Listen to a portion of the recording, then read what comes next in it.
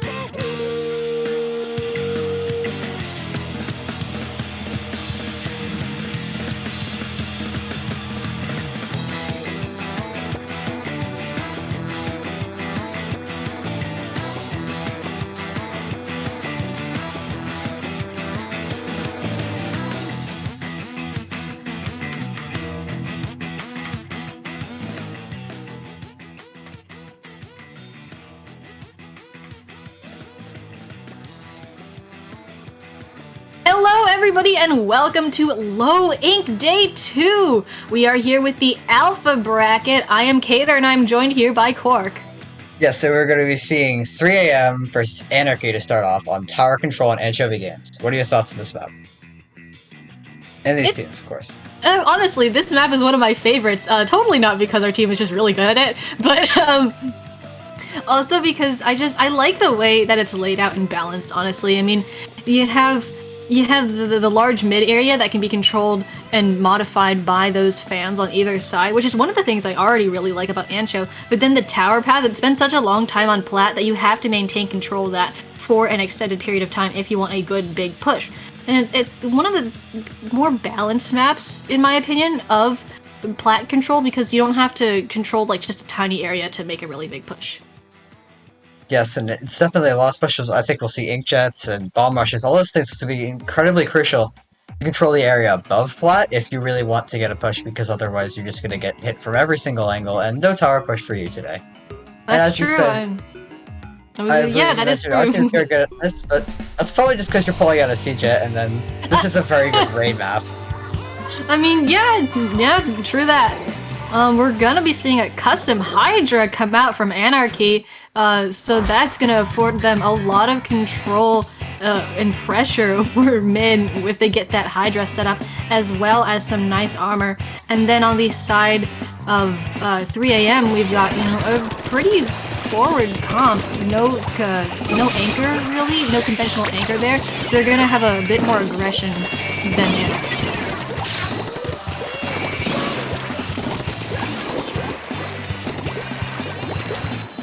Yes, Ben.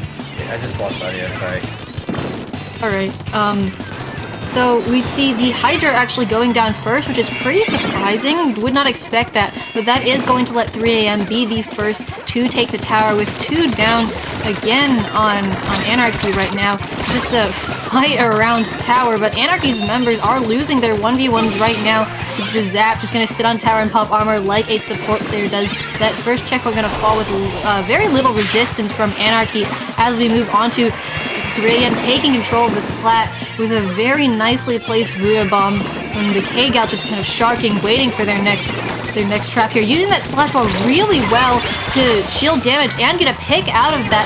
2 down though on the side of 3 AM. That's going to make 3 down. They're still going. Finally a full wipe, but not before they get it all the way to 27, which barely in the first minute and 30 seconds of this match is a really nice place to be.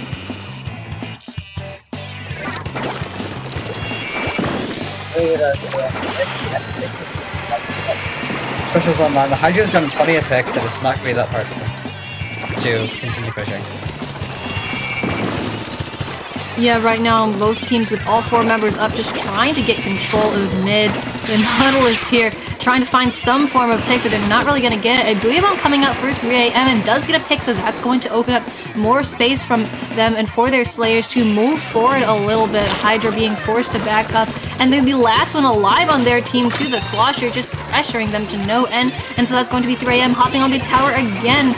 I don't think Anarchy's even touched it this game yet. I mean, I think they have, because they got to the hundreds. They must have tapped it for a second or something. No, I think the hundreds are all Yes, but they're on the back of it again with the H-Chip from Nova coming out, flying right over them. And despite being 1 down, 3 AM is still pushing, getting 2 picks on Anarchy and going for another one. Does get taken, Zab gets taken out, but the Gal is still on tower, getting all the way down to 20 and 19 even before they go down, doing a really good job keeping that wall on tower, and they're still going. The Slosher fighting, looking to get it down past 10, and they're gonna get the 3rd checkpoint. And they got the missiles coming out. Even despite the fact they've been down a person for a lot of these fights, they just win. It's really impressive how well they did surviving against a team that outnumbered them, and they do manage to get a quick KO 100-0 to start off this first match. It looked like Anarchy was trying to play a little bit safer there even. Like, you saw where that Slosher was the only one by tower, and they didn't get rushed, and they were able to just by looking at a member of Anarchy just keep them at bay, which really isn't what you want to happen. You know, you have that person advantage. You can be a little bit riskier, you can force 2v1s, but it looked like Anarchy wasn't able to pick up on that, which was pretty unfortunate. Yes, now we're going to be moving to Clemblitz and Starfish main stage, which is certainly an interesting map. It's really annoying if anyone can get up about onto your snipe or anything like that, because it's not from there. It's not hard to lock out your opponents out of their own clam basket and into their base.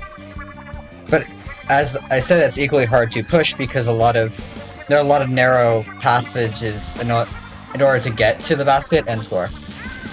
Yeah, and those narrow passages can be really easily defendable by even just tossing down a bomb or some sort of miss there. But like you said, controlling snipe is really important because it gives you another angle to throw clams in, as well as, I mean, if you can get out there, you can just throw a power clam from there, so it's a really nice place to have. Starfish, though, you do have to control that pit area generally if you want to make a big push, just because you're gonna have opponents dropping in there, and if you lose your 1v1s there, well, then your push is over. Yeah, and I don't think we'll see the Hydra come out again. It's gonna be... If they pull it on Clemblitz, I'll be incredibly surprised, because it's gonna be slow, and it's gonna be hard to push in clams if you've got a Hydra that needs to keep up the entire time. Yeah, that's definitely fair. It's why you do see a bit more... Oh, okay, you know what? Hydra. Well, there it is. And Squeezer coming out, which yeah, is gonna help. I like seeing Squeezer on clams. Yeah, and Tilda there is going to be pulling out Squeezer. The bubbles are going to help a lot pushing on this map. Oh, definitely, and Squeezer's got that lethal bomb, too. It's just, and with that, and also Squeezer's super high kill time and range, outraging every single shooter except for Jet, it's just a weapon that I really, really like to see on Clemblitz, and in general as well, so to see that is really nice. Right now we have the members of 3AM actually backing up a little bit to charge specials, but we're gonna see all three of those come out, the bubbles, the missiles, and the ink armor, so now they fell back a little bit, and then they just immediately came forward. Squeezer very nicely using those bubbles for chip damage, and the Slosher finishing them off. 20 clams to their name right now, and it looks like the AM's trying to set up for a push there. They've got everything behind them that they need, but they're not went down, so it looks like they're going to be waiting just a little bit for that team member to come back. To point out that 3AM is running a triple suction bomb comp, which is going to make it very fun for Anarchy, because 3AM really can throw 3 suction bombs into this app. Place their cards right, that could be 4 suction bombs coming out from that team at any given time, depending on how tough it goes. And it's a nice pick of the game, blowing up the Hydra, getting them the opening need. They've got, 2 power clams. Mars going right in, and is taken out. The bubble's not quite getting there in time. And the Junior I think I got a double. So 3AM does manage to score, but it wasn't worth much. It looks like the bubbles were just a little too late. So NK is going to be able to very quickly clean this up, and they're going to get the power clam. They're going to have the advantage here, because they'll be able to get back mid and get the push ready almost immediately. Yeah. 3AM probably could have done a lot more damage if they had just waited a split second longer, which just goes to show how very important timing and coordination is in this game. Like you said, those bubbles just a little bit behind, and so Mars, I believe, who was going in, did not get the protection. Sorry, I could not find the word. The protection that they could have gotten if they had just waited a little bit longer. But 3AM still pretty nicely in control of mid right now, one down on the side of Anarchy, and they're just collecting clams, biding their time, building up specials, and waiting for their next big opening, which is a nice way to play Clamblitz, especially because I feel like Anarchy hasn't really been stepping forward at all this match. Well, okay, you know what, there's the pick, that's 2 down on 3AM, but they've been playing it a little bit safer than 3AM. They've just kind of been hanging back, so I'd like to see them find that opportunity, create that opening, and then step forward and take it. Yeah, it does look like they may get the chance for that opening right now. They got the Booyah online, they're looking for picks. Anarchy's in a really aggressive position. They've got both of their armors ready. It looks like they popped them both at the same time, so they're gonna end up wasting one of them. That's gonna hurt. So they do get a pick, but the bubble's gonna come out, and they're not gonna get... They aren't gonna get anything, actually. Oh, they do get something, but Anarchy does manage to score, and they still got 10 clams. And they get one in, that's gonna get them the lead, but they did get taken out. The Squeezer managing to clutch that and keep Anarchy from being in position to do real damage, instead of just barely taking out a lead. I'd like to point out that the Squeezer was the only one alive during that on their team during that push, actually, because 3AM did go 3 down, so that was really nice use of their bubbles to get picks, as well as take a little bit of control of that street to prevent more members of 3AM from going in. And now, not 3AM, from Anarchy from going in. And now 3AM again has 2 power clams to their name, so hopefully they can do a little bit more damage with this. They also have 3 specials online. All 4, they're gonna get popped. The bubbles, the missiles, the armor, I believe, all getting popped with that inkjet still online. Again, nice bubbles coming out from the Squeezer, but they did not take the Hydra out in time, and so the Squeezer's gonna go down. However, the Hydra is down right now, and that's 2 down on the side of Anarchy, so they could still make this into a push if they play all their specials correctly. However, the Junior getting a nice pick on the power comp character as they're stalling with bombs. The Inking's not gonna find anything. They're gonna look, but they're not gonna get anything. They're gonna have to back up and get another push ready because they don't have very many clicks. And the Nautilus is gonna get stuck trying to get that jump, but it's not quite the right angle. The Gal's gonna take them out. And it's gonna start pushing up the Hydra. That's not a Hydra. Looks like the Squeezer is getting set up on Snipe, trying to play a little backline for now. But Anarchy is not moved up that much, but they don't need to. There's only 40 seconds left, so it looks like, at least at the moment, they're just gonna try to stall it out, because they don't have as many specials as 3 AM, and at this point, it's probably best for them to play a little defensive, because if they do overextend, it's gonna... Ooh, the missiles! That is unfortunate. Shoot out for the side of Anarchy, and the bubbles are coming out, and 3 AM is gonna go for it, the Junior... They have that clam. That's a full wipe on the side of Anarchy, and that's going to be the lead. The power clam thrown in because that lead that Anarchy had was so small, and so 3 AM going to put some clams in, get that all the way down to 52 as we have 12 seconds left. 3 AM goes 2 down, and in 3 down actually, so we're going to have that pity clamp for Anarchy, and we are going to be seeing an overtime. Anarchy now they have to step up. They have to make this opening. They cannot afford to play it safe any longer, and they need somebody to go back and pick up that power clamp. Looks like they did have somebody jump out to do that, but they do not have any picks on 3 AM right now, and 3 AM is in position to be getting those picks as somebody's trying to rush the Nautilus, but they just do not find it. They are 2 down, Anarchy's 2 down, and that's going to time out, and so very nicely, 3 AM, sorry, coming back to take that second game. Yes, it was very back and forth, but once Anarchy finally, or rather 3 AM finally managed to find purchase and get Anarchy scattered, it helped a lot. We saw that Junior putting in an incredible amount of work for the side of Anarchy, but it just wasn't enough. You saw it together, they tried to rush that Nautilus, but it's still a Junior against the Nautilus in a 1v1. Yeah. That's not gonna end well. And they didn't throw any bombs or anything. Yeah, they did have nice movement while trying to get up to the Nautilus, using that box to their advantage and delaying their death a little bit longer, but unfortunately with no backup, with no paint around them, it just did not work out in their favor. We are now going to be moving into Rainmaker on Muscle Forge Fitness. Reminder that this is a best of 5, so if 3 AM wins this, they will take the whole set, and Anarchy will drop to the losers bracket. Yes, and Rainmaker and Muscle Forge Fitness. This is going to be pretty interesting map. It's not easy. It can be easy to push and snowball very fast if your opponents all die, as with any Rainmaker map. But it's incredibly tight. You have the right path that's long and up some ramps. That's also fairly exposed from cell directions, or the even more exposed path that requires you to walk across grades and then across an ink rail, which can get all the way to 20 or more. But it's incredibly exposed, and if really the enemy team are alive and your team doesn't manage to push up ahead of you, yep, you're dead. No Rainmaker push for you, and you're gonna get stuck in that place for a while.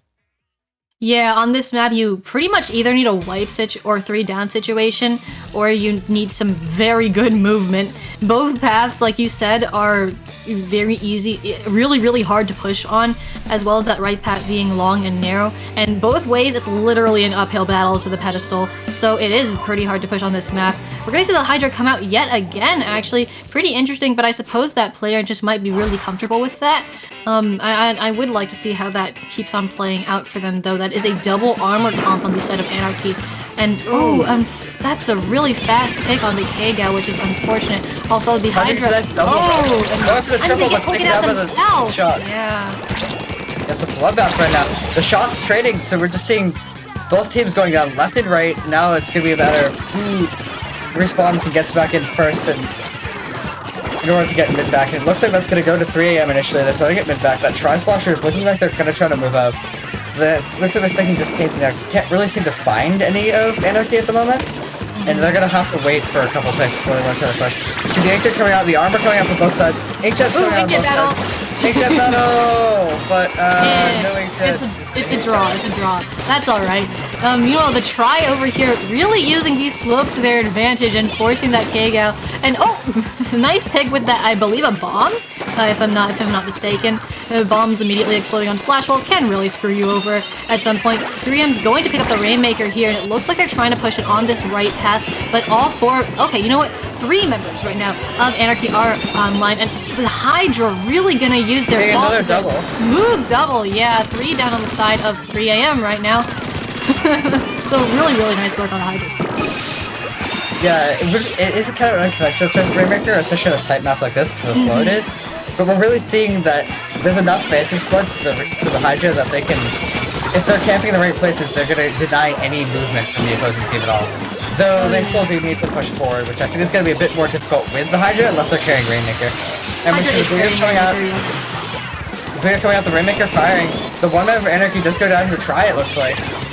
The gal's looking for the try, not going to get much or anything. And Anarchy just can't quite push right yet. Okay, they're gonna have to win this 1v1. No, the Hydra gets taken out instead. And the gal is, okay, they almost got out of that, but now they're gonna go down, and 3AM's gonna have a chance for another push. And they're gonna walk into a bomb. That's unfortunate, yeah. Bombs are like that, but 3AM just immediately gonna get picked, and it looks like they're just, they are still in control of the area around Rainmaker with this Inkjet not finding any picks. It just felt like that was another case of Anarchy really not being able to immediately take the opportunities that they were presented until it was too late, because they had the opening, you know, after they got all of those picks on 3AM, but they just really did not step forward fast enough, and once they did get into mid, the members of 3AM were back. But anyways, Anarchy is going to get a nice pick on the Nautilus of 3AM with that Booyah Bomb, and so they have a little bit of opportunity if they can continue to follow up with more picks, but right now, 3AM is relentlessly defending this Rainmaker in mid right now, although Anarchy is slowly taking a little bit more control of that. It's really back and forth right now as mid is just continuously getting painted over by both teams. The other team wanting to go down, but that's going to be the K-Gal down on Anarchy. One down on both sides yet again, and it feels like we're just watching team deathmatch as people are ignoring the Rainmaker and just going for picks on each other. Well, yeah, the team deathmatch is going to benefit 3M in this situation because they are the ones defending. But we're going to see Anarchy make a break for it, and they're not quite going to get it, but at least they're going to get some more points on the board. They're in a little bit of position. They got 2 down, so it's not going to help them that much. The Hydra is going to come back and at least limit the movement of Mars. The Gal's going to the Rainmaker, gets the Rainmaker, and Anarchy's got a chance. The Gal going to get double, going for the triple. They're going to not quite. They do get the triple, and they're going to have to get the Rainmaker now. Going for the quad. They're going to need a little bit more time. They're going to need to paint, and they can definitely get the Rainmaker got dropped in such an awkward position. It's going to make it a lot harder for Anarchy to get anything. Then they go one down. They just need to run at this point. They finally get the lead. Yes, they do get the lead. That Tri-Slosher trying to go through his flash wall right there. That was pretty good. Inkling gets a double. Oh my goodness. Of 3AM, which is gonna put them on the back foot before they can really step and push again. And even though that was a really scrappy push by Anarchy, it is the lead, and there's only 50 seconds. They're gonna have to turn up and play defense. And we saw last match when they tried that, it didn't work. So they might want to play a little more offensively, try to make sure 3AM is actually down. And now the Hydra is doing a great job getting control of the area. But there's three special, all specials coming out of line for 3AM, and Anarchy doesn't have anything. Again. And all of them are stuck in that corner. But looks like someone gets a crucial flick that's going to slow them down just long enough. They need to take that T-Tech out that's harassing them. If they can get that T-Tech, they can probably get it. They're going to fire, but oh my god, they're stopping at one point. There's 2 going on. But they're gonna get it. No, and they get the lead barely at 55, and I don't think Anarchy's gonna get anything back. They couldn't cling on for just long enough. And now they're gonna really too late getting. Yeah. They're doing a great job juking every single one of those bombs. Now they're just gonna run. They're just gonna cheese it. Oh my gosh, the Squid bag caught on stream. That's a little toxic, but okay. I mean, you know what? I don't mind them celebrating. That was kind of earned. It was finally a push. That was clutch, yeah. That's the second time we've seen the Hydra die at a crucial time to missiles. It feels like 3AM pulling out all of those specials and then just bombarding the members of Anarchy with it, and Anarchy just kind of fell apart there. So it's the second time we've seen a break like that, and that actually, I believe, is going to be the set for 3AM as well. Twice in a row now, yeah. They're moving on to second round of Alpha Bracket. Yeah, like you said about the specials, that was, I think, really what made sure that 3AM would win, is that once they had all the specials out, especially with the Hydra being so slow, it almost guaranteed a pick on Anarchy, and then, especially once that Hydra went down, it was way harder to defend. We saw that flank coming out, so allowing Anarchy to cling on a little more, but it still just wasn't enough. I believe that's going to be it. We are going to take a short break before round 2 of Alpha Bracket. Stay tuned.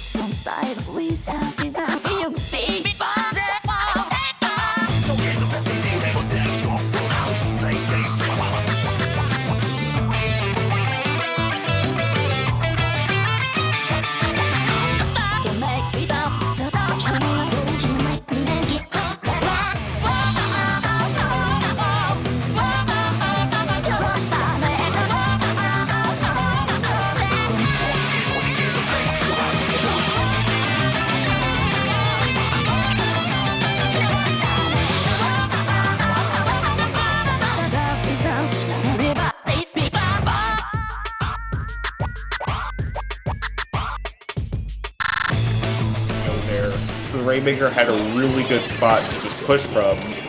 So now OK Rumor has only one more chance to push up. They do have advantage and 2 specials, but they have to get all the way to a knockout, so it's going to be very difficult for them. Let's see what they can do here. Honestly, I was not expecting them to be able to. They already died. Yeah, it is really a back and forth, and this is why Splatoon is so much Splatoon over here. Although they got the cooldown points down though, so if they can overcome the Kuya, don't they? Here's another one! I mean, this is crazy!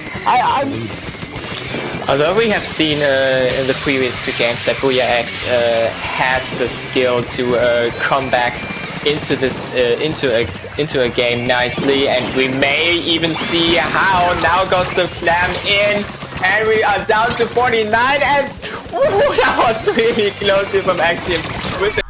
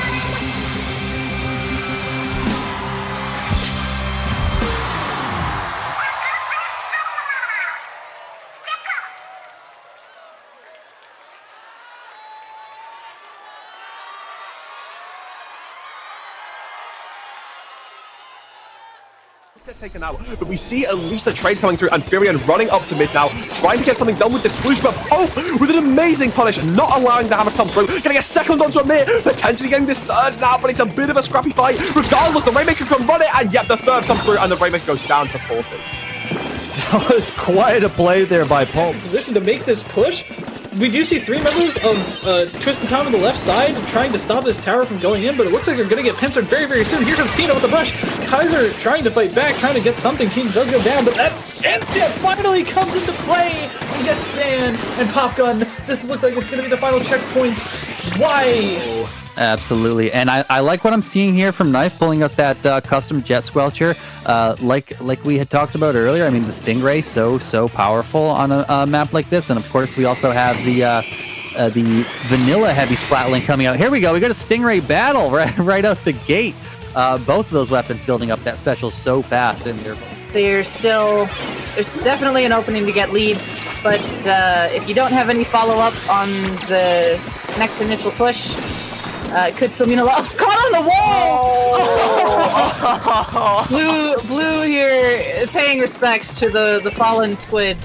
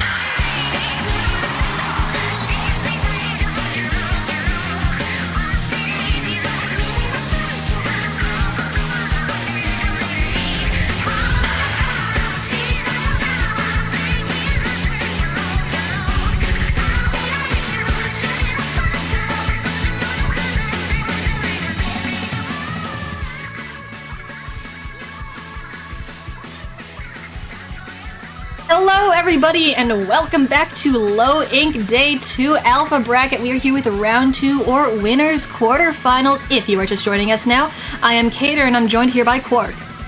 Yes, and we're going to have Ink Reapers versus Wii Sports. And the first game is going to be Clam Blitz on the Reef, and I guess hopefully the Wii Sports have practiced their sword swinging and bowling skills. Yes, the entirety of Wii Sports, my favorite.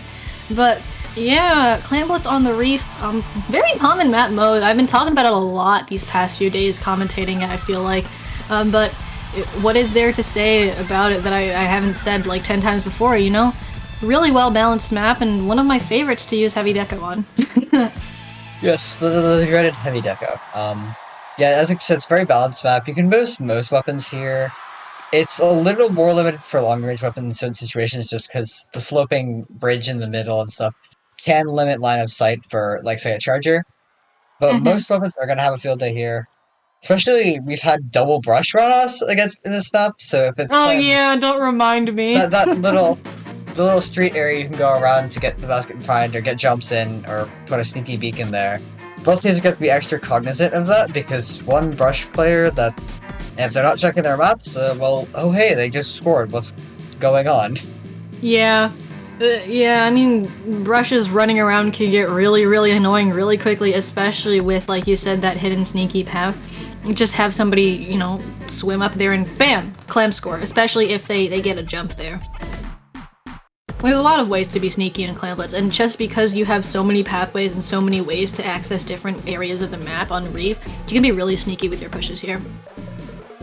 Yes, there's so many different variations, though. I think we'll end up seeing a lot of either trying to take sneaky, maybe using bubbles, or just bulldozing through mid, and I think it's likely we'll see bubbles just how helpful they are in the narrow areas of this map, trying to get a push in. Booyah's gonna help, Armor's gonna help, Baller's gonna help. Most specials are going to be fairly useful here.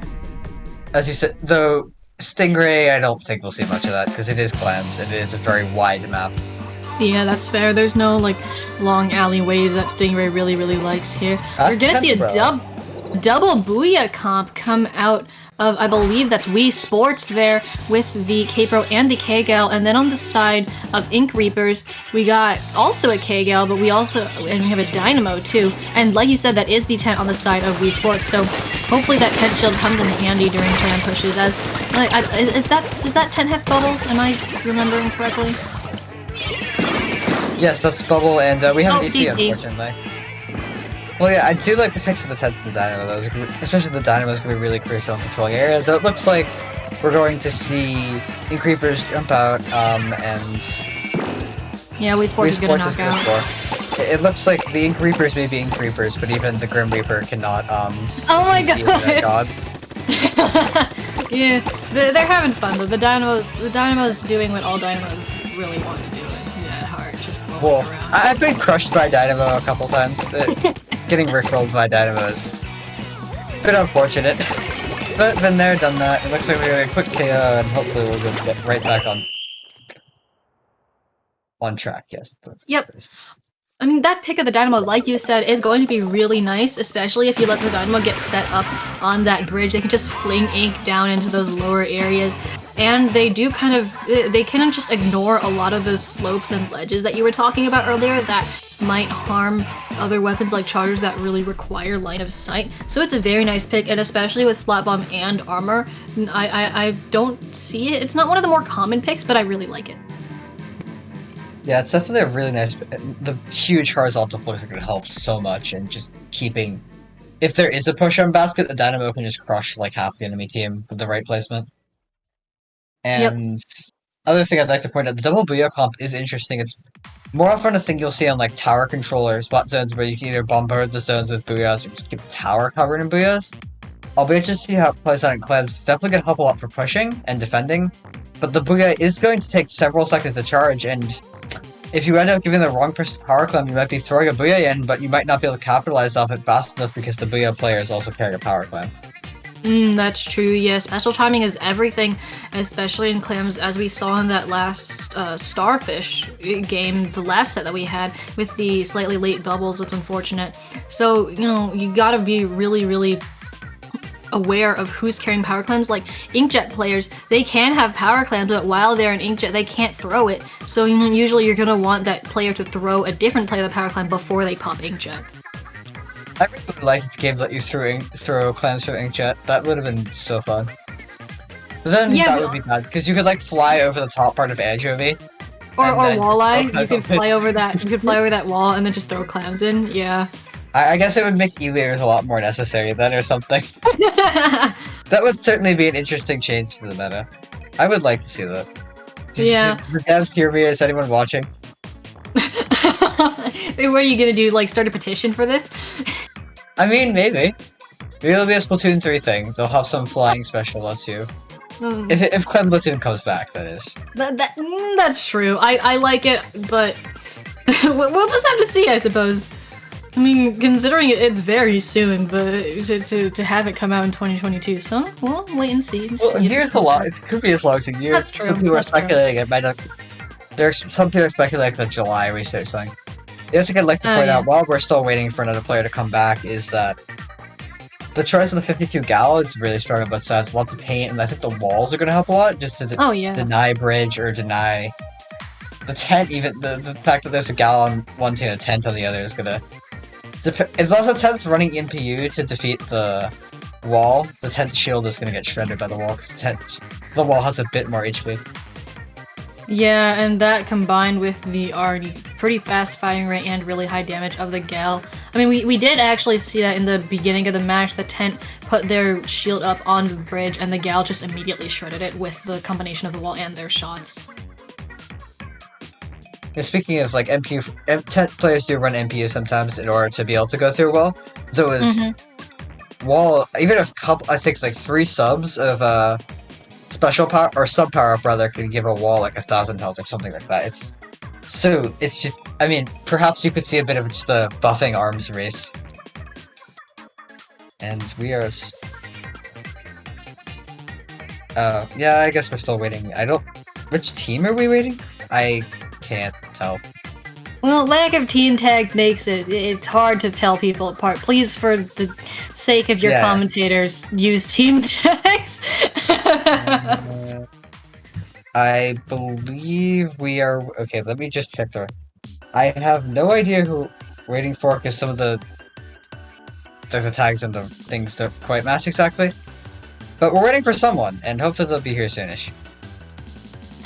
Oh, someone had to reset their Wi-Fi. Oops, yeah, routers be like that. Well, the internet gods have first. Yep, that's unfortunate. I forgot to make my, I forgot to say my prayers this morning to the internet gods. Your routine sacrifice? I don't sacrifice anything. They're benevolent gods. They don't need a sacrifice. Is that benevolent? Oh, you just gotten lucky. I suppose. And this is why you use Ethernet.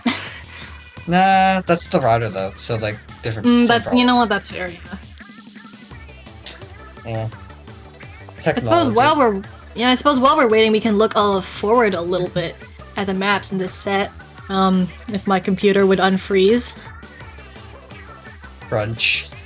Okay, there we go, it unfroze. I was panicking for a second. Alright, we can look forward a little bit at the maps that we're gonna come up in this round 2 here. Like you can see, we're starting off with Clamblitz on the Reef, and then we're going to go to Rainmaker on Wahoo World, which is a bit of an interesting one, especially because of the dynamic nature of Wahoo, those bridges that go in and out every 30 seconds, so it can be really hard to push if you pick up the Rainmaker, but the bridges aren't out, and then you have to divert to an alternate route. Can I step in with a quote from one of our staff? If I got a nickel for every time a team on stream had to reset their router, I'd have 2 nickels, which isn't a lot, but it's weird that it happened twice. I mean, I suppose we gotta be a little bit cursed, you know? You can't have light without darkness. I mean, yesterday one of our head TOs was tweeting about how Loic had not really had any problems, so guess fixed it. Oh, yeah, it's the curse, you know? You say something and immediately it goes wrong. And yes, like you were saying about was it Wahoo Rainmaker you said? Yes, it is Wahoo Rainmaker. Right. I have too many tabs open. Me too, yeah. Yeah. It's definitely a very there's one way you can push unless you want to take the others. It's similar to like Muscle Force in that regard, where there's a slightly faster way to push that's more risky, and one long way to push that's probably gonna work. I think if once we do get there, we'll see the tent again, but we need to get through the first match first.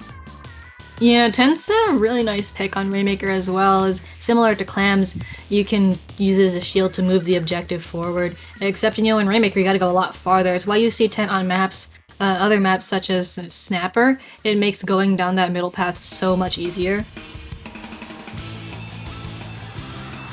Yes, and we are slowly waiting, but it's fine. The Reef is a nice map. Maybe we could go shopping at the Reef for a bit and then go to Water. Yeah, yeah. I mean, it is a mall, right? So there's a lot of things to do. Do they sell weapons here? And yes, it looks like one more member's come back. Looks like maybe they perhaps enticed by the shopping at the Reef to come back. I don't know whether they sell weapons. I think Sheldon has a monopoly on the weapon supply. It's a miracle that he doesn't charge us extremely high prices.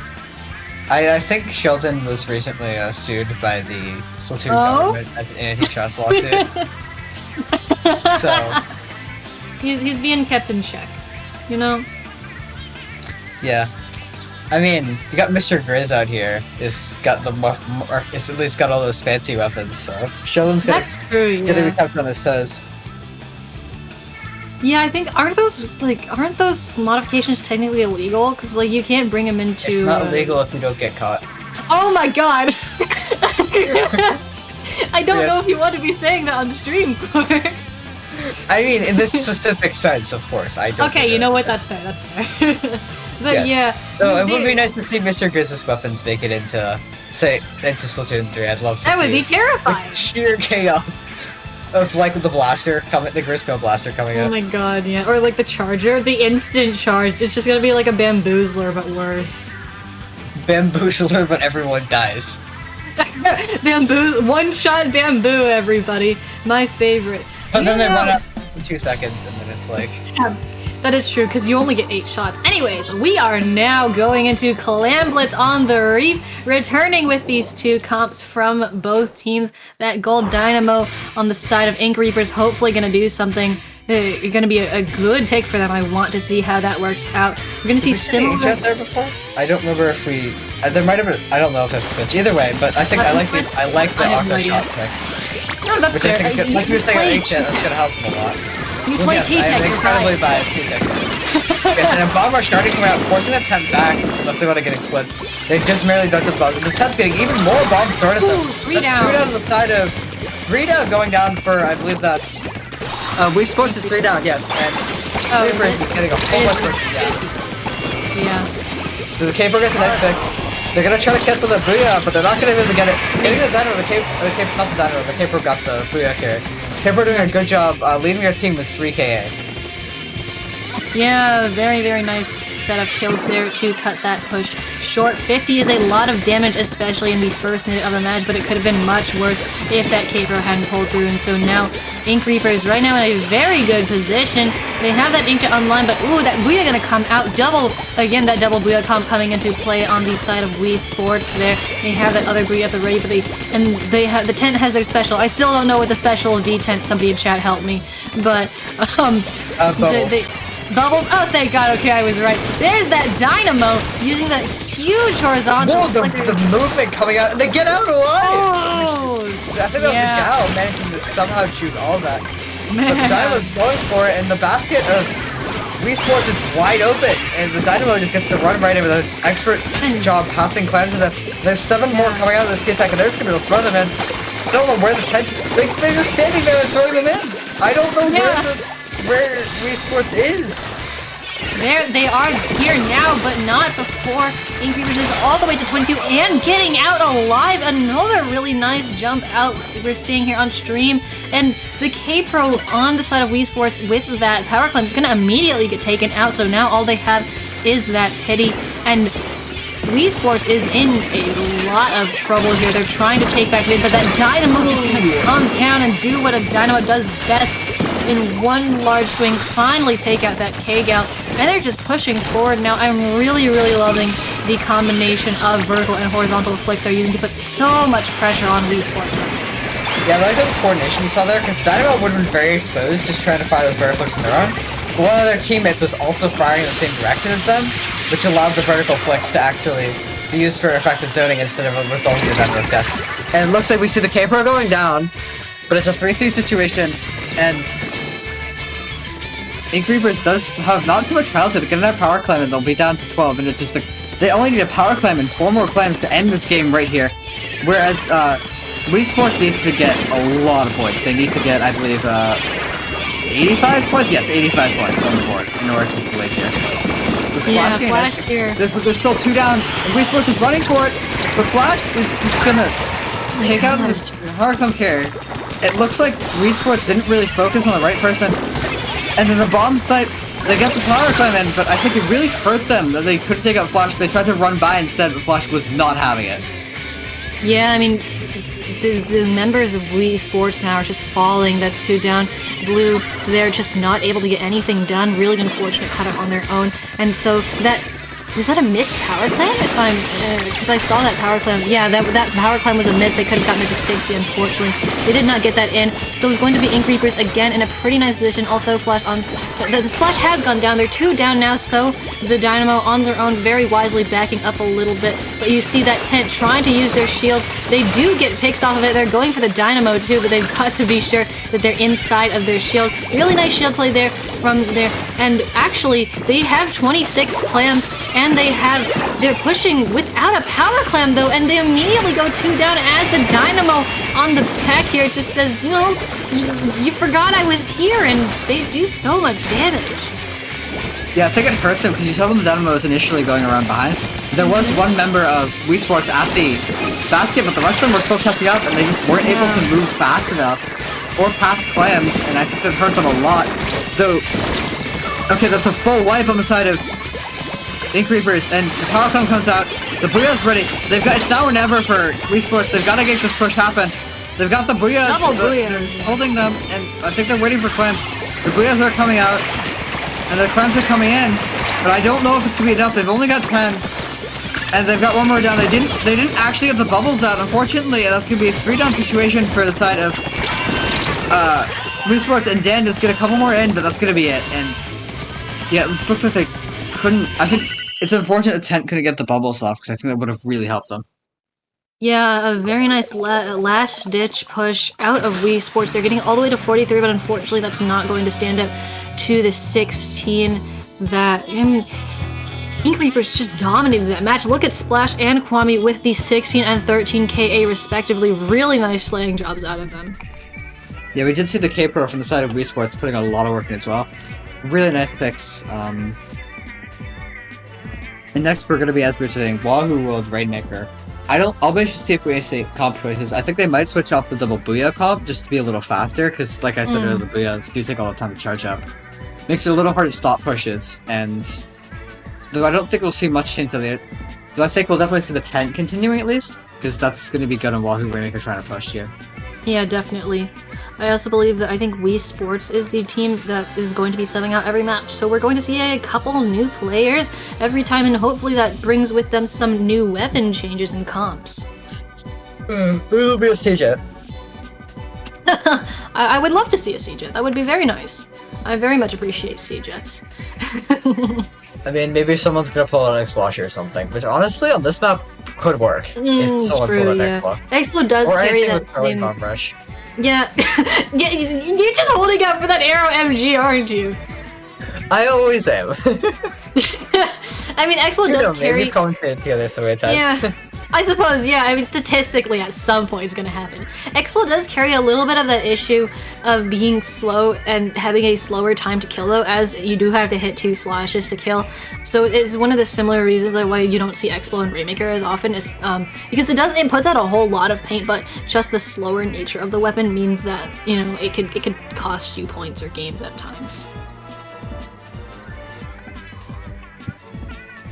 We're going to head right into it, though, as this second game in our round 2 set, Rainmaker on Wahoo World. And, ooh, Squeeze are coming out, so Bubbles as a shield, and then the Dynamo coming out again on the side of Ink Reapers. So some similar comps out here, but I do like the pick of the Squeezer. I'm a little bit surprised that we didn't see it on Clans, but you know what, that's fair. I think the 10 would have been a slightly better choice just with the wall. Though unless they want to run the 10 and the Squeezer, which could have been effective. The Dynamo playing incredibly aggro, taking out those 2K shot. And it's gonna give Ink Reapers an early opening if they can move. But I think the bomb pressure is gonna keep them back for just a little bit. So they are picked up mid, they get another pick, they go to the juniors, to be crucial, keeping Wii Sports from being able to armor. The wall coming out, the bomb rush coming out, and the Gal's looking for some picks, and they are gonna pick the Rainmaker, they've got the armor's coming out. The Dynamo's moving incredibly aggressively, and we see one member, we see Flash trying to move up into pincer the side of Wii Sports, getting a nice pick up, there's 2 more down. Well, it looks like Flash's spike paid off, and now it's going to stay down. There's going to be that wall in the way, which is going to slow down Ink Reapers just a little, and it looks like Inkling, not Inklings, that's wrong entirely. Wii Sports is going to get a nice brush, and it's going to be able to stop the push, and Flash is going to be forced to back off, as the rest of their team is dead or respawn. Yeah, and Ink Reapers pushed up really quickly after that Rainmaker, but it looked like a member of Wii Sports was able to just drop down and take out that Rainmaker, which hurt Ink Reapers a lot. Ink Reapers a lot, otherwise they could have done more damage than getting it to 43, but in the first minute and 30 seconds, that is still a very nice dominant opening to have in Flash already with another suction bomb rush out. That just Splash's incredible painting power combined with those burst bombs is going to be really nice for them. They are backing up a little bit though. 2 down on the side of Wii Sports as Jelly trying to find something on the Octo shot, but just not quite getting any picks right now. So they're forced to back off just a little bit. Mid is still in control of Ink Reapers right now, and it does not look like they're going to be getting this up anytime soon. My trade on Dynamo, I'm surprised the Dynamo's still allowed that line, but the trade's gonna be crucial. It's gonna keep Wii Sports the back foot, and both teams are 2 down. I think Wii Sports have a fight advantage, both players are coming out. They got the bubbles, they've got the armor, and they could start pushing here, but there's so much mid-control for Ink Reapers, and Flash is gonna get bombed, the old throw one more bomb into the haze of bombs, and hope they don't see it. Bombs coming out, so many explosions, the Inkjet, the Booyah. It's looking like Wii Sports, is that Wii Sports? Yes, that's Wii Sports, is finally going to have a chance to get a push with the bubbles coming out. We see them, it looks like they're going to go for the cheeky short way, but I don't know if they see Kwame sharking, but they do, and they do take them out. Going for another, trying to shut down the Dynamo. They're going to need to make this push soon. We see the cape, did they go through that wall? Looks like they went through that wall, but I guess that's like... I don't know, Splatoon is like that, and unfortunately that Rainmaker's gonna get taken out pretty early, only at 70, as just the barrage of subs, especially that wall from the K-Gal, prevented them from... But it's a 3 down! And they get the Rainmaker and go! They just need to pick up the Rainmaker, which they do, but again, that wall is just gonna be sitting right there, the Inkjet shredding it, and they take the lead by 2 points! We are 1 minute and 40 seconds left, and right now it is up to Ink Reapers to pull off this next push, as unfortunately their defense just lapsed for a second there, and Wii Sports took that and ran with it. Very nice opportunistic playing there, and they still have the Rainmaker. They are going to keep it going all the way to 36, but they do go 3 down. It looks like that's finally going to stop their push. It does make it so that Ink Reapers just has a little bit more difficult of a job taking its lead. Yeah, that Booyah that Ink Reapers put out right before that push saved them. Because if that Booyah hadn't come out, it would have been easier for Wii Sports to get purchased and steamroll much further. Now we just see the bomb spam is going to start, because they've got 3 splash bomb weapons, and I assume the juniors bring double bomb. So there's going to be a lot of bombs coming out. And that's 2 down for the side of Ink Reapers. That's going to hurt them. We see one of the Booyahs coming out, but there's only one left alive. And now Wii Sports is going to have a really good position. I don't know if they need to push. They could try, but it looks like they're just going to sort of chill. Yeah, I think they're just going to shark and wait. I mean, yeah, they have 3 specials online right now. They are in a perfect and a trade coming out. Okay, that's a trade that, I mean, better than nothing right now. Flash bombing the shield with their suction bomb rush to try and get something, anything. That splat bomb, it gets avoided, but again, like you said, just so many bombs coming out from the side of Wii Sports right now. They have this lead and they are going to hold on to it with everything that they can. Still those 3 specials holding online, and no member... Okay, finally, the junior does go down. The Booyah coming out for Ink Reapers. It is now or never for them. They need to pick up the Rainmaker, but they are 2 down, and they are running for it. They get it, but that the Inkjet's going for the pick on the Rainmaker, doesn't quite get it. So now, but the Rainmaker is left all on their own as somebody just drops on them, and that last-ditch pick is going to seal the deal. And now I believe our set is 1-1. Yes, we are going to have a 1-1 set, which is nice. We're going to see at least 2 more games, and Yes. I really liked the comeback we saw at Wii Sports was impressive. They managed to hit themselves in the game. They didn't give up or anything. They just stayed in the game. They kept calm. They kept waiting for opportunities, and they got one. They took it, and then they did a really good job turling up, playing defense, and allowing, I think, Ink Reapers to overextend themselves a little and just get multiple picks. Mm-hmm. And keep the team. They were like both situations that Ink Reapers really needed all the momentum they could get. They ended up 2 down, and like we saw at the end of the Rainmaker was forced. There was a jump coming in, but it was too late, and the Rainmakers had to run, and they got trapped between a rock and a hard place. Yep. Because they fell on, one dropped on them, they fell on the other one. Yep. And that's just the beauty of good team coordination in Rainmaker. We're now going into Splat Zones on New Albacore Hotel, and I am very heavily biased towards this map mode. I like it a lot. It favors long-range weapons, like me, really heavily, so would not be surprised to see some Splatlings, maybe even some Chargers come out from teams. Yeah, any Splatling is really good here because they're going to be running a bunch of run speed. They've got all that firepower. So on those grates, it's going to help a lot. Tent is going to be good here too, to deal with the grates. Really any umbrella, though Tent more so, because it can cover the entire grate. Bubble weapons will be good here as well. More so in clams, but they'll still help in zones a lot, because they can cover the grates, they can cover the zone, which is divided into 2 narrow areas because of the thing in the middle. Yeah, I think also, like you said, Chargers, E-Leader is a fairly popular picker. I believe I've seen a double E-Leader comp run here once, a few logs ago on stream. Pretty crazy it worked though. Firefin's gonna be another good pick. Even a Ray Charger, even a Siege come out here because the long middle part of. You remember the time we ran triple flatling here? Yes, quad splatling actually. No, it was triple. We ran triple splatling. We've never run quad splatling, just triple splatling. Yes, the machine guns are. I don't think we'll see too many machine guns, but I think I'll be able to see if both teams offer a little more range. They will want it to deal those grades, and we do see the caper of the tech coming out.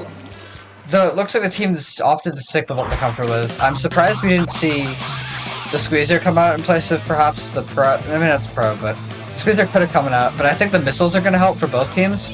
Yeah. And giving long range pressure. So there isn't much anything long range to Dynamo, which should be interesting for them. The Legends are exposed enough to Dynamo may be in trouble.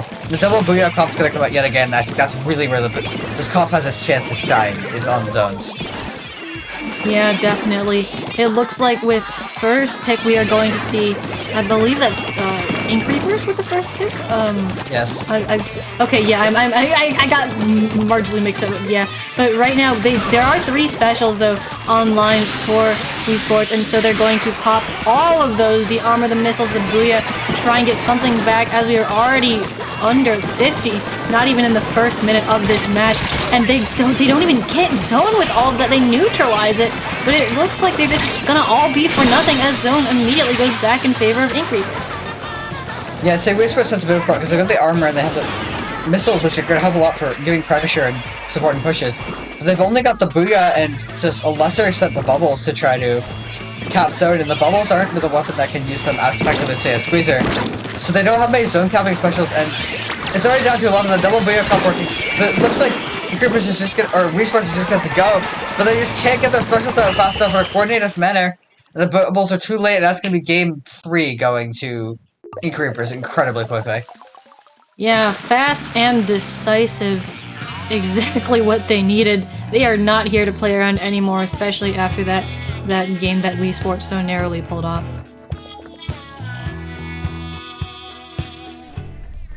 Like you said, the lack of zone capping specials really was detrimental to Wii Sports there, as you know that you saw them pop the missiles, pop the booyah, pop the bubbles, but just not fast enough, and the bubbles weren't in the right place, and so they just could not really get anything done there. We're now moving on to Tower Control in Sturgeon Shipyard, which is another pretty common map mode, but one that gets to be really interesting, as instead of having 3 smaller checkpoints, it has 2 really long checkpoints, but once you get past that second checkpoint, it just snowballs really quickly. Yes, and Splatoon Tower, I think it's good. I think we'll see fairly similar calls. Double Booyah is going to work well here, just because of how tight everything is. So you throw a Booyah, it's going to get a lot of space, and it's going to make it really hard to stay on tower. I don't think we'll see any Stingrays, because the other team seems to have any members that Stingray, though given how much Wii Sports is subbing, we could see a Stingray come out. That is true, that is true. Or Flash Blaster, given the tab type matches. I could definitely get behind a Flash Blaster, though blasters aren't that common in the current meta. It's not 2018 anymore. Crapid. Okay, other than Crapid. That's true. Like there's not the like, rapid throws we saw every other thing in high level 2018. You know what? That's fair. That's fair. Like you were saying, the Booyah Bomb comp, I'm really expecting that to come back, just because you know how important control of the enemy's pit is when you are pushing? You know, you have to have control of that space so that you can move around, so that you can keep control of tower, and Booyah Bomb just expands so much that it's really, like, you basically have nowhere to run if you're trapped yourself against a wall in pit, and then you have a Booyah Bomb advancing towards you. Also, Flash is going to be coming back for this game, which I think, if we see that Bomb Rush come out again, from Neo Splash, that's going to help a lot. Neo Splash is stupidly maneuverable. It's going to help in a lot of tight spaces that we're going to see in this map. And then the Bomb Rush is going to help so much for clearing plat. Or if you really want your opponents off tower, it's like, it's not quite a GG Ray or a GG Booyah, but if you throw 10 suction bombs at tower, your opponents aren't getting back off. Yeah, they're blown. I mean, yeah, it's basically just a minefield, and considering suction bomb's really large explosion radius, yeah, it just gets pretty deadly pretty quickly. Also, to whoever in chat saying everyone in the chat is cute, thank you, we appreciate it.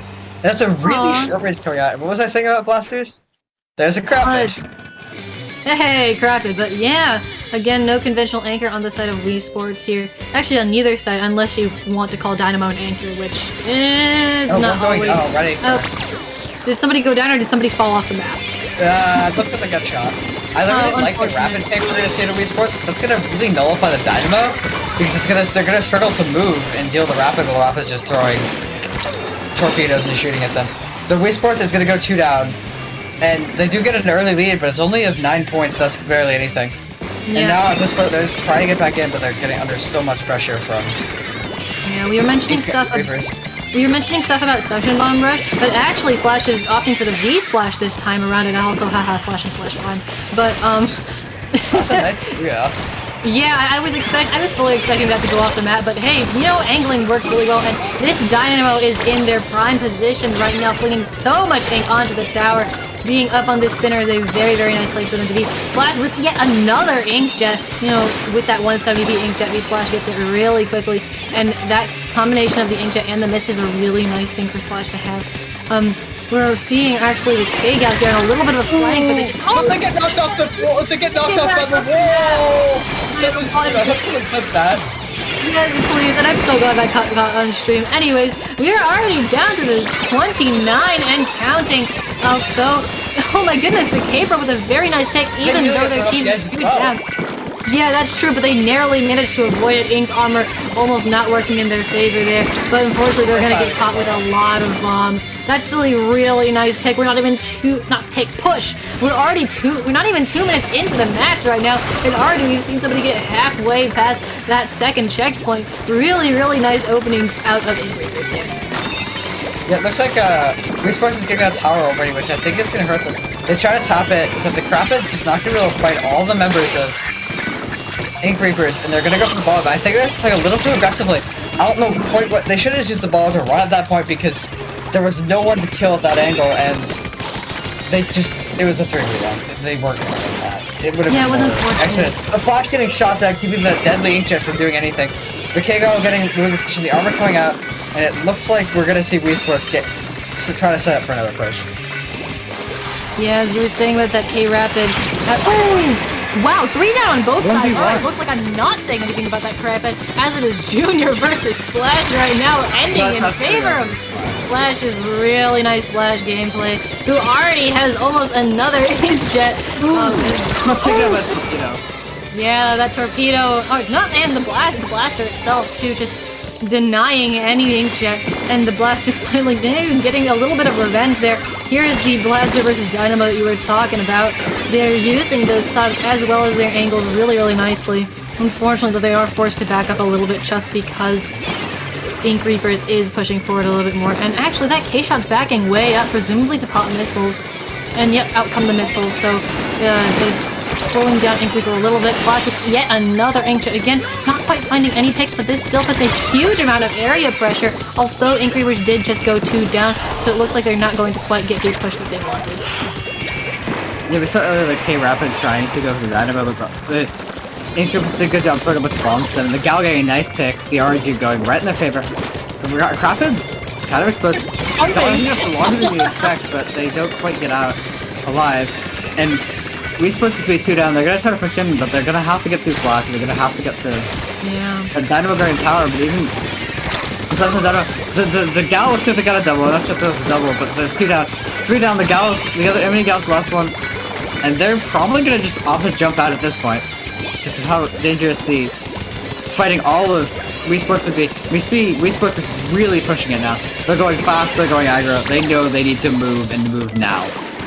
Yeah, but out comes Flash with a really tall inkjet up on this side here. A little bit far away from the tower, though. Again, unfortunately, just not finding anything. That's the 5th inkjet. Meanwhile, a Booyah Bomb gonna get shredded here, and we are 2 down for Ink Reapers right now, so Dan's just gonna sit on the tower, and I'm not quite sure why they got off, but now Wii Sports is 2 down. They did get past that first checkpoint, but with a full life on their side, they are not going any further. And with only 20 seconds left in the match, I think that was their only chance at winning the game, as now we see Ink Reapers in full control of mid, with all this paint to their name and specials well on their way.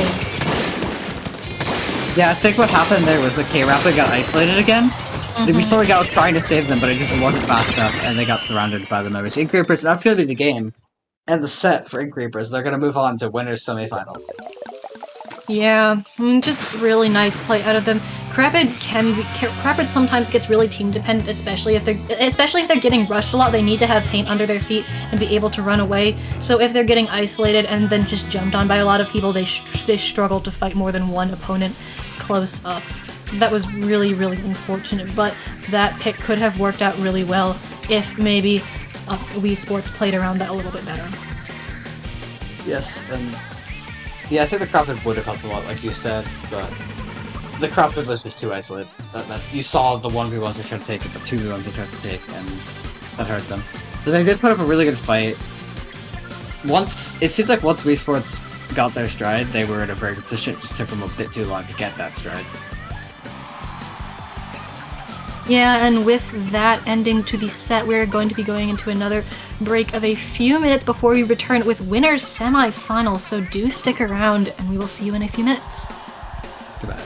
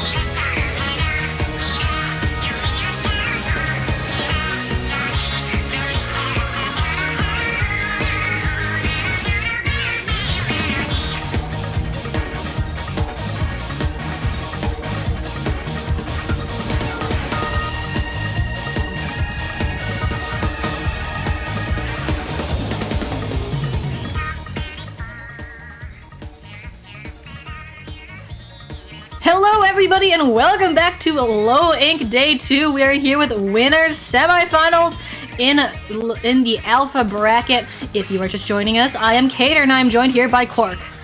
Yes, and we're going to be seeing Geek Squids versus Fukkatsu Angels. Sorry if I said your name wrong. And we are going to be starting off with Rainmaker and Blackbelly Skate Park.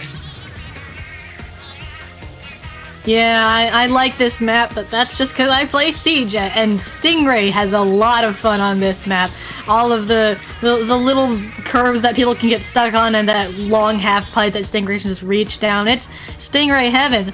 But it is also Slosher heaven. Just everybody knows that, you know, all of the curves are so well suited to Sloshers and rollers and ball-up weapons of that type.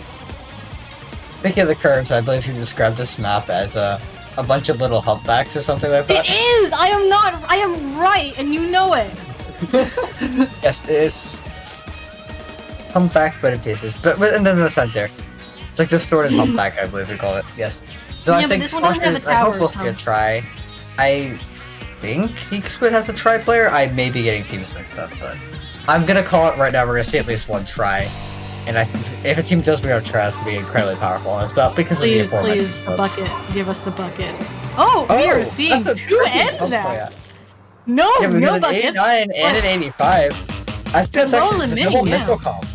The double missile comp's gonna help a lot, I think. It's a fairly narrow map, so the missiles can target a lot of people easily, and that's gonna be just so much pressure. It's gonna be really hard for Geek Squid to either push or organize a defense because there's gonna be constant missiles. And then the auto bombs on the 89, if they opt to auto bomb spam, that's gonna be really useful in Rainmaker because the Rainmaker is gonna have to keep dodging auto bombs and missiles. They're just gonna be harassed to death. Yeah, 89 already popping one missile, but Strinfert here gonna go in and try to flank and get them. Unfortunately, just gonna get jumped on by a couple of members of Fukkatsu Angels.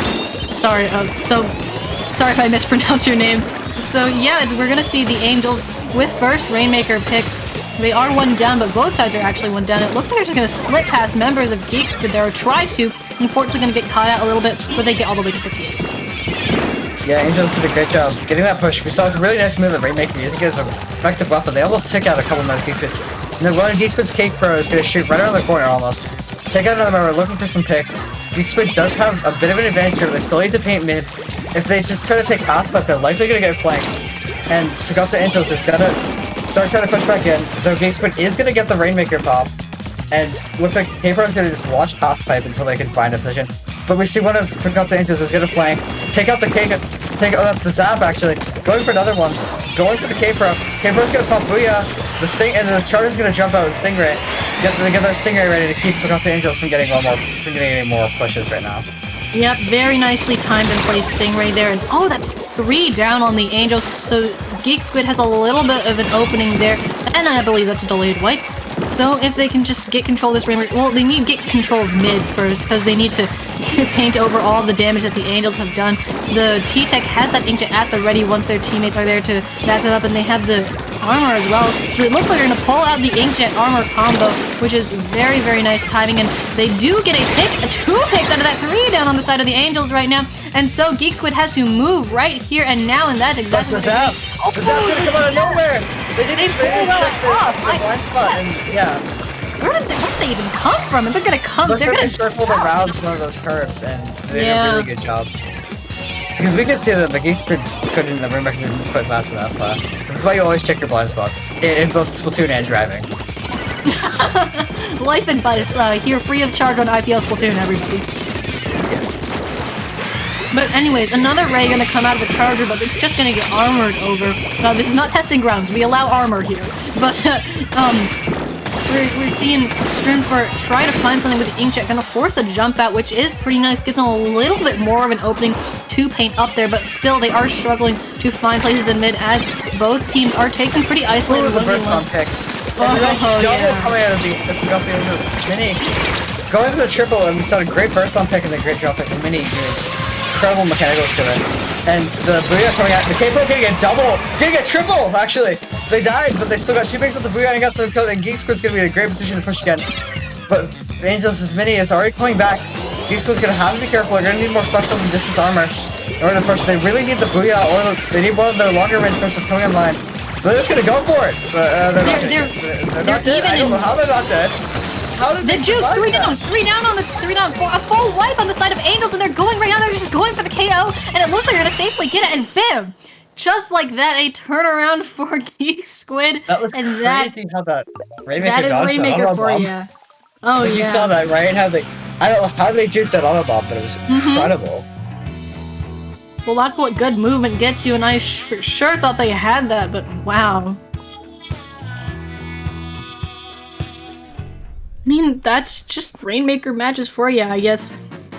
I think they used the wall, like, they popped up around the wall, and then they, like, didn't, and they just kind of dropped back, and that made it so that the auto bomb hitbox didn't damage them. I'm not entirely, I don't really know the physics of Splatoon, but they did have a very nice mechanical skill there. I think they did take some damage to the auto bomb, but they managed to stay right outside of the kill radius. Oh, right, the lethal radius. And then they would have been dead most situations, but their team caught up fast enough to take 3 of their enemies out and allow them to push up. And now we're going to move on to Splat Zone, so Gobi Arena, which is, I hate this. Hate's a strong word, but I don't like this map very much, but what are your thoughts? No thanks. I have seen some nice plays here. I've seen a Dynamo absolutely dominate on this map before. I believe it was in It's Dangerous to Go Alone that I commented at a K Dynamo that just really controlled the zone. They just kind of sat up on that really high spot and just flung Ink onto the zone the entire time. Yeah, the Dynamo is a really strong weapon here. Any backline weapons are going to be incredibly strong here. Stuff like carbon weapons like in Shark, brushes are going to be strong here. I think midline or frontline Slayers are going to be a little bit awkward just because, at least for me, it feels awkward trying to play those kind of weapons here. But we'll just see what seems around. Ooh, Squiffer! That might be a new Squiffer as well. Leader! Let's go, we got Chargers coming out. A double armor coming out of Fukkatsu Angels. The Squiffer and the N-Zap, and then we have the really good mini coming out of the Splasher Bomb Rush. And yes, you do see the leader, and then coming out with Respawn Punisher as well, so hopefully get some nice picks, because that Respawn Punisher is gonna, well, punish their opponents. Ooh boy, Respawn Punisher, E-Leader, you love to see, and immediately people going down on both sides, 2 down on both sides, so it looks like we're seeing a few trades here and there, but that's going to Geek Squid in not first control, but first solid control of the zone, it looks like, taking that small lead here, as the the T-Tech is really pressuring the E-Leader as well, gonna get a pick, but oh, they do get taken out. The leader, okay, you know what, leader, Swiffer, same difference, right? They're both Chargers, but yeah, to the leader Seer up on Snipe and Charger battle. Yeah, this is going for a little more range. That would have been lights out for that leader right there. And now it looks like we see the rain coming out from the leader. The leader gets picked off by, I think, the mini getting a nice follow-up kill. And Fukkatsu is going to take the lead. Not by much, but they are going to get it. And they are going to be forced back, though, and Geek Squid is going to have the person advantage again. And though there is that armor coming out, getting ready for Fukkatsu Angels, and I think if they get one more special, they can start a counter push. But I think Geek Squid's going to get the lead. There's just not enough time for Fukkatsu Angels to stop them from getting the lead. But hopefully they will get that. We see the Zap looking for some, the Splash looking for it. But it's taken out by the T-Tech, and that's gonna hurt. Yeah, Stridford really showing their skills here. Oh, the Squiffer somehow pulling that off, and that's 3 down on the side of Geek Squid there. I think the Squiffer just kind of ducked underneath the T-Tech and then just spun around for a shot. So I guess that just goes to show never underestimate them. That's a really nice pick. Meanwhile here, we just have the members of Fukkatsu Angels painting up and getting control of the zone. Unless Geek Squid pulls off something really nice, which, oh, okay, you know what? It looks like they're going to try to do that now. But the Inkjet's struggling, it looks like. The Inkjet went down. Yeah. They do get the paint over, but their range been significantly chopped up, and that's 3 downs for Fukkatsu Angels. Oh, but the Squiffer coming in clutch, taking out that mini before they can paint, and they're gonna have to stay alive against this stuff, but they're still alive. They're I think the leader is gonna try to engage them, but the Squiffer is just doing a phenomenal move, and they charge for a little too much.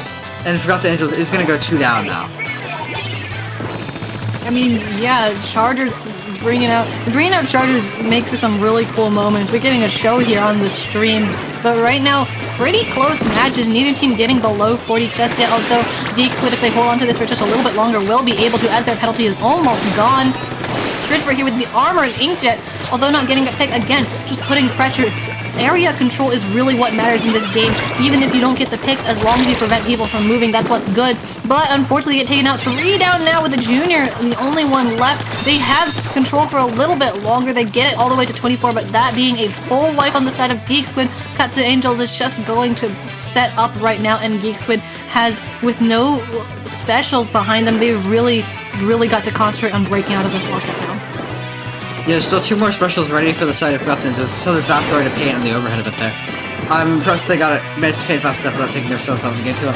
That's 3 specials are going to be coming out for Geek Squid, and it's going to be just a question of who can paint now. Because the timer's still ticking down. It's going to stop at 25, the Inkling going to get a clutch kill, and it's going to be a 1-point difference now with Geek Squid just barely clinging on to their lead. It looks like Angels just wasn't able to weather the storm of, literally, the storm of all those specials. Sorry, too many buffs. I mean, it is quite literal. The Mini, though, pulling off this nice pick, which could be all that Angels need to break out of the lockout that he's... Oh, no! They died to a very well-placed bomb, presumably from the junior. And with that penalty completely gone for Geek Squids now, they need a few more points on the board. That Neo Splash just barely staying alive through all the damage, but getting taken out, and 2 down on the side of Angels right now. They've tried to take back the zone, but now they just don't have time. They can't do anything. And unfortunately, that is going to be another game to Geek Squids. Yes, we did see a lot of... They didn't have the same, like, near dominance they had the last game for most of the game. It was much more back and forth than we saw the first time. But Squid are doing a great job putting... Yeah, they lead their team in KAs. And holy crap, 12 armors, 5 missiles, 4 bots. Fukkatsu just put so many specials out, which seems to be part of their strategy. But Geek Squid just hit harder. The Inkjet killed so many, the Rain, the E-Leader. Yeah, and in the end, the leader picked Pit Tower. This is gonna be interesting. Oh boy. Pit Tower, the counterintuitive tower map. I don't know why I can't wrap my head around the way the tower moves on this map for some reason. It's just... Oh yeah, the tower is so wrapping weird. it around the map. Oh my god! Man, all of the puns are just killing me today. Keep making them. That's what I'm here for. I am here for puns and then commentary, in that order. The puns take precedence over the commentary? Of course, yes, but Pit Tower is going to be... It's going to be tricky. It's going to be very confined fighting for most of it. There's some places you can set backline, but even those are... like a K-Pro or a nice well-placed bomb is going to be able to shoot right up on top of them. And yeah. I think we're going to see a lot of close-range weapons, a lot of scrappy fighting around tower. Unless, yeah, the places... So, unless they back up for some Stingrays. And I would not be surprised to see the charge come out, because as much as I say...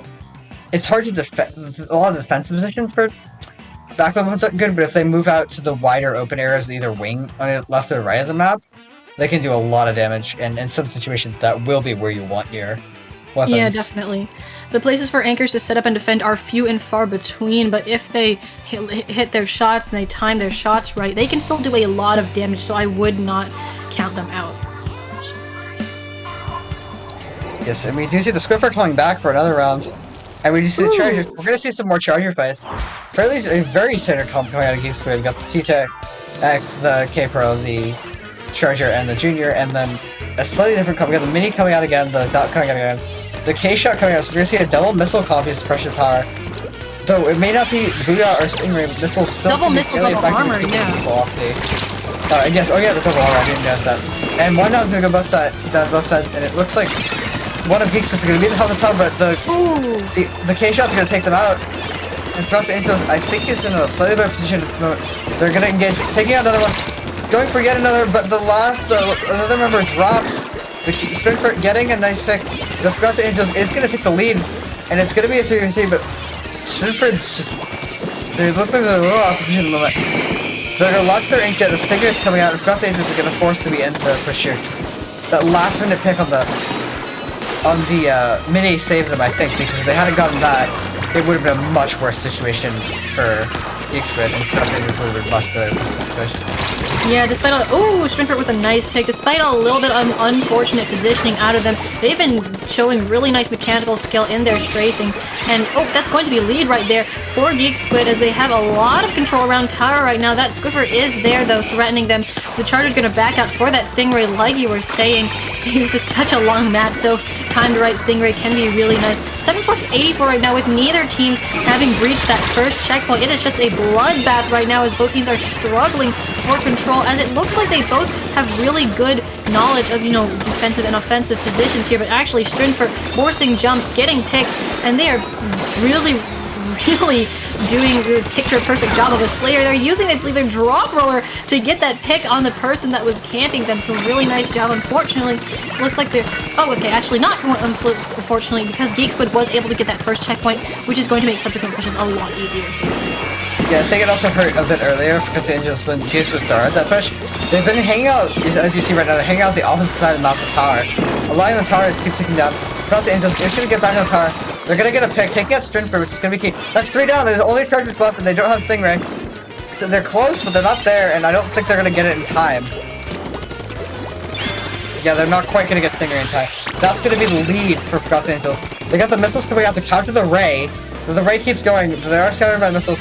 And one down on both sides, the armor weapon's going down both sides. There is still another armor weapon ready for the side of Fukkatsu Angels. The Strinford is getting a nice pick, going for another.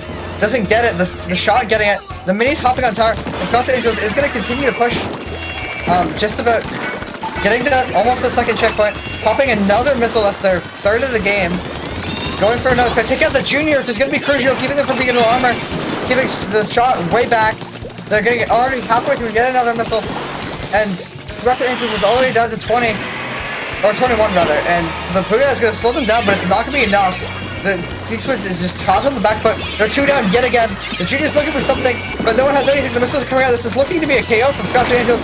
3, 2, 1. That's the KO. Fukkatsu Angels taking it back, making the game, keeping Geek Squid from getting a 3-0. Wow, I mean, that was a really impressive walkout. As soon as Fukkatsu Angels got their hands on the tower, they just did not let go. They continued to get picks on Geek Squid the entire time. I mean, look at that K shot as well as the Squidward both getting a 10-10, and also the sheer amount of specials they threw out, even just in that short span of time, was really impressive. Yeah, it looks like Fukkatsu Angels' strategy has been previously to use a lot of specials. And once they were able to, they got so many missiles out, and I think that's really what helped it, is the constant stream of missiles and armor just kept Geek Squid on the back foot enough that they could keep winning 1v1s, and that allowed them to push the snowball tower because Geek Squid was just stuck on the higher spaces. Our next map mode of this set is going to be Clan Blitz on Anchovy Games, which people seem to not like this. I don't understand why people like this. Do you like it? Would you enlighten me as to why people dislike it? My opinion isn't that important. It depends on what I'm playing and kind of... it's kind of a struggle push because you have to go through fan, which is difficult, to say the least. Because your opponents can just bomb it out. Or you can push in a long, straight line, straight toward the basket, which you're really going to want. Things like Inkjet can help flying over it, and then things like Baller, Bubbles, and Tent Shields can extremely help trying to get a push actually through it. But in terms of...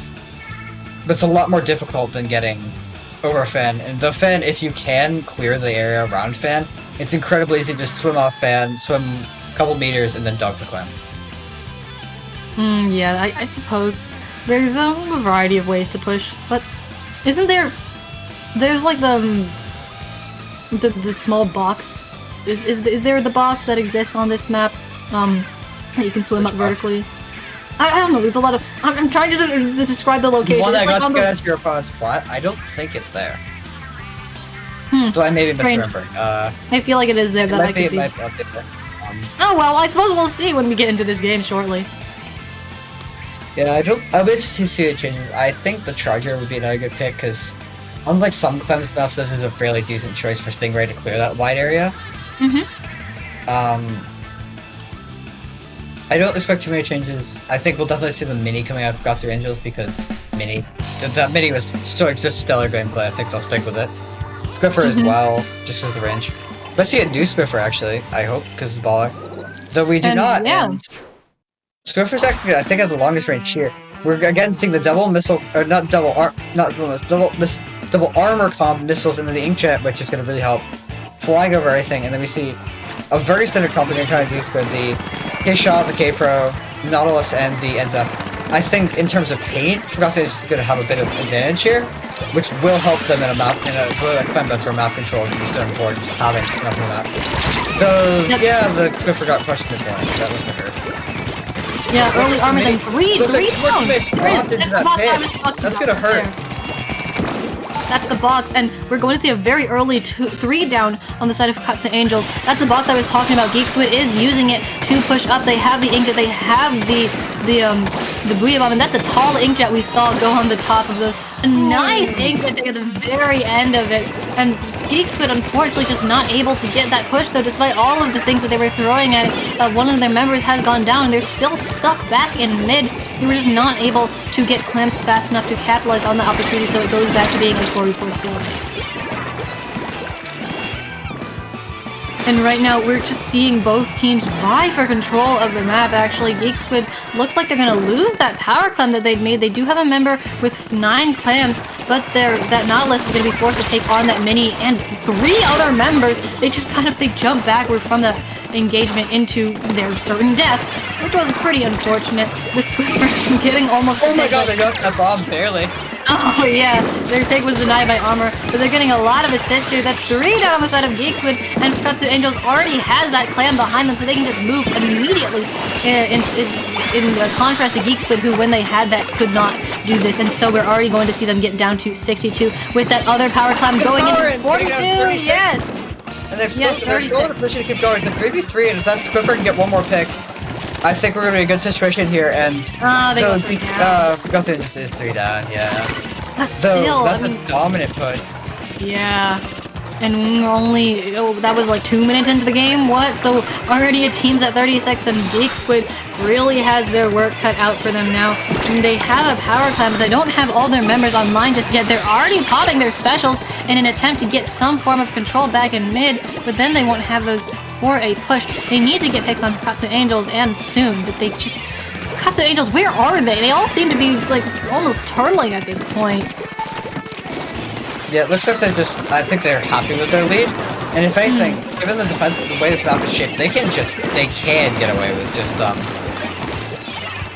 defending. Oh, you know what? Okay, we're gonna see picks. Or they're just they waited for they were foiled, and they came out and took Geek It's Squid they gave Geek Squid a false sense of security there, and then as soon as Geek Squid was just a little tiny bit overextended, they pounced on them immediately. You saw that flank come out. I believe it was the shot there. And they punished Geek Squid hard for not being aware of where their opponents were, and so that means Geek Squid has lost their power clam yet again and has to struggle to make... Well, I think they still have their pity, but they're gonna need more than that if they want to push. We got 1 minute and 40 seconds left, and right now, though Geek Squid is in general control of the map, they just don't have many clams to their name. Yeah, definitely. Both sides have a special, but Geek Squid has clams. They're trying to throw around clams. They're trying to find something. They've got the Booyah, and they pop missiles. They've got Inkjet. They've got everything. But the armor's gonna come out, and it's gonna keep them from really getting picks. And instead, the Nautilus is gonna go down for Geek Squid. The Booyah's gonna get shredded. But the Mini and the Mini's gonna get another nice pick, firing just enough shots and then swimming away right before the K-Shot can take them out. And with a minute left, Fukkatsu does 2 power clams. They've got specials. They've got the person advantage. Geek Squid is in trouble here, I think. They're managing to hold it off for a little bit more. And Fukkatsu Angels is wisely backing off, knowing they can't quite take those fights with the armored Geek Squid. And however, Fukkatsu Angels still has the lead, and ooh, that's an explosion. Yeah, unfortunate. Shrenfer just getting caught out a little out of position there. 1 down on both sides right now. Fukkatsu Angel still has so many power clams right now, and we are 37 seconds left. Geek Squid needs those specials. They have those specials, but they just don't. They're not together right now, and a member going down with that Booyah at the ready, so they're just not going to have that behind them. The only special they have right now is the Inkjet. You're seeing members just now trying to make last-ditch pushes, but there's a... Somebody is going... Okay, they were going towards the basket, but... Oh, I mixed up baskets. Never mind. Oh, I was confused. Yeah, I was also very confused. Yes, the jump in, yeah. Wow. I think we both got confused for a second. The mini gets jumped up to stall them, but I don't think that's gonna help them very much because that's just gonna give you. But the Swiffer getting a clutch pick on that Inkjet, and Geek Squid does have 2 powers. That's not gonna be enough. They get a pick, but the armor's coming out. Geek Squid is going because they have no other choice. But yeah, Fukkatsu Angels is just gonna take advantage of that, mop them up. The Booyah does get a pick, but they're last, and they are dead. And now it's time for the timer to tick down, and we're gonna see the second 2-2. We are at 2-2, and Fukkatsu Angels is just so close to pulling off this. I believe it would be a reverse sweep. Would it? No, it would not be, because we were 1-1. No, it would be a Was it? Would it? Am I getting mixed up? I don't know. Well, they would be a could pull reverse off. sweep, yes. It was this 2-0, and yeah, it would be a reverse Oh sweep. my goodness, 15 and 13. Yeah, the Swiffer and the shot player showing up. And a total of 11 armors. So I'd like to say the Inkjets on both sides were incredibly well placed, using those really high slopes or high points to their advantage, and I think that was... Well, it was really fun to watch people flying around, but I love doing it myself as well. Yeah, that's true, that's true. I am not an Inkjet player myself, but it does look real fun to do. We are now going to a Game 5 and winners semis right now. This is going to be Rainmaker on Starfish main stage, which we did see Starfish earlier in that Clams game, but Rainmaker is a completely different beast.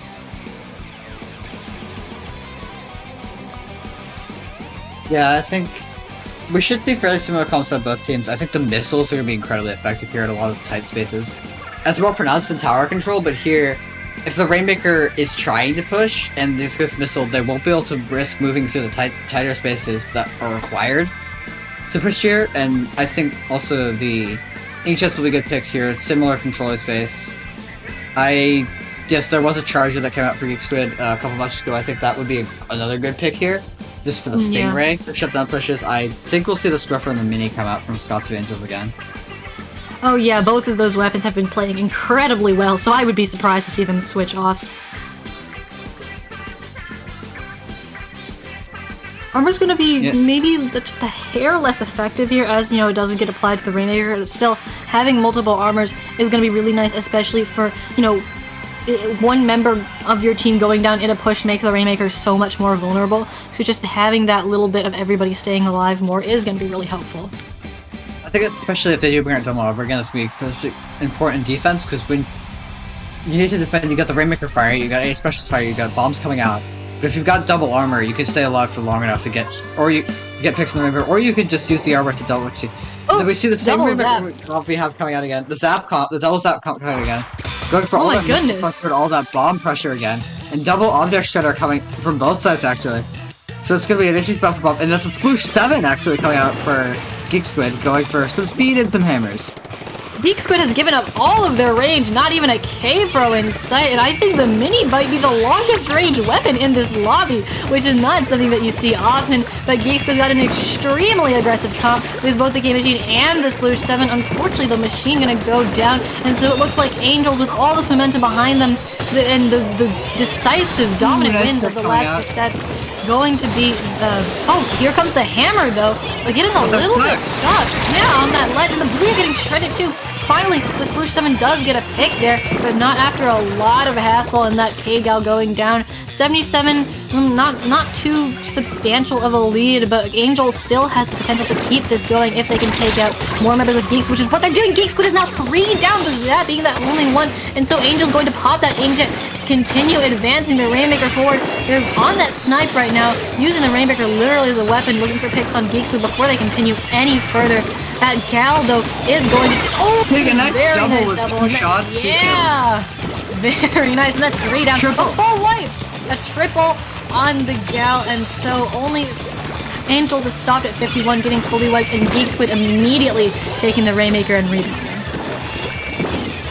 Yeah, and they're in a good position. They got Booyah, they've got Hammer, they have the Machine looking for picks. But it looks like the Machine Blizzard run out of range. Booyah comes out, Hammer comes out, and Geek Squid is gonna fly right through, getting all the way 19 despite being 2 down. And that's gonna put Fukkatsu Angels in a not great position, because they're gonna have to get to at least 18, which is definitely doable on this map to get away. And they're already moving incredibly fast, looking to keep Geek Squid in the back foot before they even get their feet out of spawn. They got the missiles ready, they got the armor ready, but there's a flank coming out, they're gonna have to keep those off the Rainmaker. And, okay, yeah, so the machine does go down, and the other members of Geek Squid are starting to turtle up. Yeah, Geek Squid, the hammer, trying to get something done. They're gonna get one pick, but oh, it's not the right person! They take out the Splatling instead of the Rainmaker, and so... Oh, a double card of the Rainmaker! Double on the Rainmaker, and that's a full wipe on the side of Geek Squid, so Angels is just gonna be able to move forward. They can lead by 1 point! Flush not able to turn around fast enough. They get the lead by 1 point, 18 to 19 right now. This is such a close game in the deciding game of this set. Looks like that Rainmaker is going to be reset, but that Rainmaker pick was incredible. Yeah, that double was just... I don't know if it was luck or anything, but it was crazy, and now Geek Squid is 2 down again. The one member forgot to get it, they can take it out, and now it's going to be a 3-3 with 1 respawning for Geek Squid, and it's going to be stalemated for a little bit. Fukkatsu Angels have the momentum, they're keeping the pressure up, while Geek Squid is just frantically trying to get back in the mid. Not frantically, but they're trying to get back in the mid. They do succeed in getting mid control now, so mid is going to be contested.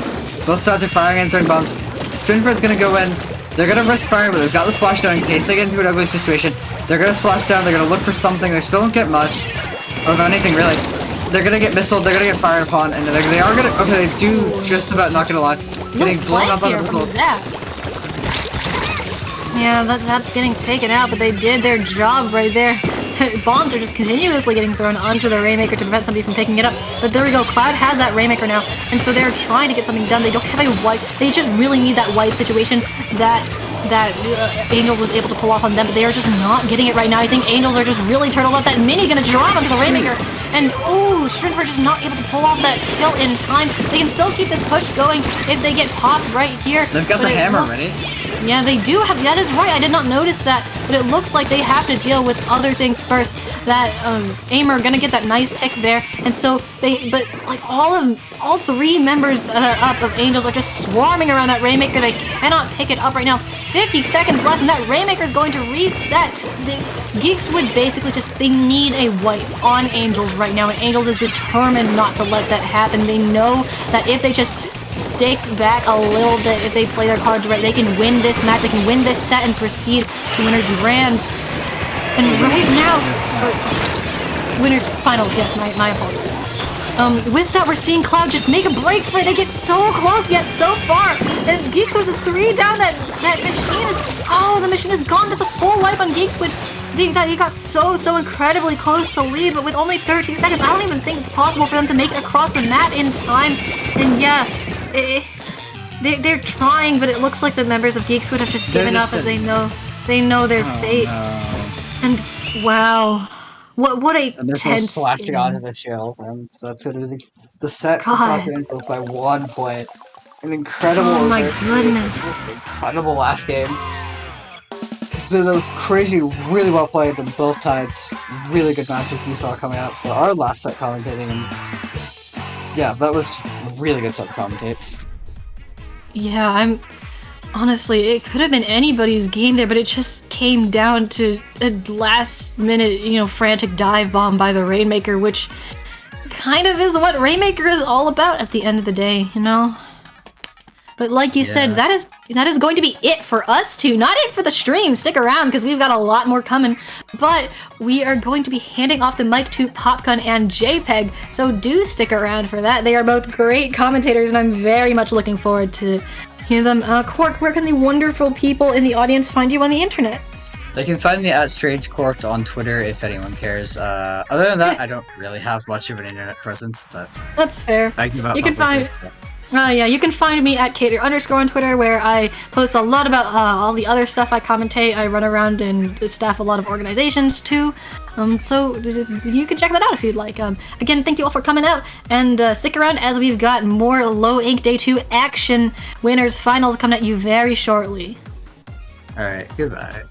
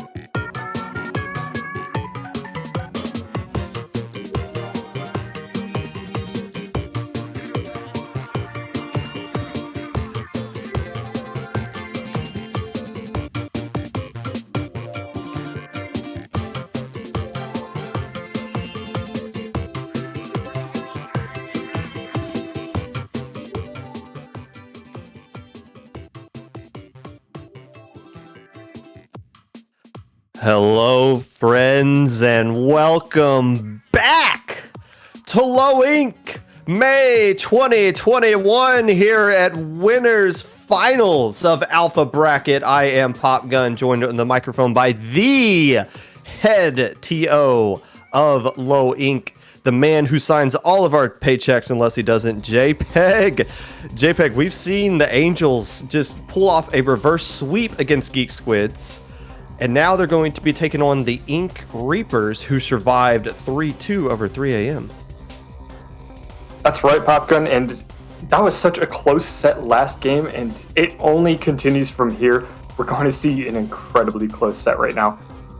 3 a.m. Ink Reapers was also a very close set that we couldn't see, but I can only imagine the skill gap is only getting smaller from here. And that's kind of the beauty of Low Ink Alpha Bracket. You have about 87 teams signed up.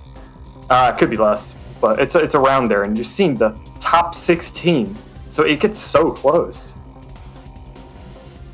This matchup is going to be very critical when you talk about teams being so close. You want to go into grand finals knowing you only have to win 4 games instead of 8. So these next 5 games, maximum of 5 games, going to be very critical. I believe the team that has won Winners Bracket has gone on to win Low Ink the vast majority of the time. So if you wanted to skip the whole tournament, just watch this set right here. We are going to be seeing the Angels versus Ink Reapers first game, Splat Zones at Art Academy. The Angels, both teams coming off a 3-2 win over the last team that they played here. As we wait to see the comps line up, I don't think we're going to expect to see any surprises from what we've seen from the Angels last game. They did use Squiffer at several points, and Squiffer's coming right back out along with that mini. A Dynamo from Oliver on the side of Ink Reapers. And a lot of Ninja Squid on the side of Ink Reapers as well. My goodness. And I don't blame him. I mean, this is a very widespread map. If you can get hit on the ground, that Ninja Squid will help you kind of get some surprise attacks. But Fukkatsu Angel's going to get that one octave shot down, allowing them to quickly take that zone. And with all this pain on the ground, it's going to spiral into a 3 down on the side of Ink Reapers. Yeah, the Angels, we've seen that Squiffer coming out from Lumen do really well in that last set, surprisingly well, against the Geek Squid here, as we see it taking down Flash, and then the slower players kind of grouping up on this Inkjet here. Inkjet not able to get any picks with that armor, and another Booyah Bomb coming out as well, but right now it's all Angels as yet another Reaper goes down, even though Chris falls as well. Little, I believe, trying to make some moves here on the left side, just trying to do something to stall this zone, at least turn it back over into the Ink Reaper's favor, and it looks like they eventually do this. Yeah, and Ink Reaper's a little concerningly slow getting that zone. They were doing a good job getting the hits they need, but they weren't really following up on that zone just until that point, allowing Katsu Angels to get a pretty substantial lead down to 26 points, not even halfway through this match. They're going to have to be a lot more careful and a lot more conscientious on hitting that zone. Seeing Lumen here kind of push forward with that Squiffer, and I would say a skilled Squiffer can be very devastating, especially on this map, where if you can get hit on the ground, you can start exploding the enemy. Squiffer is big work for them. But Fukkatsu Angels getting that zone once again, and the penalty taken down really quickly. Seeing Flash kind of make a surprise play here on the right side of the map, going into with that bomb rush, but not a whole lot to follow up.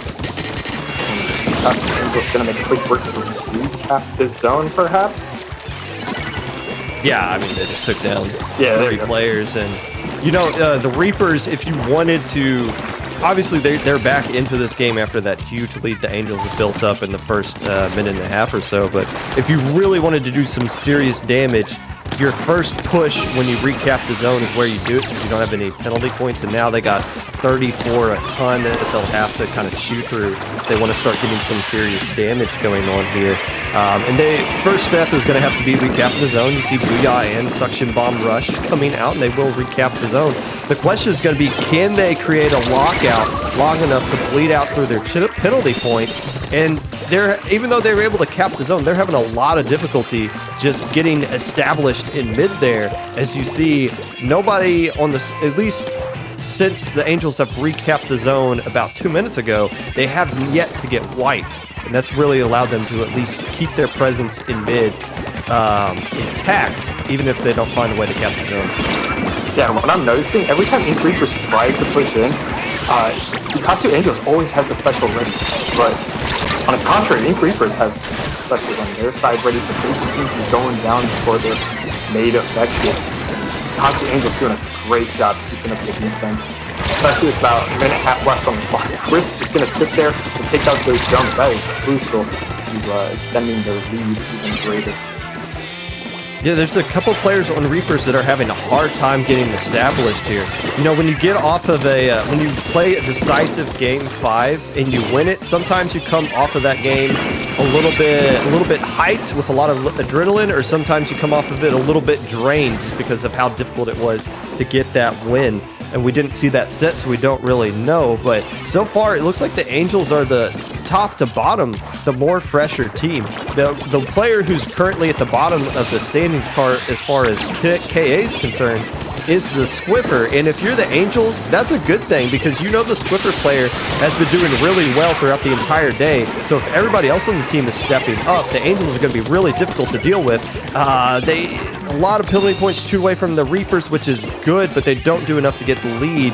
And there is still one player left alive on the right side there. I believe it's the K-Gal player, the one player for the Reapers who've been doing really well in this game, even though they currently do not have the lead.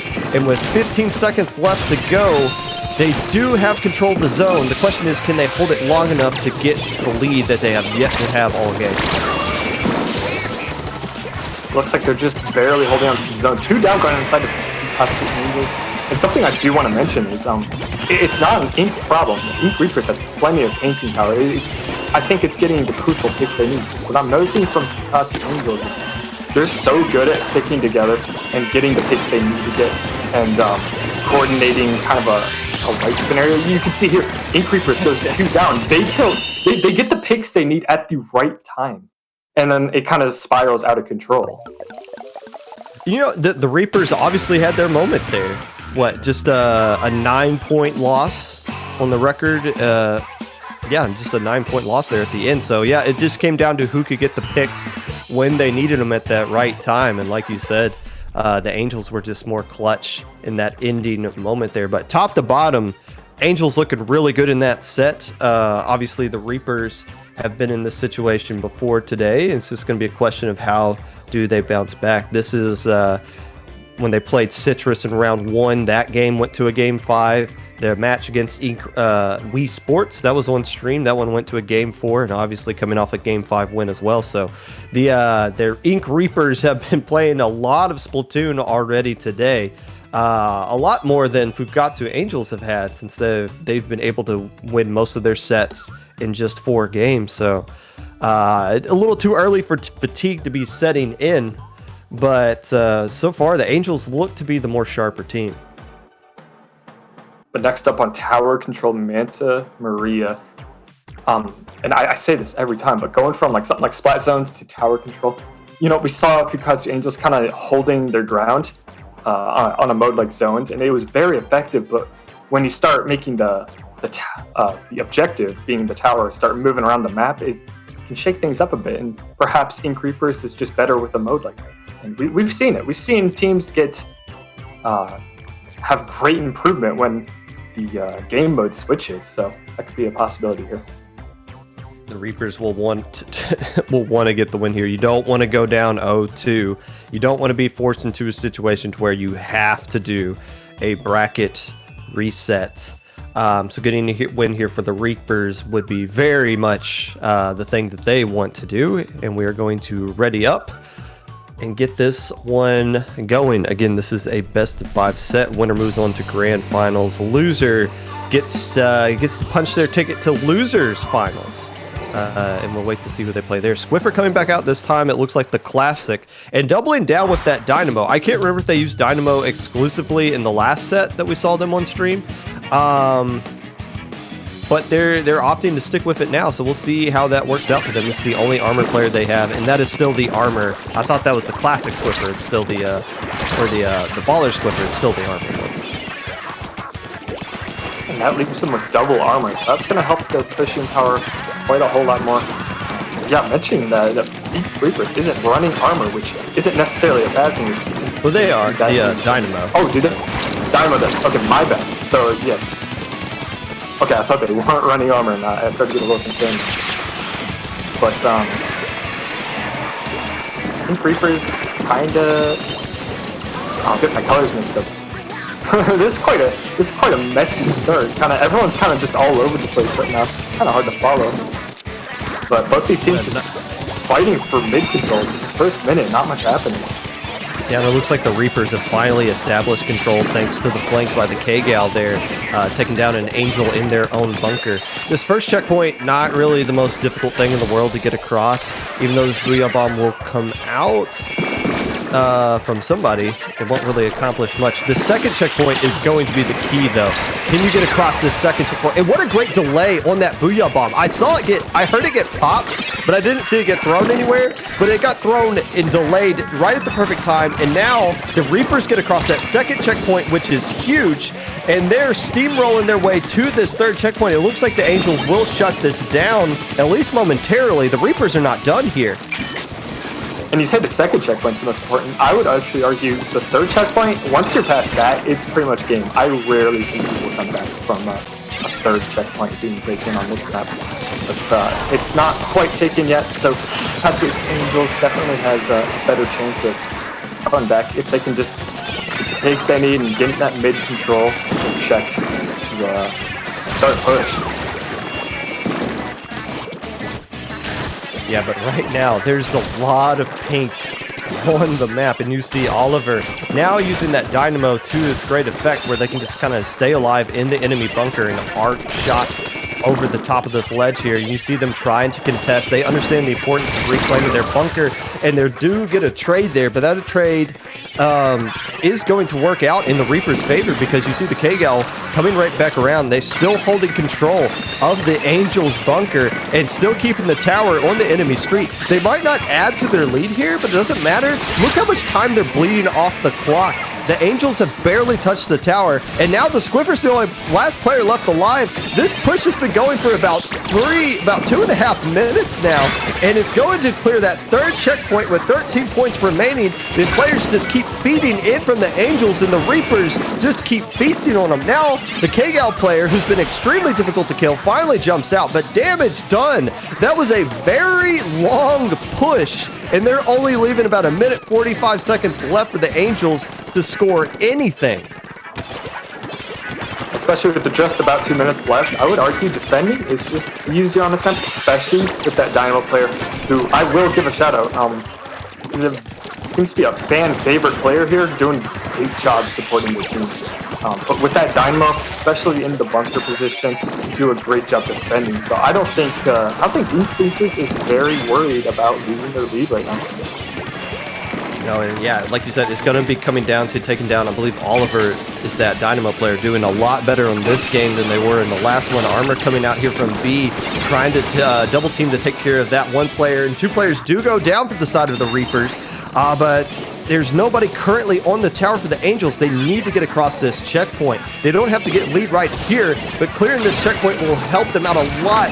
Oliver arcing down shots on that tower. They do clear it, takes down B, and just keeps raining down on that tower. Missiles are going to force them back a little bit, and two players go down now for the side of the Angels. This is going to allow everybody for the Reapers to kind of jump in here and clean up this last player who's just staying alive. There comes the jump, but there's no way Kwame doesn't get the nice pick there. But yeah, players on the Angels, they realize the desperation of this moment. You see them feeding in, just trying to get some desperate jumps in there. But now, with 20 seconds left to go, there's enough time for them to get on the tower, but there's going to be a lot of pink absorbing up this middle of the map. Yeah, and what's going to decide this match in the last 15 seconds is who can get mid-control the fastest, and it's looking like Inkling is going to, but not two Angels. kind of desperately just trying to get that paint in check while riding the tower at the same time. Not something you really want to do at the same time. You want to do one thing at a time for kind of insurance sake, but they were pressed for time, and that just let Ink Reapers kind of just easily take the tower with that Booyah Bomb. Yeah, and if that Booyah Bomb didn't give it to him, the K-Pro had their Booyah Bomb ready to go. So there was almost nothing the Angels could have done to survive that. Giving up control of mid, getting wiped there at the end of that last push, just gave control of mid to Ink Reapers and just gave them all that ground to work with to build up the GG specials they needed to put that game away. But still, that one was all Reapers from start to finish. A little bit of a scary situation. The Angels make a decent push there at the end.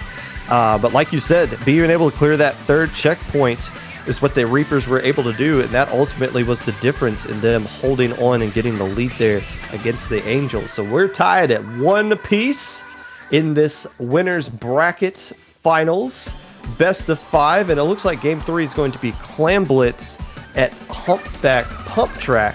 A very critical game 3, because if you win this, you're just 1 game away from grand finals.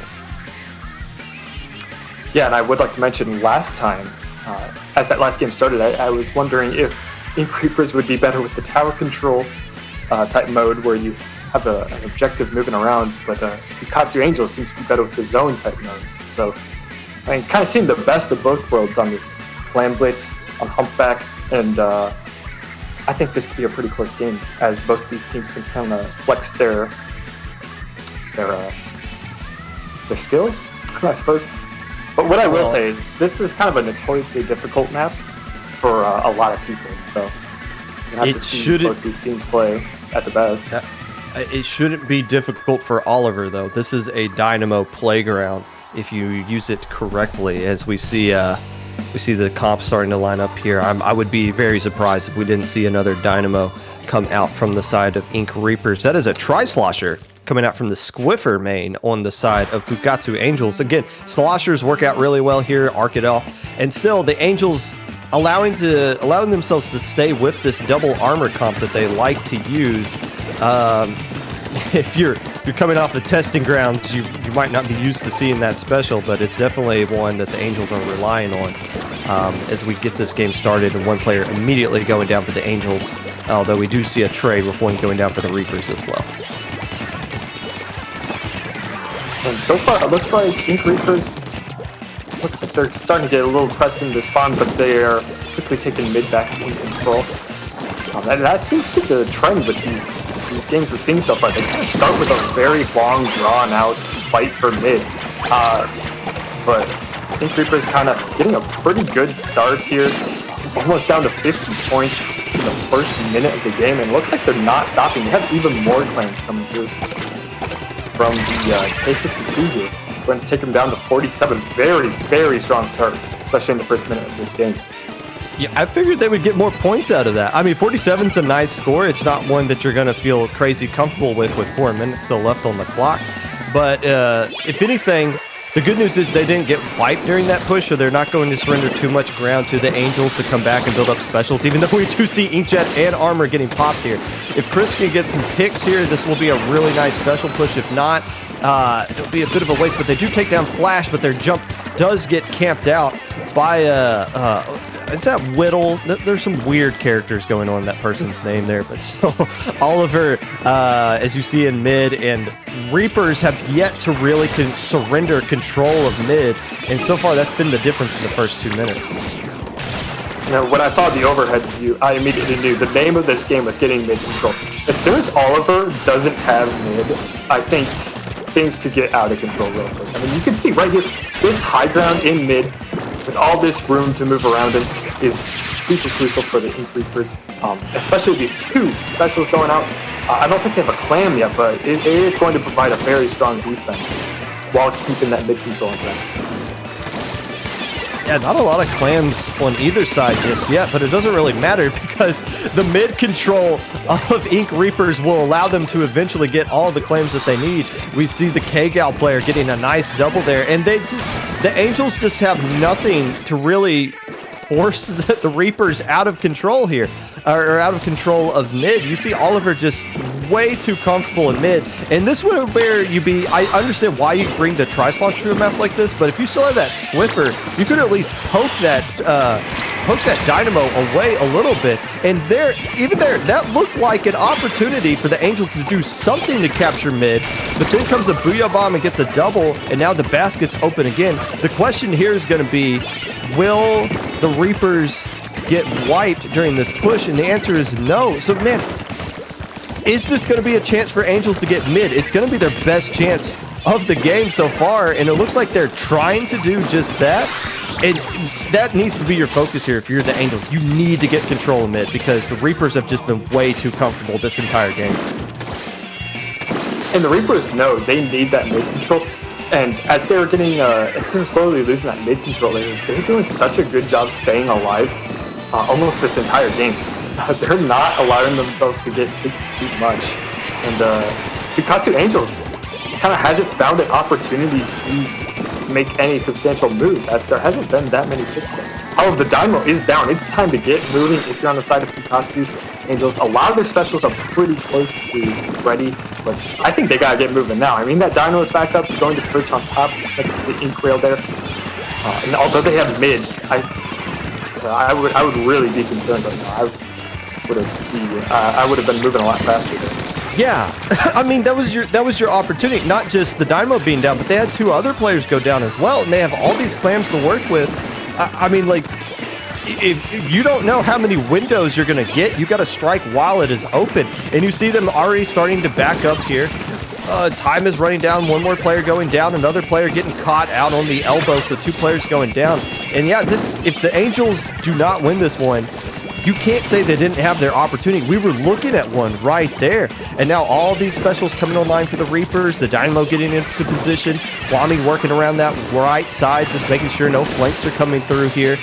This one will go to overtime because the Angels do have a power clam, but they don't have a mercy clam to work with. And another player going down. My goodness, the Reapers are just not surrendering anything. And still, one player does go down. Another arcing shot from Oliver takes out a player that is in mid, and the two players left around on this left side. And now they're finally trying to rush in and go for it, but it's not going to be enough. The Reapers, the scoreboard is not going to identify how dominant of a 5-minute and 15-second match that game was. The Reapers were in control the entire time. Yeah, and what they did there was just bleed the clock, which is a perfectly valid strategy. I mean, everyone's always in a rush to get KOs, but what they did there was get the score down to 50 in the first minute, which was huge, and then just defend for the rest of the game, which they easily did with the Dynamo in mid, with all the paint control. There was really no match there. That was practically as close as a KO as you can get without being one.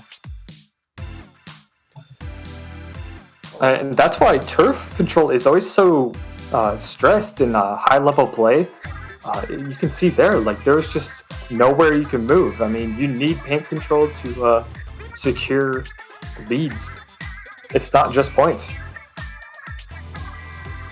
Yeah, that's and now if you're the Angels, you've lost the last two games. Pretty much been dominated the last two games, even though they haven't been KOs. You have to make some sort of an adjustment here as we head into Rainmaker on the Reef. And you do see them kind of taking a little bit of time to rethink what their selections are going to be. You know they're going to bring out a Dynamo. I don't know how effective a Dynamo is here at Rainmaker on the Reef, but you know the strategy for the Reapers is to get their Dynamo into a position to where they can just abuse the arcing ability of that weapon and keep them safe. So you got to think, what can we do to make sure this Dynamo is not comfortable so that we can take apart the rest of the team? And that's something the Angels are going to have to figure out, because if they don't, they're going to be eliminated this game. That's just how much momentum the Reapers have at their backs right now. And while not as effective on Rainmaker, that mid-bridge area on the Reef is probably going to be a very strong defensive point. So they do have to find a way around this Dynamo player. They're going to have to start getting creative here and adapt to this new playstyle that they're facing against. Game 4 with a grand finals ticket on the line for Ink Reapers. We do see the Squiffer coming back out, and we do see basically no comp change on the side of Ink Reapers, and that is finally the classic, or the new Squiffer, I guess, with the baller. So only one armor this time around. Makes sense. Armor, not the crazy best, not as effective as it usually is. Oh, on Rainmaker, I thought we were about to see somebody get rolled over by a Dynamo there. Instead survives, and Chris punishes the Dynamo player. 2 players down in the Angels. This is your opportunity, and they are grabbing it, and they don't go anywhere with it. The player getting taken down. Somebody must have been sharking right next to the Rainmaker. Flash able to take down another Angel player as well. So, but the map is so orange right now. Again, if you're the Angels, this is your opportunity to get something going, but instead they're opting to just build up specials, it looks like. Which isn't necessarily unwise, but I mean, Ink Reapers doesn't have that many specials to begin with, so I would say it's time to get moving. It's time to get a lead right now, especially with that Dynamo not really on bridge yet. I feel like this could get out of control really quickly. Well, I mean, it's Rainmaker. At some point, this will just all heck will just kind of break loose at some point here. But the Angels opting to be a little bit more defensive here. I guess waiting for that perfect opportunity where everybody gets wiped before they push. But that's going to work out into the Reaper's favor because that's basically their natural play style anyways. And look at this. If we're just good, look, we're just okay. We do see the K-Out player starting to flank here. I was gonna say something has to happen here. We can't just have 8 players refusing to play the game at this point. The K-Out player attempts to make something happen, does get denied though, and another player on the side of Ink Reapers goes down as well as Lumen tries to chase out Oliver on that Dynamo. The Dynamo going down, so with a baller to work with, but the Ink Wall gonna deny the baller from the crossing that bridge and keep everything back. And with 2 minutes gone on the clock, I think we got a score of 3-5 right now with the Rainmaker resetting. Okay. And there were 3 specials in play on the side of Fukkatsu. I'm not really sure what specifically Ink Reapers did to completely deny all of that power on that side, but the Rainmaker is still on the bridge. No one's able to leave bridge yet. I mean, I said earlier in this set, I mean, long drawn out fights for mid, but this is just crazy. We're halfway through this match right now, and no one's made any substantial moves yet. Oh, nobody's trying to. I mean, we see the K-Gal player trying to get some flanks going off here, and this one's starting to be a little bit effective as 2 players finally go down for the Angels. But as soon as they grab it, who even has the lead here? Okay, I guess they have the lead 6-3. That they being the Ink Reapers. So if this, if they I wouldn't call that a lead. It's been so there we go. A massive push already from the Angels with 18 points. And if they can find a way to get up that actual ramp, we might have a legit Rainmaker game here going at some point. It's 1 player going down, and that Booyah Bomb is going to get off, and that player's going to survive. And that Booyah Bomb actually takes down the Rainmaker, but a huge lead of 18 total points coming off here for the Fukkatsu Angels. And this K-Gal player just refuses to die, and that's actually causing a ton of issues for the Fukkatsu Angels. Finally goes down, but sucks a lot of attention over there, and you see Oliver kind of cleaning up. So 2 players go down for the Angels, and they recognize that, and here they go, grabbing the Rainmaker, trying to get across this bridge. Can they? And they do, and they are going to not get lead. What is this game? Come on. Yeah, I always say it's notoriously difficult to push on this map, but that's more if you're in the spawn on the slick. I've never seen anything like this. I mean, 83-82. If the Ink Reapers can keep up the momentum, it looks like they are. They're finally going to get relatively more substantial lead. And Oliver in a pretty good spot, especially with the angles they can get. Finally going to reach the slick. 4 minutes into the game, going to get down to 40 points, and that's looking like it's going to be it unless Fukkatsu Angel starts playing faster, starts getting the turf down, and gets moving. Yeah, you have to do something. I mean, they're not capitalizing off the picks that are coming to them. They're not trying to, the Ink Reapers are at least sending one player to try to make a play, even though it's a solo queue play. They're trying to get something going here. And now the Angels are in a position where they have no choice. They're looking to opt to take it to that left side, but Flash's Inkjet is there to chase the Rainmaker back, at least for a little bit. The K-Bomb player does go down. But, now opting to take the Rainmaker back over the bridge. 3 players go down. Flash being the last player up and live at the car, and they do sniff them out. Flash does go down, but they have a long way to go this left side. The Ink Wall coming out. They just have 3 more. Just 1 point. The Ink Wall, the hero of the game. If it wasn't for that Ink Wall, this game is over. It tied at 44. The tie goes to the team who got it first, and the Ink Reapers. What an incredibly exciting, boring match we saw there. It doesn't matter for the Reapers, though. They move on to Grand Finals behind the back of a perfectly placed Ink Wall. Wow. I gotta say, that K52 is the MVP of the game, because earlier in that game, someone on Fukkatsu Angels popped a baller, and the Ink Wall single-handedly stopped that baller, too. These are the best Ink Walls I've ever seen, intentional or not. Look, the K-Gal player was the only one playing that game. I'm sorry, the K-Gal was the only one trying to win that game, and that was the difference there. We saw them being the only player trying to break out those stalemates by pulling off the flanks. None of the flanks were really super effective, but yeah, you look, just trying to make the play to win the game is the difference there, and that,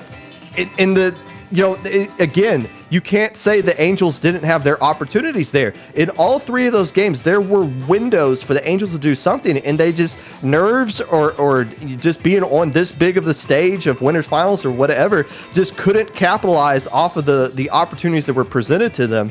And now the Ink Reapers, a surprise run, they're going to be in grand finals, and we're going to dip into losers to see who they will play next. But yeah, we said that match that eventually the fireworks will pop off, and it did, right? What an exciting finish to what was otherwise brutal game. And I think we are going to dip into the next set of losers finals here. I kind of I think they were ready to start about 10 minutes ago. I told them to wait because we wanted to get this one in. So we're going to be, what is this, semifinals technically? 3 a.m. versus Fruit Punch. 3 a.m. has been on stream. They were the first team we had on stream today. Fruit Punch being this newish team. I don't know. You kids call these things projects now before you call them actual teams. So whatever that is, but the Fruit Punch team's been doing really good throughout this tournament and are now an opportunity to play 3 a.m. in this best of 3 set. Yeah, I'm kind of excited to see these 2 teams play against each other because I've been hearing quite a bit about it. I don't know about you, but I only know 3 a.m. because they cause issues on our end because we automate everything, and for some reason computers think 3 a.m.'s a time, and that breaks things. I don't know. Computers are weird. But they seem to be doing quite well getting this far into losers. But Fruit Punch, they got knocked out into losers by Fukkatsu Angels earlier on the first round of Alpha, but they've been climbing their way through losers this whole time. So they must be pretty good to be getting this far, even if it's just losers bracket. Let's see, 3 a.m. and I'm looking at last month's bracket. Nobody cares about last month anymore. Let's see, Fruit Punch. Yeah, Fruit Punch lost in round 1, as you said, and it's not uncommon for us to see teams make deep runs in losers bracket. The issue is by the time they get to grand finals or losers finals when it matters the most, since you don't get any breaks playing from the beginning of losers all the way through, and you have to make up all those games, you start to run out of steam here. So for 3 a.m., they're coming in a little bit more fresh. They won a couple of games in winners bracket, only losing by 1 game to the Ink Reapers, and knocking out Citrus in round 4. Citrus, a a favorite to win this tournament, not sending them home a little bit earlier than they expected in round 4 of losers bracket here. So in theory, 3AM is going to be the fresher team. Doesn't mean anything in a best of 3 set specifically, but as we start looking for a team to contend against Ink Reapers, that is something we'll be paying attention to as far as whoever wins this set and moves on to take on the Angels and losers finals. And to people who don't play in tournaments, something that's never mentioned is that these are such endurance tests. You have to play for so long with such few breaks that at some point it becomes a less pure skill. It's more, how long can you play Splatoon 2?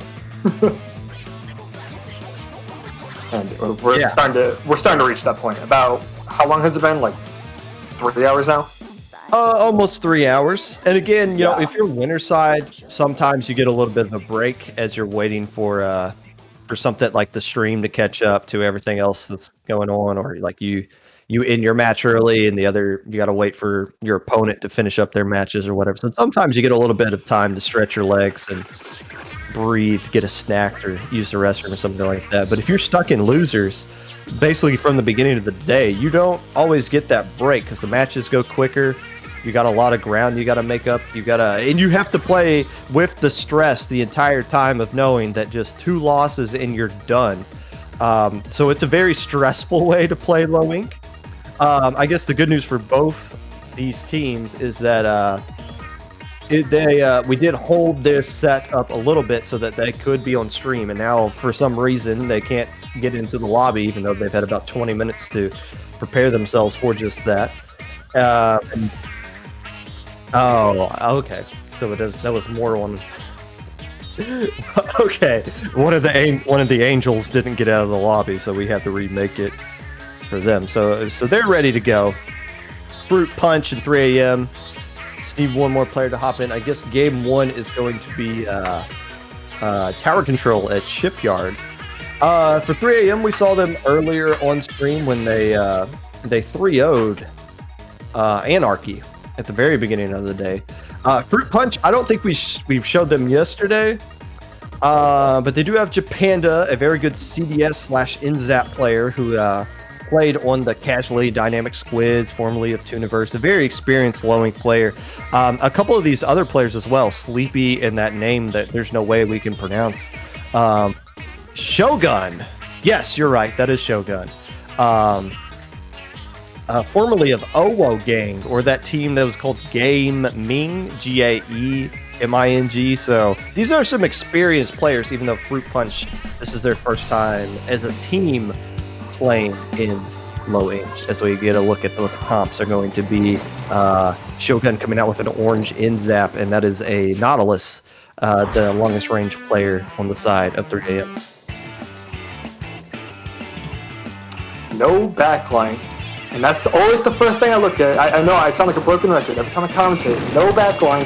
But what that always tells me is that this is going to be a hyper-aggressive match. I mean, you see everyone on the side of 3AM just throwing themselves into mid, and Fruit Punch kind of wasn't prepared for it. They're getting pushed back quite quickly. But that's going to lead the tower. First 30 seconds of the game, going to go to the first checkpoint, but Fruit Punch seems to be setting up a pretty good defense so far, and looks like they're not going to quite take that first checkpoint at the rate they're moving. And at this rate, they're also taking mid control. Both these teams are doing a really good job moving very quickly.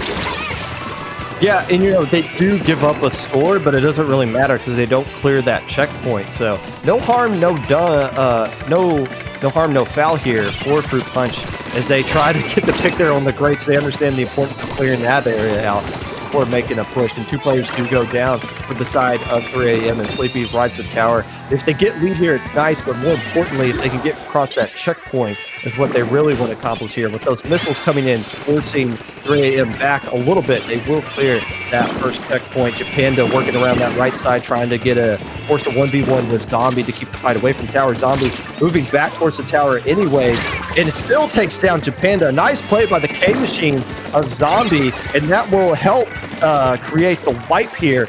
but still damage done. The first checkpoint does fall into the favor of Fruit Punch, but getting that wipe means this map is going to turn green really quick, and a lot of special is going to be built up for 3 AM as they approach the first checkpoint and take another stab at it themselves.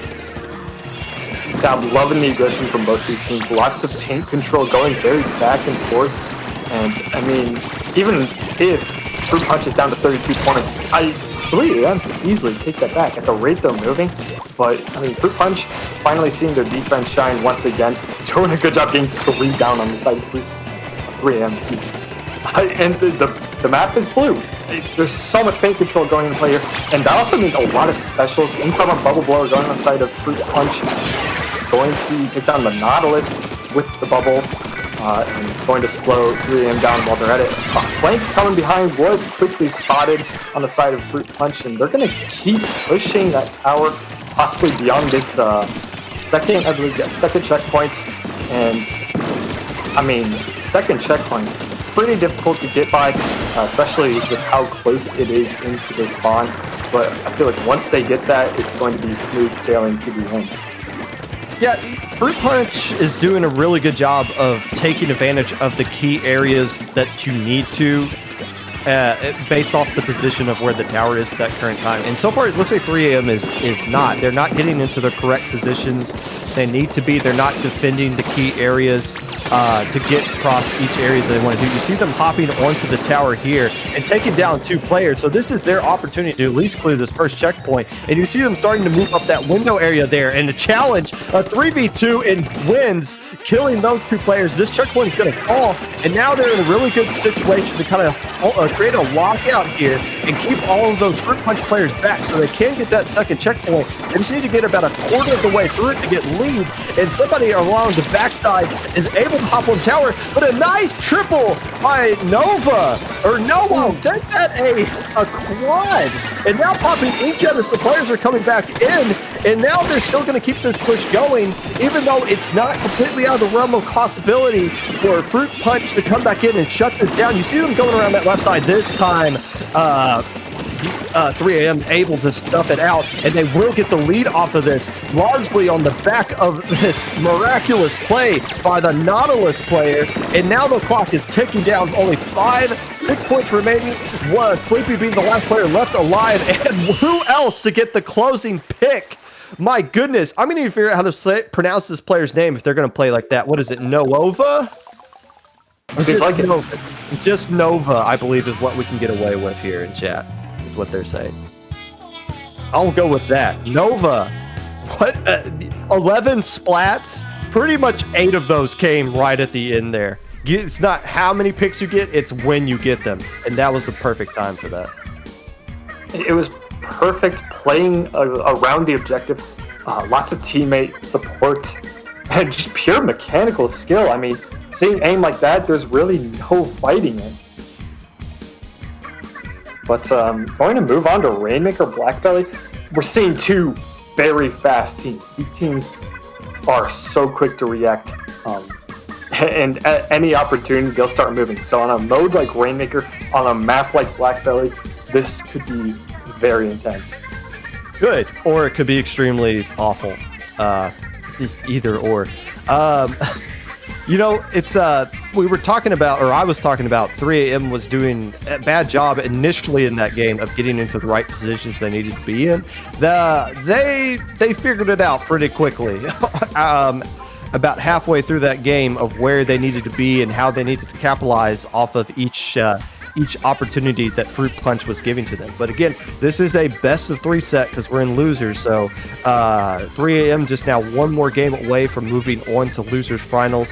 Fruit Punch, they've been having this long run in losers bracket here. 1 game away from it ending. And yeah, Rainmaker, the problem with Rainmaker is, you know, it can end so quickly. Just a bad 10 seconds could end the game for you. And when you know you have 1 loss from being eliminated from the tournament, you sometimes might play a little bit more passive because you're gonna be playing not to make that mistake instead of trying to force the other team into the mistake. But Fruit Punch coming out here with a little bit of a comp change. They are coming out with the C-Jet, and you see them building up that Stingray they're going to fire right off the bat. And Japanda coming out with the K-Shot as well. So a little bit of a comp change from Fruit Punch. And so far, it's working. 2 players go down and 1 player forced to jump back. Mars Chan, being the last player left alive, having to jump back as well. So they'll have the defense set up, but still Fruit Punch winning the opening fight, at least. Yeah, we're seeing the early Ray, all these missiles coming out. They have a very oppressive range special. That seems to be the trend here. Lots of bubbles, the Ray, the missiles. Even if they didn't have paint in mid, all those specials being fired at once caused everyone on the side of Fruit Punch to jump back, and that let them get their first push down to 37. Looks like they could continue it, but 3AM going to get that pop, possibly making Fruit Punch have to retreat back to mid. But they're doing a good job staying alive, popping these missiles right now, going to keep their mid control in check. And now the question for Fruit Punch is going to be, as they lose 1 player and they lose man advantage, are they going to keep up this aggression, or are they going to say, we have the Stingray, let's just turtle up, let's try to make them make the mistake and us punish it? But with 37 points remaining on some maps, like on the Reef, that would be a good score to have. On Black Belly, it is not at all, especially with 2 players going down. And they're not going to have a C-Jet ready because a Stingray, because the C-Jet player did go down. So this is your window for 3AM to make something happen. The missile's coming out at a good time, and combined with the burst bomb from the C-Jet, using the entire kit to shut down the special. Very well timed Tina missiles, I believe, from Japanda's K-Shot. That is able to stall the push down, at least now, and they do have the Stingray ready online, and looks like Fruit Punch is opting to get the Rainmaker out of there, combined with the Stingray to help clear the path. A slightly effective Stingray to cause 3AM to kind of get scattered there, but in the end, they do stop the Rainmaker. They make this push on the left side, kind of changing it up a bit. You definitely don't want to be predictable, especially on this map. It can be pretty easy to tell where the Rainmaker is going to go, and then you can set up defenses in response. So, but the C-Jet is going to hold down mid. We're going to see how effective that is, especially with this Jet coming out. They want this C-Jet out. They want the C-Jet gone. They want that Ray out of play.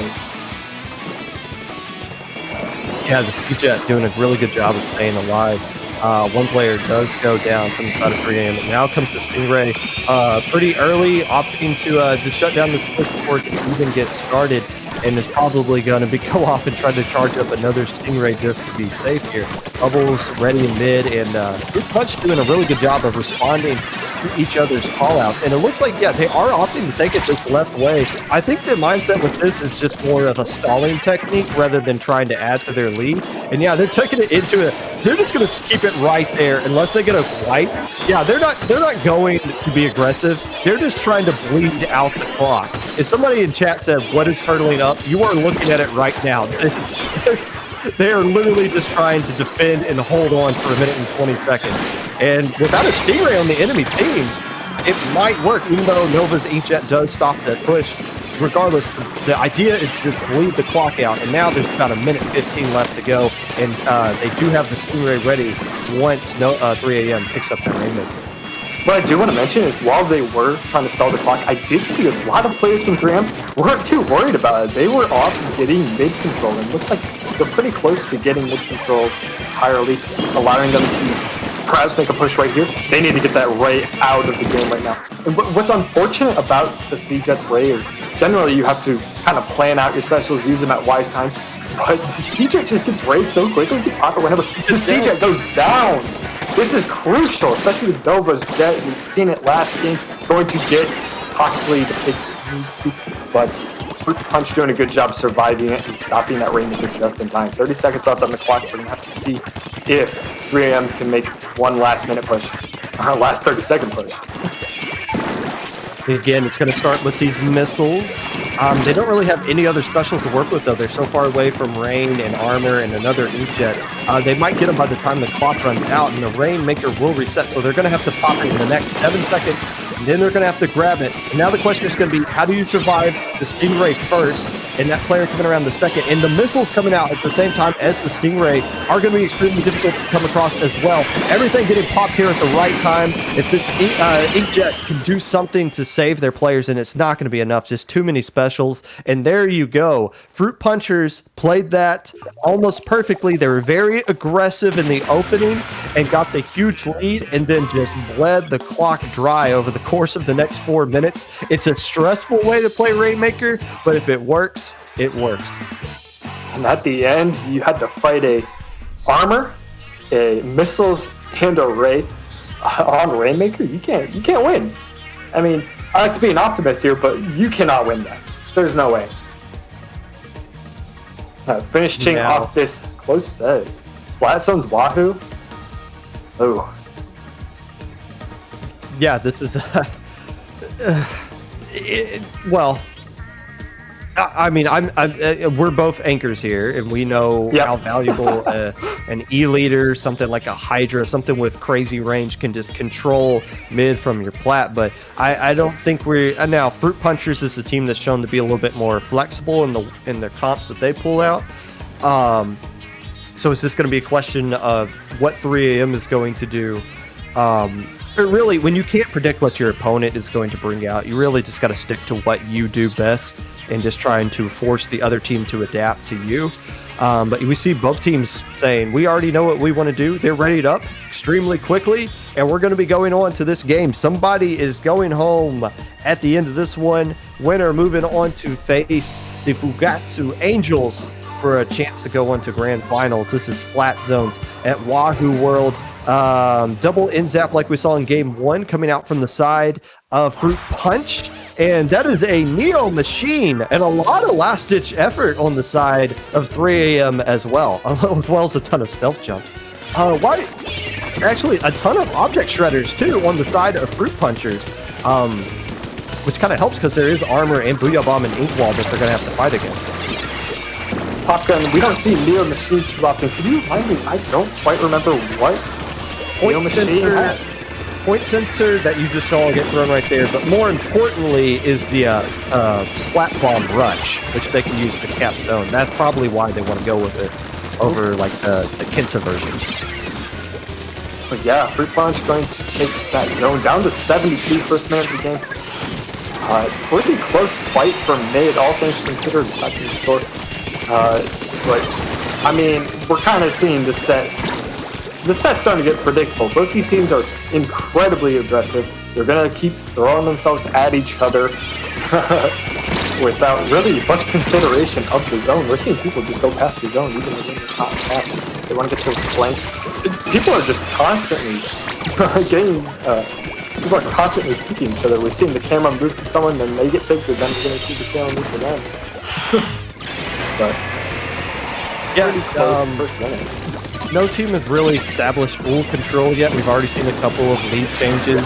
We haven't seen a ton of penalty points be erased before someone else comes in and absorbs it. Bubbles getting popped there by Sleepy, but Sleepy getting taken out, so those bubbles won't be crazy effective. And right now, 3AM is the team that's barely holding on. But again, nobody has established full control just yet, as we see 3AM starting to push up. Now, getting a couple of picks, and this one player, I believe that Sleepy kind of caught on their own, survives and gets a trade. But still, that trade is going to work out into 3AM's favor because all the penalty points are gone, and they are ticking their way down to a KO. You see Japanda working around on that right side, and one more player jumping in. That player 99 survived that Booyah Bomb, though. Instead, they're opting to just hold that Booyah Bomb. I don't think they were aware that the player was jumping over there. Japanda still survives and takes down Danish. That will give them the man advantage. They need to rush in and take the zone, combined with the rain and bubbles online. But here comes the bomb rush from that Neo Machine, who does get taken down themselves. So, wow, 3AM almost had that KO, but now you see them starting to clean up here, and control for the first time is going to go completely to the side of the yellow team in Fruit Punch. Fruit Punch handled a very stressful situation so well. We saw Japanda get that one pick and immediately just started moving, no hesitation, and the teammates started moving with them. You'd love to see that kind of teamwork. But seeing Nova here, Very strong Inkjet. There it is with the Splat Bomb launcher and Ink Armor going to cause Fruit Punch to either back up or get splatted. There's no choice against those specials. And they're going to get that zone, keeping it at 15 versus 33 points. If they can get that penalty up, especially with 2 minutes left, that could be a clean KO. Yeah, if Fruit Punch wants to win this one, once they get back control zone, if they get back control zone, looks like they're going to do that just now, they need to find a way to keep 3AM staggered, because they're just going to build up their specials again and just throw Booyah and Bomb Rush and then combine an Armored Inkjet, and there's almost nothing that Fruit Punchers can do to stop that. So right now, they got only 20 points to go through. They are building up specials of their own, but you see they're not really doing anything to try to stop the special from being built from 3AM. And now we see all the specials coming out. Inkjet, Bomb Rusher, but the bubbles coming out at a really good time. That actually blocked the Booyah Bomb because the Booyah Bomb made contact with the bubbles, and with that confusion, 3 players go down, so they survived the special push, and that is going to be it unless Nova makes a hero play, and they will not. Fruit Punch has punched their tickets into losers finals. I said they needed to find a way to solve the riddle of all the specials getting thrown at them. How about just making some really huge bubbles and just having them block everything at the perfect time? Nice play by Sleepy. And if you asked me halfway through that match, I would have said 3AM was going to win this. They did such a good job turning that around. And something that's almost never mentioned is the turning nerves. I mean, Fruit Punch had to get going, and they did. They ended up taking the victory there. Very clutch past couple of games there by Fruit Punch. And yeah, you probably, and we're starting to see why they've been doing so well in losers brackets. Again, it's probably been a very stressful Sunday for them, but they have now won 5 straight matches in losers finals, and or losers bracket, and we're going to take a quick break before our losers finals of Fukkatsu Angels versus Fruit Punch. So go use the restroom, do whatever you need to do. We will be right back with Low Ink here on IPL.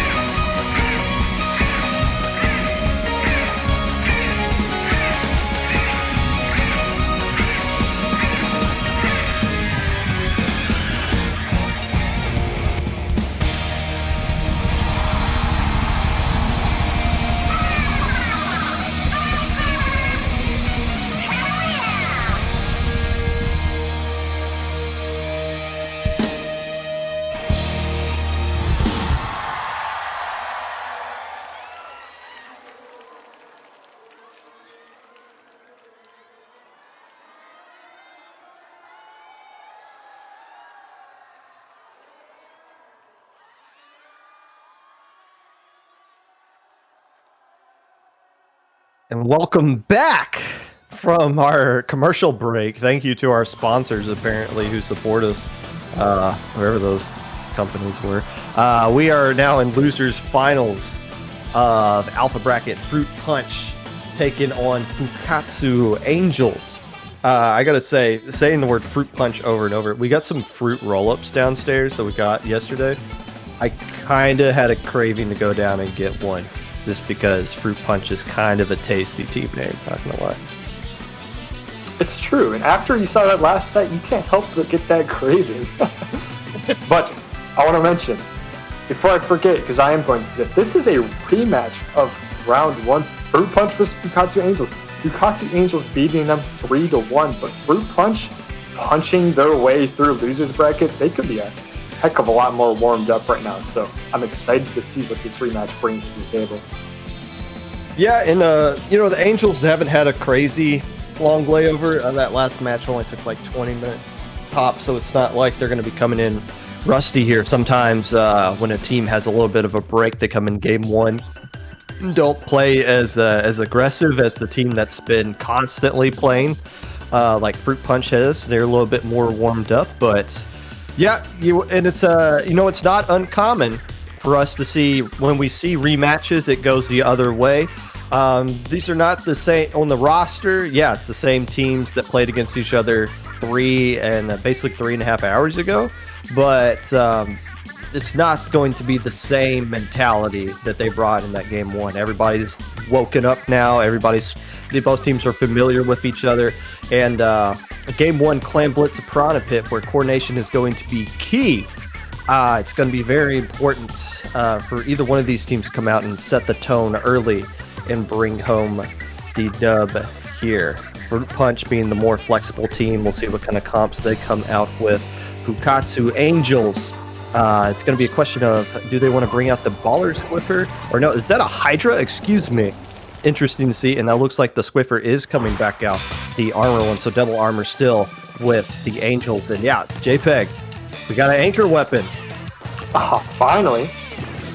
And that's what stands out to me. You see Fruit Punch choosing to use that Hydra, going to be pretty dominant if they can keep their positioning in second, while Fukkatsu Angels definitely going for a lot more paint, less range, and that's it seems to be helping them bot here, running the Hydra, keeping the ground, going to get 3 down inside the Fukkatsu Angels, going to immediately get a power claim. You rarely see a push happen this quickly on Flame Blitz.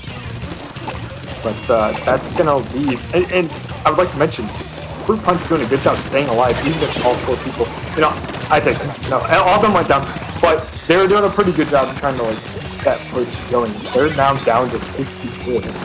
Yeah, staying alive would have been very nice there. You saw one player be a little bit greedy, trying to just feed in there to throw at least 1, maybe 2 more clans in, ultimately gets shut down. And that is only going to leave 1 player alive for the side of Fruit Punch. So a lot of purple players able to get control of the map. But it doesn't really matter because 2 players immediately go down on the side of the Angels. And Fruit Punch, who has a Hydra that is currently top fragging right now, just abusing the range differential they have over everybody on the side of the Angels, popping their first armor as well. And if that Hydra can just get established underneath the backside of the base there, just right behind that wall, yeah, exactly, right there. There's almost nothing that the Angels can do to stop it. They can just get really comfortable there, abuse all their range, and just keep the path clear for Fruit Punch to basically threaten to get a KO. You see them, and more clams spawning right next to the basket. They just need 1 more clam to get the KO, and they don't really have enough players left alive to defend against this sleepy. Oh, I saw it. And there you go. We talked about this. The team that's a little bit more hot versus the team having the break. Fruit Punch looked more ready to play that game than the Angels did.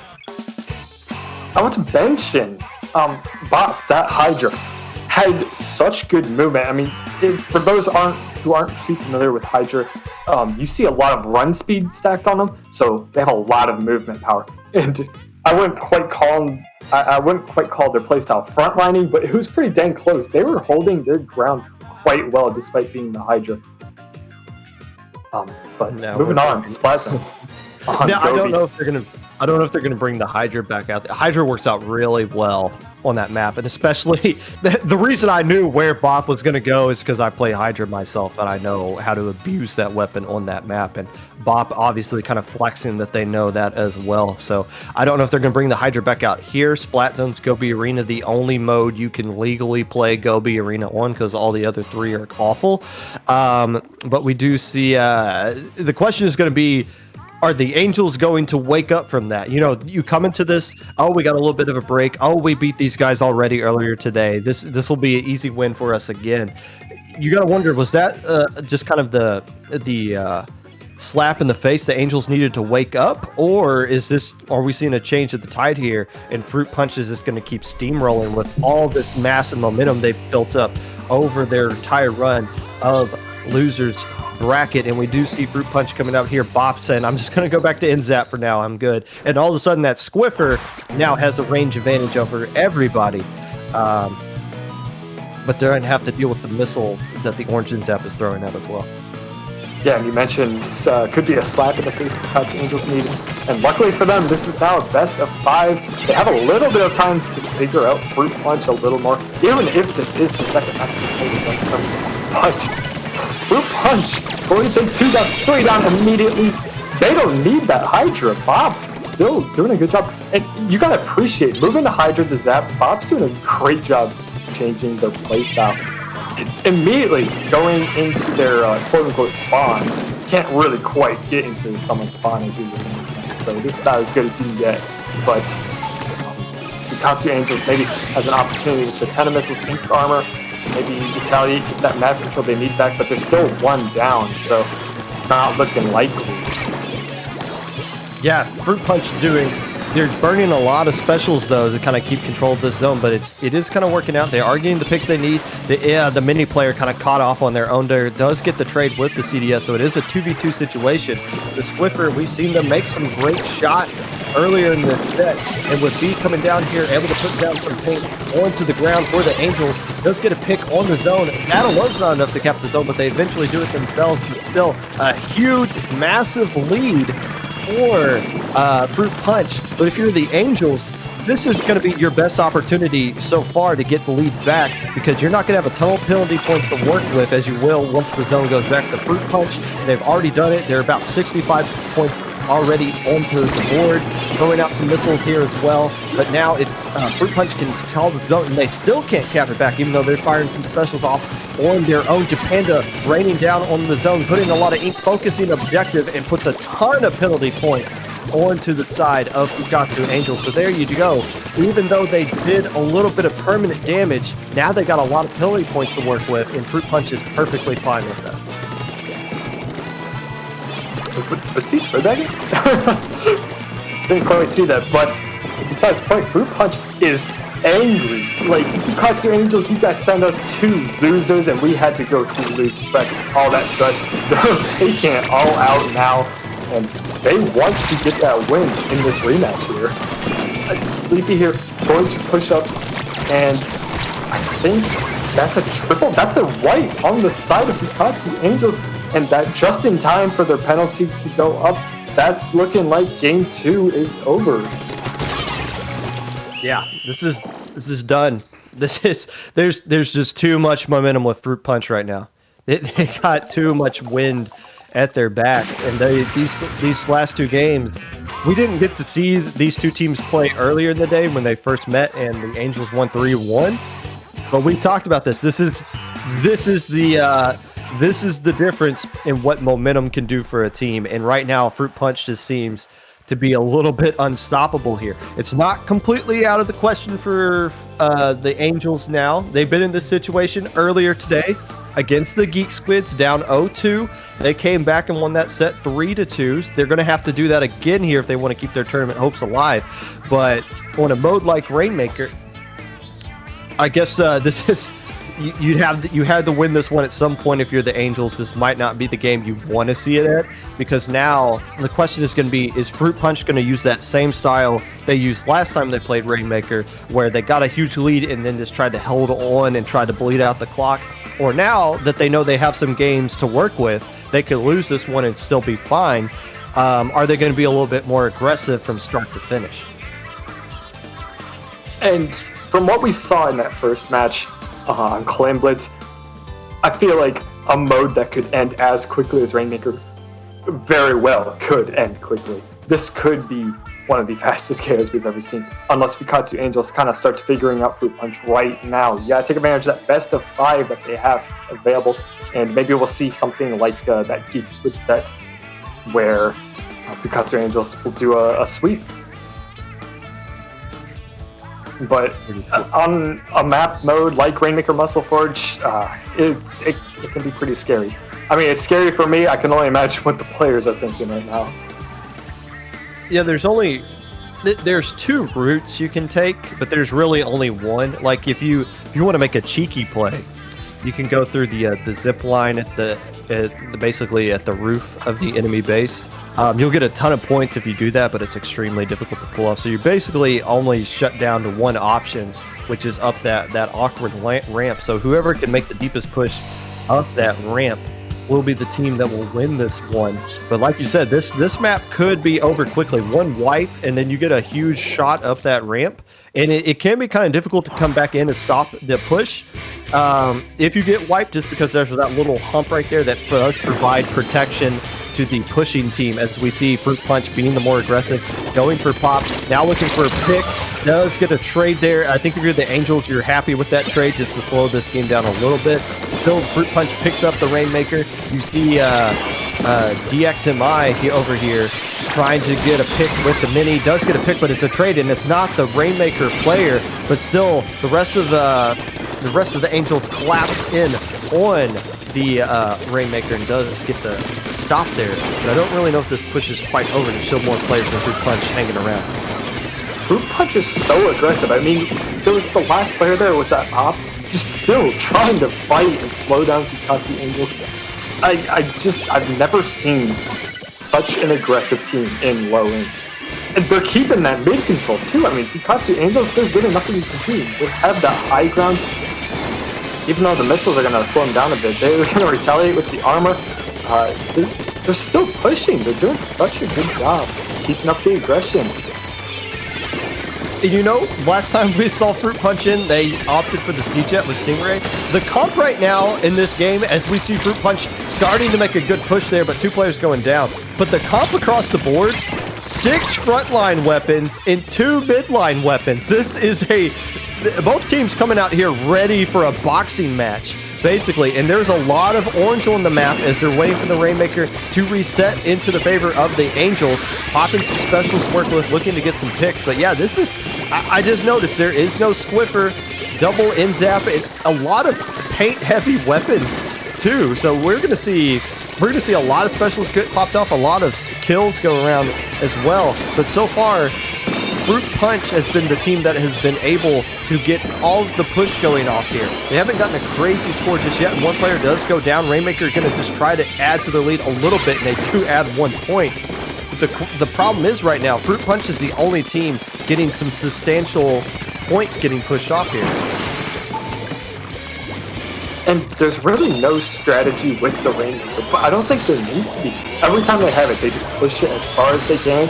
If they go down, because they're not too worried. Fruit Punch is doing such a good job staying where they need to be. Like, look, Bop is right here.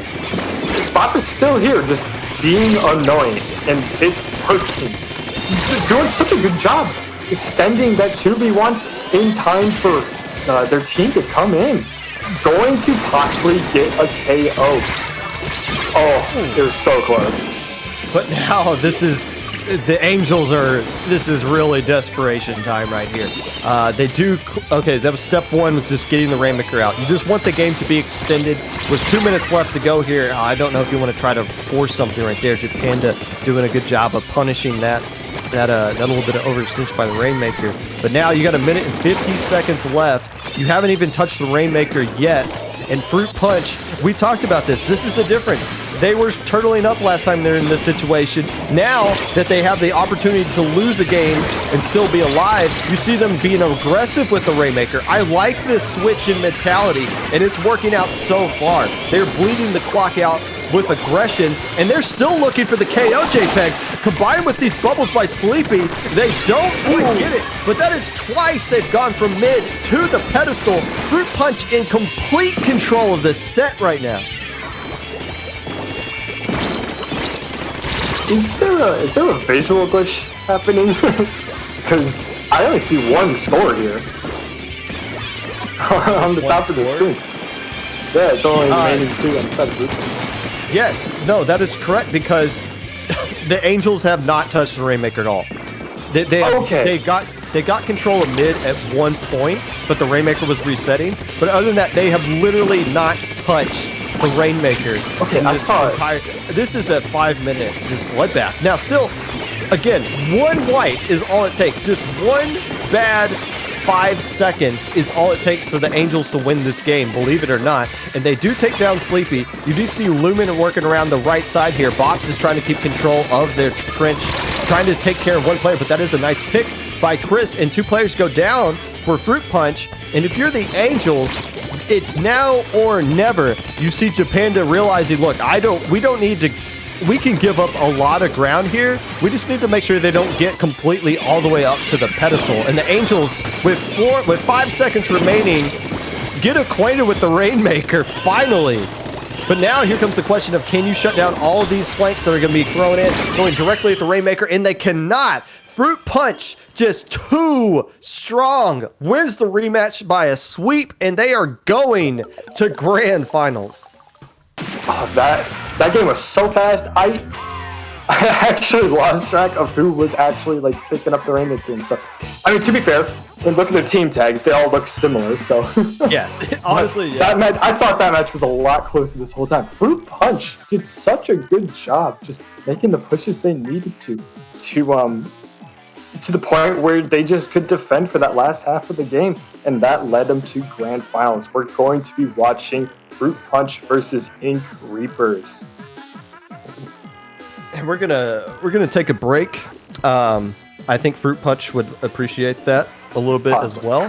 We're not going to take a huge break, but this is a great opportunity for you to go use the bathroom, get some snacks, maybe get your little Fruit Punch juice or whatever snack item that you can associate with the Ink Reapers. And we will be right back with grand finals of Low Ink here on IPL.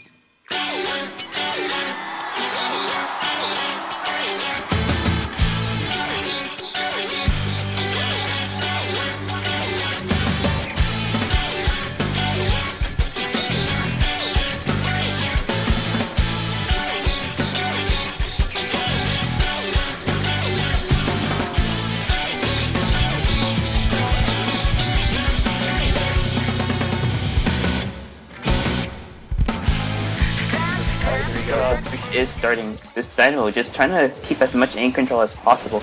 They do get pressured by the Nautilus, and the Rainmaker shot did... Oh, that... How do you not die from that? I was doing a good job surviving. Oh, oh my goodness, God. he is doing a good job. That was... Oh, say that he dies. Oh, but it's 3 down. That is a wipe on the side of Ink Pressure. It looks like Ink Pressure is being pushed back a little bit. Getting pushed back a little too much. Oh, fight. Uh-oh. Oh, but he does get the upper hand. Yeah, I think Ink Pressure had a little too many clams there. Oh, there's a jump. Unexpected jump. Oh. Keep that back. Yeah, you got always gotta watch sneaky, because that can happen anytime.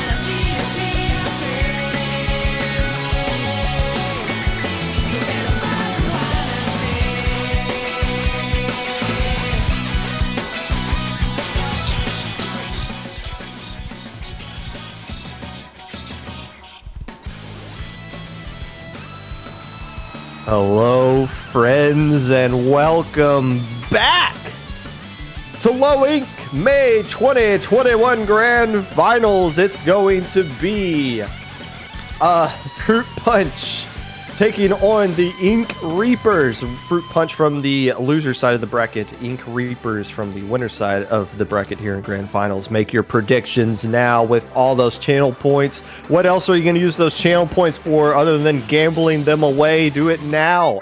Get all your predictions in before we start the set. And JPEG, I believe you said you had some announcements or something to read out, or? Yes, first of all, I want to give a quick thank you to Kiver for the raid of 52 people. Thank you so much, Kiver.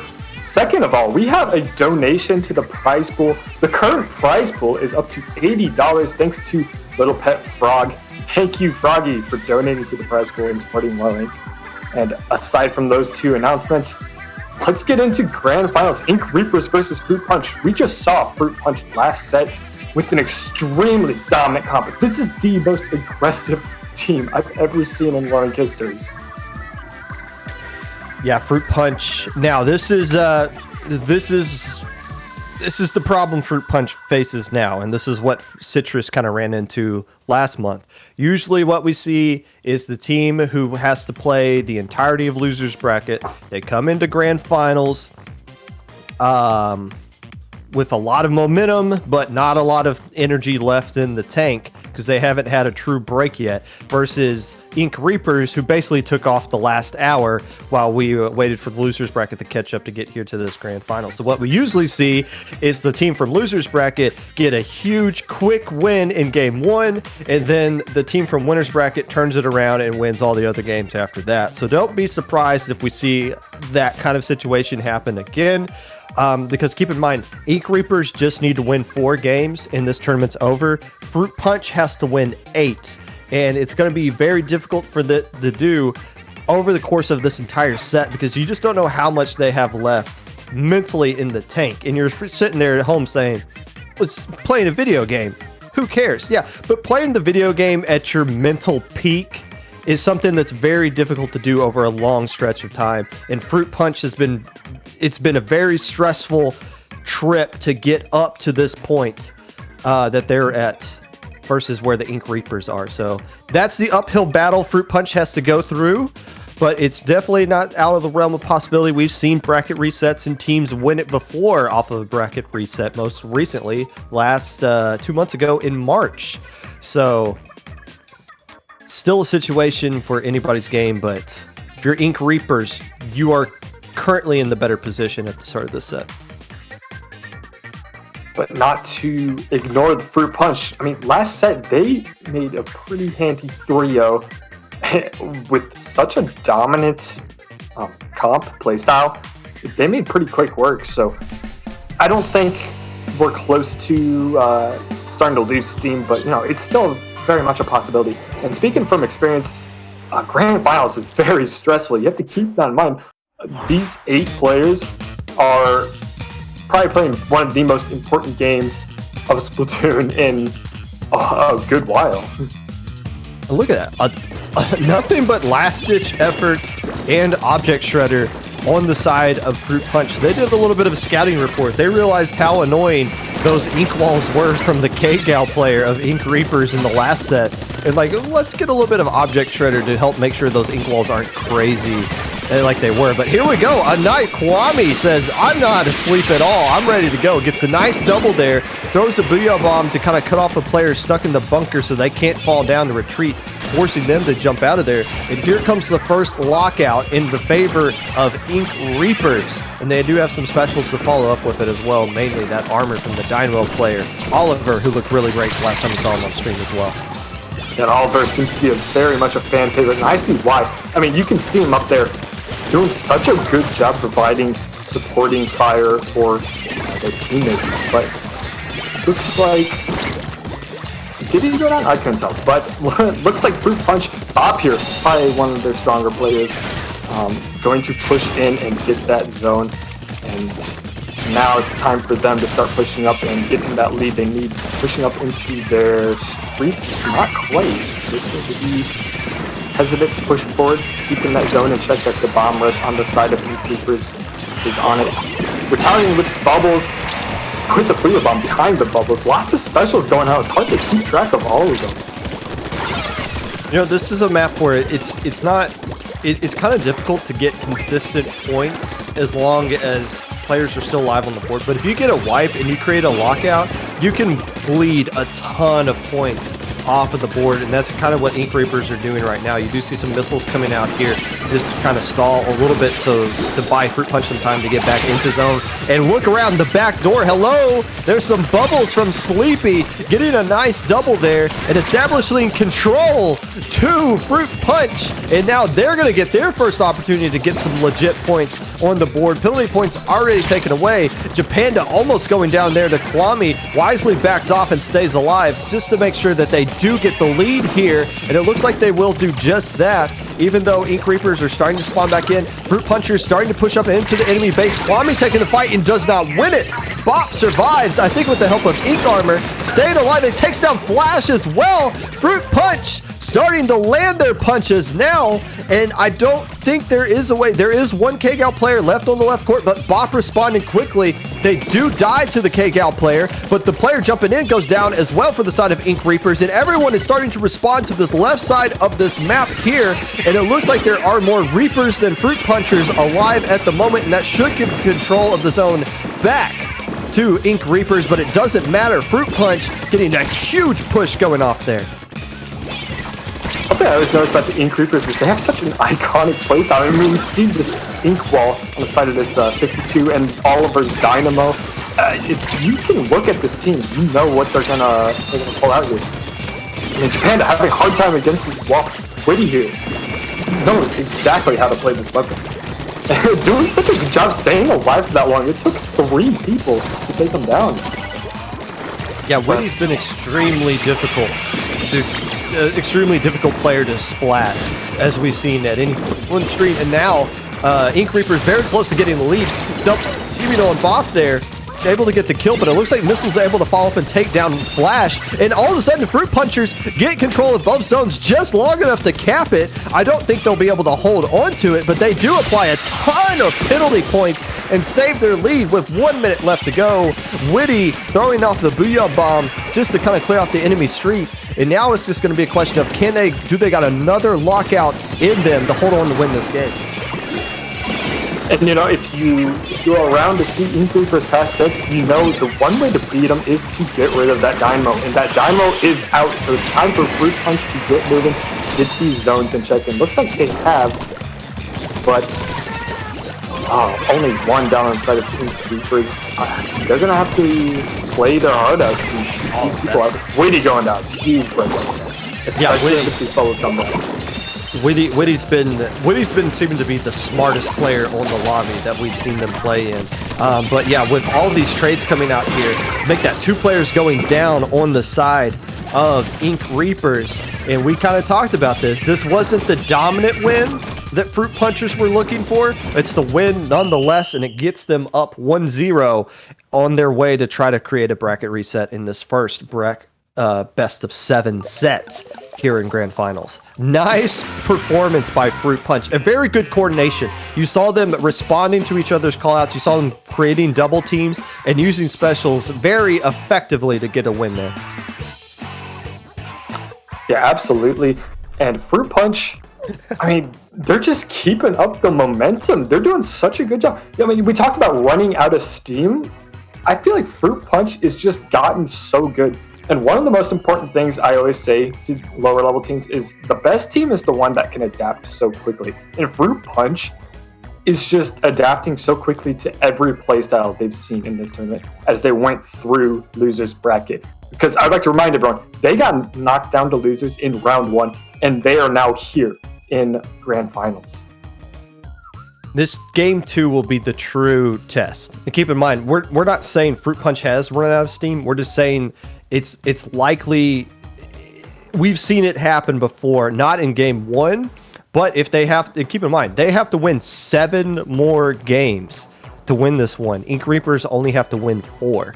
So game 2, if Fruit Punch can win this game 2, they'll be in a really good position. If they lose this game 1 and surrender any kind of momentum to the Ink Reapers, that's where they're going to run into a little bit of trouble. But currently, a 6-game win streak for Fruit Punch. Since we started streaming them, they lost game 1. They've won every single game since then. They would love to make that a 7-0 record for themselves. But still, that wasn't a completely dominant win there. Obviously, Ink Reapers were in a good situation for a lot of that game. They just couldn't hold on to that zone at that last second there when they needed it to help keep control of the zone and avoid penalty points. But now Rainmaker at Mako Mart. It's been a while since we've seen this map and mode in Grand Finals of Low Ink.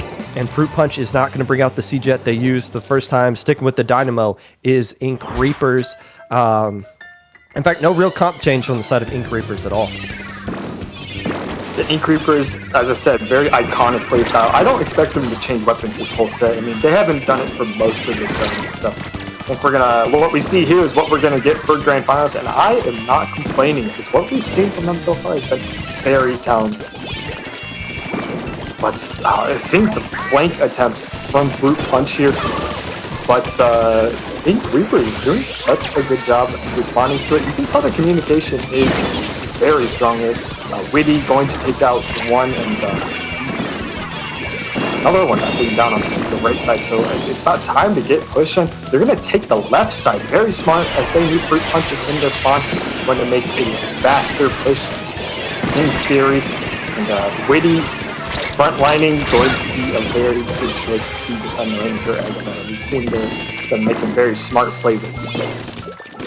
Yeah, and this is that's a nice kill there by Bop. That'll be the last player left alive, so that will end the push. But still, 32 points remaining. That is kind of a big score on this map. It's not the most difficult one to get past. And we've seen Fruit Punch play 2 different play styles with Rainmaker. We have yet to see them play from this kind of position where they're in a deep hole in Rainmaker, though. So we'll have to see how they respond, how they try to dig themselves back out here. 2 players going down on each side, with Rainmaker for Fruit Punchers being one of the players that does go down. But you do see them getting control of mid at least, starting to kind of work their way to get some picks and create a double team situation possibly on the left side if Oliver doesn't jump back in, and Kwame as well from their spawn. You see Witty doesn't quite win that 1v1. It ends up getting a trade, but still that kind of just stalls things out here, which works out into the Reaper's favor. But look how blue this map is right now. They might not have the man advantage to the Fruit Punchers, but they do have control of the vast majority of the map. And the problem with all that paint is the Dynamo on the side of Ink Reapers is going to have a little bit more trouble getting their feet kind of planted on this map. I mean, all this paint control is kind of starting to cause a little bit of lost control on the side of Ink Reapers. They're having trouble just getting back in the mid. Although they're doing a pretty good job slowing down the Rainmaker. No substantial push yet, and with the Rainmaker down, I think it's about time they start getting the mid control back. Yeah, you saw Shogun with the Rainmaker, and they didn't really seem comfortable going anywhere with it. They didn't really seem comfortable holding the Rainmaker at all. It's just like, yeah, they had all the map control to work with, but they didn't have the players in the position they wanted to be in, so they didn't really know what to do with it. So a little bit of a miscommunication there with the rest of the teammates. And again, all that does is just bleed the clock out. But 2 players now down. Witty, fell down there.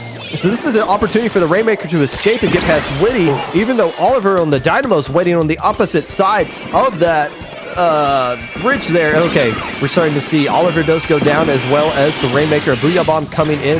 That's going to force Bop to jump back to stay alive, but stays on top here. It is going to get the pop, and 2 players are down, and they're not picking it up. And okay, somebody else jumped behind and picked it up. Okay, I was really confused there, but they can get lead right here, and they do just that, slipping past everybody and underneath the shots of the K-Bal, and Jim Panda in a really good situation right here, gets the pop. It is going, I don't know if they added points to that or not, but still, damage done. 17 points remaining, and all of a sudden, there's only 1 minute left in this game.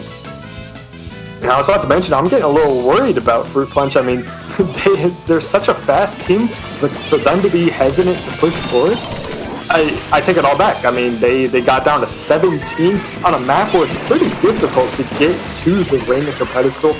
That's a very strong lead, especially with about 40 seconds left on the clock. That's exactly what they need, and they can just sit tight and defend for the rest of the set, lead out the clock. Yeah, and Ink Reapers here with about 25 seconds left to go. They've been stuck plate defense for the vast majority of this game. Only one true push that they've been able to pull off so far, and it was at the beginning of the game. Now they're going to have to be a little bit more aggressive. You see Flash just sticking around the Rainmaker. It looks like they're opting for Flash to be the one to pick it up. Witty trying to work up that left side with Oliver helping out at their back, and the Rainmaker is able to land this jump up here, and there is no Stingray or Booyah Bomb that they can kind of use, but they can build up bubbles. They do have Bomb Rush ready to go. Fruit Punch, that is for the defense, and they are popping the Bomb Rush, but a lot of those bombs are going to get eaten up by that Booyah Bomb that gets taken down, but they do take down Witty on top of that, and Bop, in a great situation, avoids the K-Pro and kills the Rainmaker that was trying to be shielded by the K-Pro, and all of a sudden, Fruit Punch, 7 straight wins. Did I say they would run out of gas? Because if that was the fact, they have yet to show any signs of slowing down, winning that one from being in a huge hole early. Nice win there by Fruit Punchers, who are now up 2-0 in this first bracket that they are hoping to reset. And Bop getting that last pick on the Rainmaker to end that game has been such a fearless player. We've seen multiple plays from them where they just go in, fight a ton of people, and just come out alive. It's actually insane. I've never seen anything like it. I mean, typically when you want to play Splatoon, you want to avoid the 2v1 situations, but Bop is just throwing all that out the window, going to just go in and succeed in all of that. So I want to give a quick spotlight on that player because I've never seen anything like it. Yeah, we're seeing a lot of really great plays on both sides of the set here. Game 3 now of this first bracket that is starting to look more and more like it will be a reset with how things are going here. Tower control at Anchovy Games, and everybody's readied up, so we don't have to kind of predict what is going to happen here. Like you mentioned, Ink Reapers, they're not changing their weapons, which is fine. Kind of reminds me of an old Xanadu team that you knew exactly what comps they're going to bring out every single time, and they're basically just like, it's on you to figure out how to stop us, not the other way around. So yeah, still the same kind of comp. I mean, Flash coming out with K shot instead of the Neo Splash, no real difference, and no surprises on the side of Fruit Punch as well, as players are starting to get set up, and Oliver getting into a nice perch there for Ink Reapers up on their own plat. A pretty long, drawn-out fight for mid, finally going to possibly be ended by this Booyah Bomb by Witty. A little indecisive on where to throw it, and that kind of led to the map kind of turning purple, but I mean, I have full trust in Witty here. I mean, playing around these walls, doing a great job keeping positioning. I mean, single-handedly keeping this right side of the map here, finally ending in a trade, but by the time that trade is up, Ink Reapers slowly but surely pushing that tower with all of her front lining going to provide tons of paint coverage for the side of Ink Reapers. Yeah, this is again, this is kind of how we saw the first game, or the second game kind of start off with the fast start by the Reapers.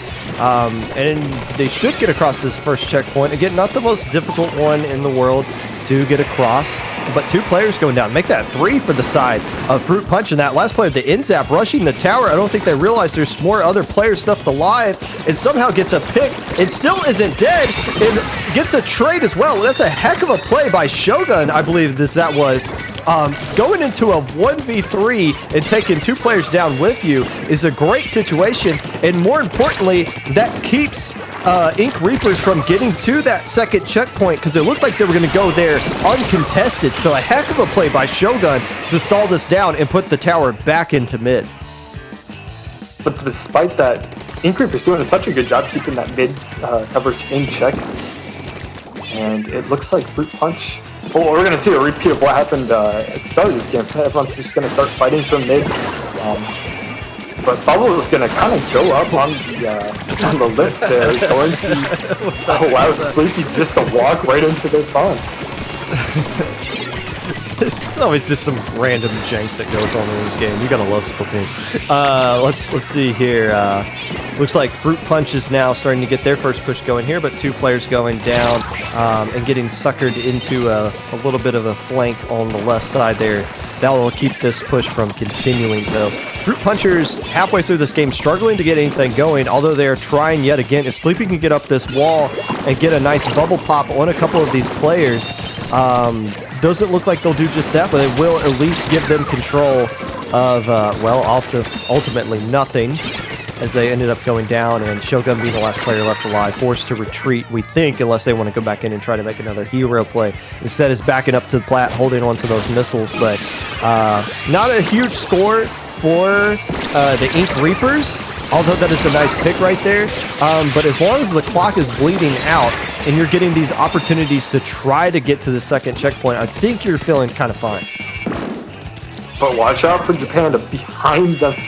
This is a pretty underrated map when it comes to flanking. No one ever expects it, except for Oliver. Oliver sees it and definitely has called it out. I think Ink Reapers is going to mid, and hopefully. But it looks like they're just going to opt to jump out. No worries. They got a pretty good lead, especially with the minute and a half left. They're quickly losing map control. I think that's going to be the big concern right now. You know, there's not a lot Fruit Punchers have to do to get lead in this game. They got to clear that first checkpoint. Again, it's been difficult for them to even get to that checkpoint, but once they get there, clearing it shouldn't be that difficult. And all they got to do is get to that second checkpoint to get lead. But again, Ink Reaper's doing a really good job this game. They're not getting a ton of points, but they're getting the splats when they need them. They're not letting Fruit Punch get set up to get any kind of push going here. And now they have all this green paint on the enemy map. This might be the first opportunity for Ink Reapers to get a ton of points up on the board. As you see, Fruit Punch is back in this position. Double Booyah Bomb, and you see the stall. The first one coming out, and the second one going out as well. It somehow doesn't kill anybody, and the only response is 3 players going down on the side of Ink Reapers. So a nice Booyah Bomb coordination ultimately works against them, and it gives, check this out, Fruit Punch is now in their situation to where they can get their first push going, and the Ink Reapers are going to have 0 Booyah Bombs to work with to try to stop them. Not to mention the 2 specials on the side of Fruit Punch. This is definitely not looking too good on the side of Ink Reapers. We see the bubbles coming out, although they just got armor just in time. It looks like they're about to get missiles if that K-Shot can stay alive, but it's not looking likely. I mean, missiles on the tower, not going to do a whole lot. And they're past that checkpoint, and most people are just now responding. So, this is looking really bad. Are they going to win this? They might. If they can get on the tower now. It's a tie. They get it. Ooh. Oh my goodness. Oh my goodness.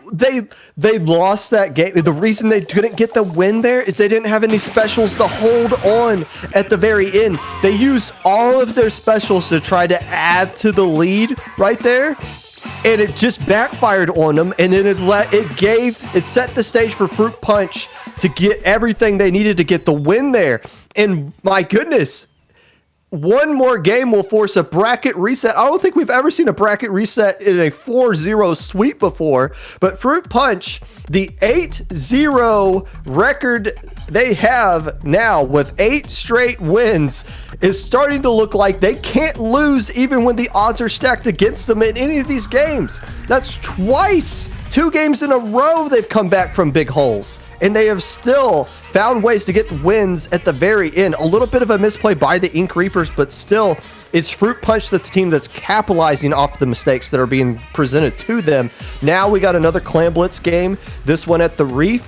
If you're Ink Reapers, I mean, it's almost not, I mean, you don't want to just give up knowing that you got a bracket reset to work with, but I mean, to win on this bracket, you have to win 4 straight games. And you're going to have to burn off a lot of energy to do that. It comes to the question of, I mean, obviously you're going to play this one out to win, but still you got to be thinking in the back of your mind, if we just lose one more time, the score resets anyways. At what point do we really want to try to push this to a game 7, knowing if we lose that, it'll be heartbreaking for us. But still, Fruit Punch with a lot of momentum at their backs here is... I can't imagine a scenario where this doesn't become a reset. I don't want to discredit Ink Reapers because that was a very close win for Fruit Punch last game. Honestly, Ink Reapers should have had it, but they just could not get. They just couldn't stop them in time. So I think Ink Reapers still has it in them, but it was a heartbreaking loss. If you want to focus on the mental aspect, I wonder how they're doing right now. I mean, are they re-energized? Do they really want to win, or are they just kind of feeling down after it? Well, I think you want to get a couple of wins here just to give yourself something to work with going into a bracket reset if that were to happen. Other than just going down and saying, "Wow, we just lost 4 games to these guys." You need to convince yourself that you can actually. You need to see it happen. You need to see a W happen going into a bracket reset to give yourself some mental advantage here. But with 2 players going down here, Witty trying to make a play, kind of sandwiches themselves a nice suction bomb, and then Shogun forcing them back into that suction bomb with their own weapon creates this wide open gap, and Fruit Punch is looking really kind of strong right now. They already popped the basket. They got a ton of claims to work with. Oliver gets taken down. I think that was some armor on Bob, who survived that smack to the face. And Bob working around the right side. Flash doing a good job of winning that 1v1 and will shut down Japanda. No, but will at least keep Japanda from throwing all 7 of their clams in. So a good defensive effort there by Ink Reapers. But Fruit Punch is just looking way too strong right now. We know from the last sets we've seen of Fruit Punch that they're very strong on Clan Blitz. They have no hesitation, which is kind of a problem teams have, especially around the skill level with Clan Blitz, is that teams are just playing this game like too slow. But Fruit Punch does not have that issue. They get the claim. I mean, if you see the person with 9 claims already using the bubbles, they have the communication and stuff. I mean, they threw that power claim, then the person with 9 claims lead right here with the bubbles going to throw most of them in. So that's going to bring them down to 19. This is insane coordination, especially for a lowering skill level. If you're Ink Reapers, if you find a way to win this one, again, that would be really huge for you mentally to say that we can come back and get this win, that we can win at any point right here, because that's what Fruit Punch has been playing with. They've been playing with the mindset of we can win every single game we're in as long as there's still time on the clock. Witty popping this Booyah Bomb in the hair, and 2 players going down, and 2 power clams immediately going in. Kwame staying alive, and there comes a lot of clams coming in as well. 31 points remaining, 4 clams online. Witty's the last player left alive, and they're trying to find Witty. They're not over here at the car, and it looks like they're back at their spawn, so that will stop this push. But damage done, a huge push, and a good sign of life from Ink Reapers that they desperately need to show. Yeah, Ink Reapers, I'm noticing their pushes are few and far in between, but every time they do get a push, it's pretty substantial. So in these last 2 minutes, if they can work together another push, I think they could get lead pretty easy. Especially if Fruit Punch doesn't extend their already pretty dominant lead. Let's see Japanda here. going to assist a teammate. Doesn't quite work out, so they back up, and that's going to let Ink Reapers get all this map control once again. All they need is a power climb, and I see one generated. Another one's pretty close. Splash keeps that bridge in check. Bob getting traded. Bob is so fearless, just walks right up and tries to get him.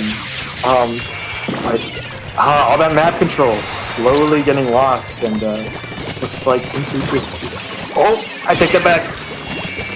Kwame making a nice play here. That is a triple from Kwame, looking for the quad. Post that on Twitter.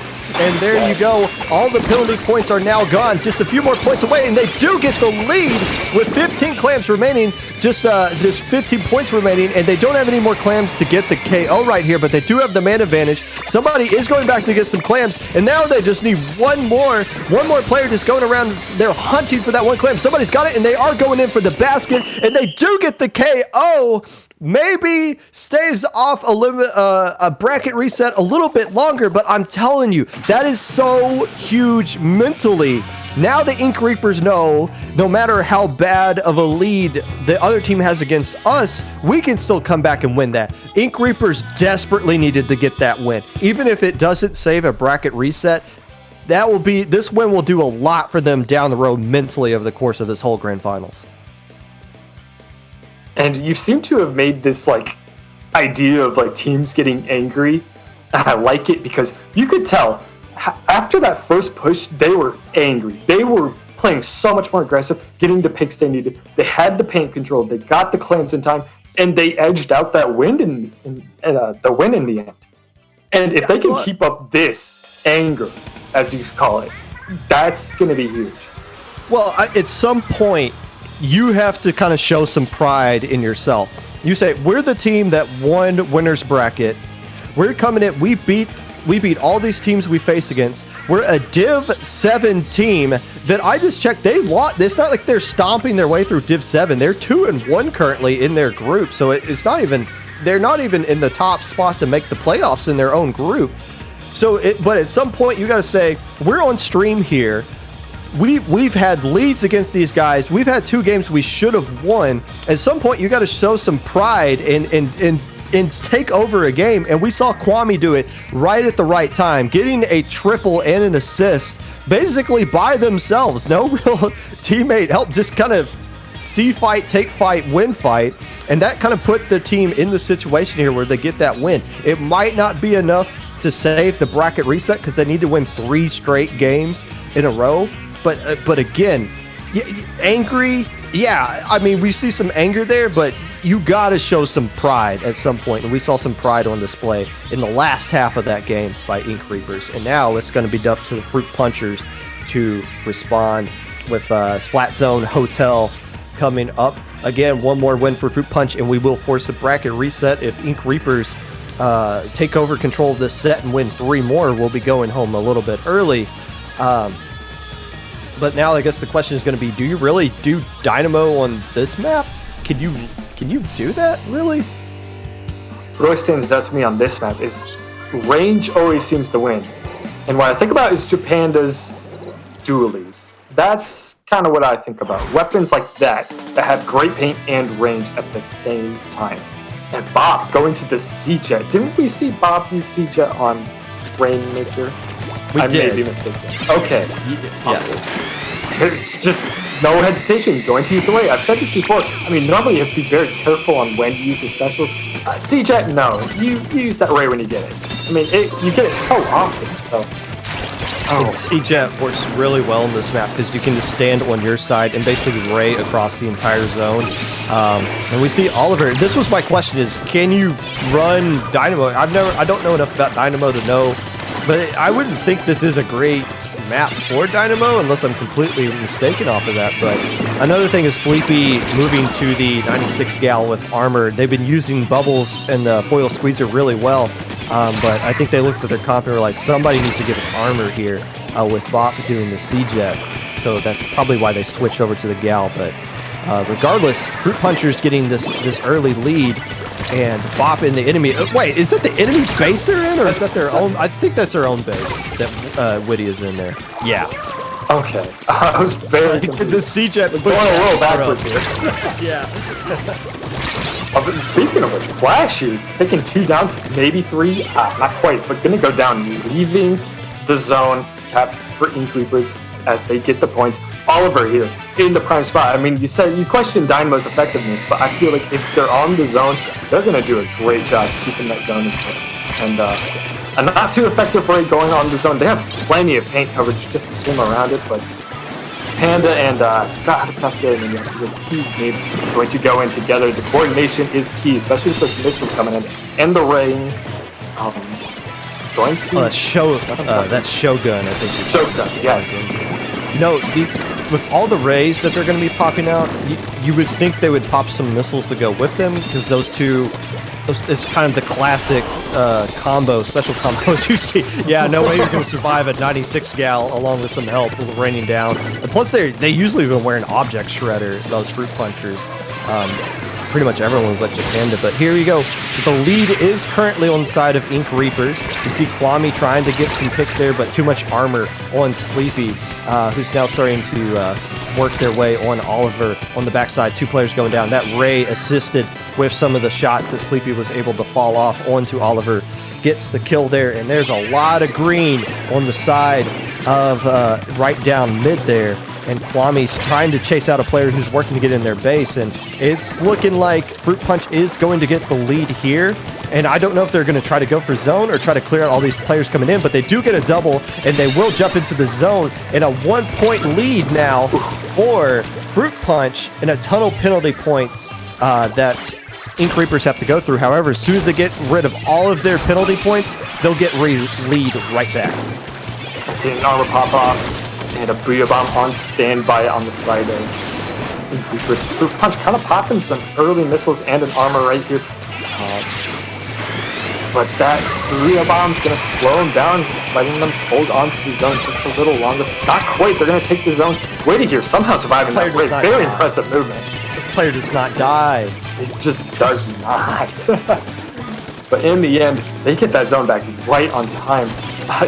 Fruit Punch is getting the zone right when they need it. I mean, they lost the zone right when they got the lead. They're just barely hanging on here. Oh, and a great recognition by Panda to see Witty working around that right side there. Now it's going to throw a Booyah Bomb back to the zone and keep the fight with Japanda. But Japanda's more than happy. Hey, keep looking at me, because you're the player that we have a lot of difficulty with, and we'll have the rest of the players focus on zone. However, everybody else that was focusing on zone for Fruit Punchers does go down, and there's not as many penalty points this time around as there were earlier for Ink Reapers. Just 10 more points to go, and then 10 more natural points, and they'll have the lead. Stingray is built up, but Stingray is not going to do a lot to cap the zone back, and especially with Pandas going down, that is a trade with Kwame, but it's not going to be enough to stop the lead from being taken by Ink Reaper. Sleepy popping the armor, trying to take the fight with Flash, does win the fight, and now can they get to zone quickly enough to stall it out? Shogun doing all they can, and it's not enough, and Ink Reapers, now with a 2-game win streak, is now starting to think we can end this tournament right here, right now, and avoid the bracket reset now that we got the momentum on our side. 2 straight losses now for Fruit Punchers, who were rolling on an 8-game win streak. As much as I want to keep up the enthusiasm, you got to keep in mind the perspective of Ink Reapers. You've been playing for 4 hours now. You don't want to do a bracket reset. You just want to stop right now, get that victory while you can. And at the momentum they got, I'm starting to notice a playstyle shift. I mean, they're keeping up a lot more aggression, and it's working against Fruit Punch. So if they can keep this up, I think they can get the victory. Fruit Punch is going to maybe need to change it up a little bit to counter Ink Reapers. And we talk about, it's not how many kills you get, it's when you get those specific kills. You looked at the KAs there on the side of Ink Reapers. The team that won that game, the most anyone had was 6. So it's not like they're bullying their way to get these wins here. They're playing more tactical. They're taking advantage of the opportunities that are given to them. Fruit Punch looked like they got a little bit staggered there in some situations. It looked like they got sucked into more 1v1 situations that were kind of keeping their attention away from zone while everybody else was collapsing in on it. So Ink Reapers seem to have recollected themselves and are starting to make some more smart plays again. The same plays that got them into this grand finals to begin with. But now we're going to Rainmaker again. Yes. Rainmaker on Black Belly Skate Park, and we saw this was when we saw F-Bop, or F-Bop, Fruit Punch Bop come out with the C-Jet. They just used C-Jet in the last game. I would assume they're opting to use it here because this is one we saw Fruit Punch 1 on back in loser's side of the bracket that started their miraculous 8-0 run through losers and a little bit here into grand finals. But again, they're going to need to find a way to steal back momentum from Ink Reapers. And yeah, from what we've seen from Fruit Punch regarding Rainmakers, they've been pretty strong on this map, this mode. But from the second game of this set, where they played Rainmaker Makamar, it was a pretty close game until Fruit Punch kind of, as you mentioned, got that last overtime pick from Bop. So I would expect this to be as equally close, especially with how Ink Reapers has kind of adjusted their playstyle. And here we go, the same opening we saw from Fruit Punch last time. Get that early Stingray, throw it out. This time around, unlike the game they played against, I believe it was 3 AM we saw them play on this map on. Nobody on the side of Ink Reapers died, and instead it's Fruit Punch who takes the first splat of the match here. You see Witty trying to work around back of their own right side zone area, trying to get suckered into a 1v1 situation here with Japanda, who does have armor, but isn't going to survive. Excuse me. Okay, so they don't actually survive, getting caught on the corner there with the Booyah Bomb, and 3 players going down, and Bop isn't going to be able to get a Stingray quick enough to stop some serious damage going up here, and it looked like they might find a way to get a KO if they can slip underneath. They do not, but 13 points remaining, and the Fruit Punch does clear out everybody except for Oliver, who I believe is back at their own side. So there you go, Ink Reapers have warmed up. They are playing. It took them 3 games, but now they're back into the play style we've used to see from them. Again, not a game that's completely out of control just yet, but still a very nice opening for the region. Especially in the first minute of the match. Generally, in the early stages of Rainmaker, you won't see huge pushes, but down to 13, that's a very, very impressive start. Especially for Ink Reapers. I mean, their momentum is so good. I mean, we talk about running out of steam, but it seems like they're regaining some. Well, we talked about Fruit Punch being the team that would be more likely to run out of steam, and I think we're starting to see a little bit of that now. Ever since they got lead in that Clan Blitz game on the Reef, it's been all Ink Reapers, and Ink Reapers seem to be the more dominant team here. Bop popping a Stingray, but without really realizing that Witty was just waiting for that to happen, shutting down that Stingray, now has complete control of this right side. And Oliver over there to support as well. With those two being the last players left alive, but it doesn't really matter. Shogun gets taken down. The bubbles from Sleepy trade with Oliver as a Booyah Bomb comes right back in. So a lot of trades going down in mid and nobody really establishing control of anything. And then that is something that Ink Reapers are more than happy to deal with, as it's just bleeding out the clock for this huge lead that they have.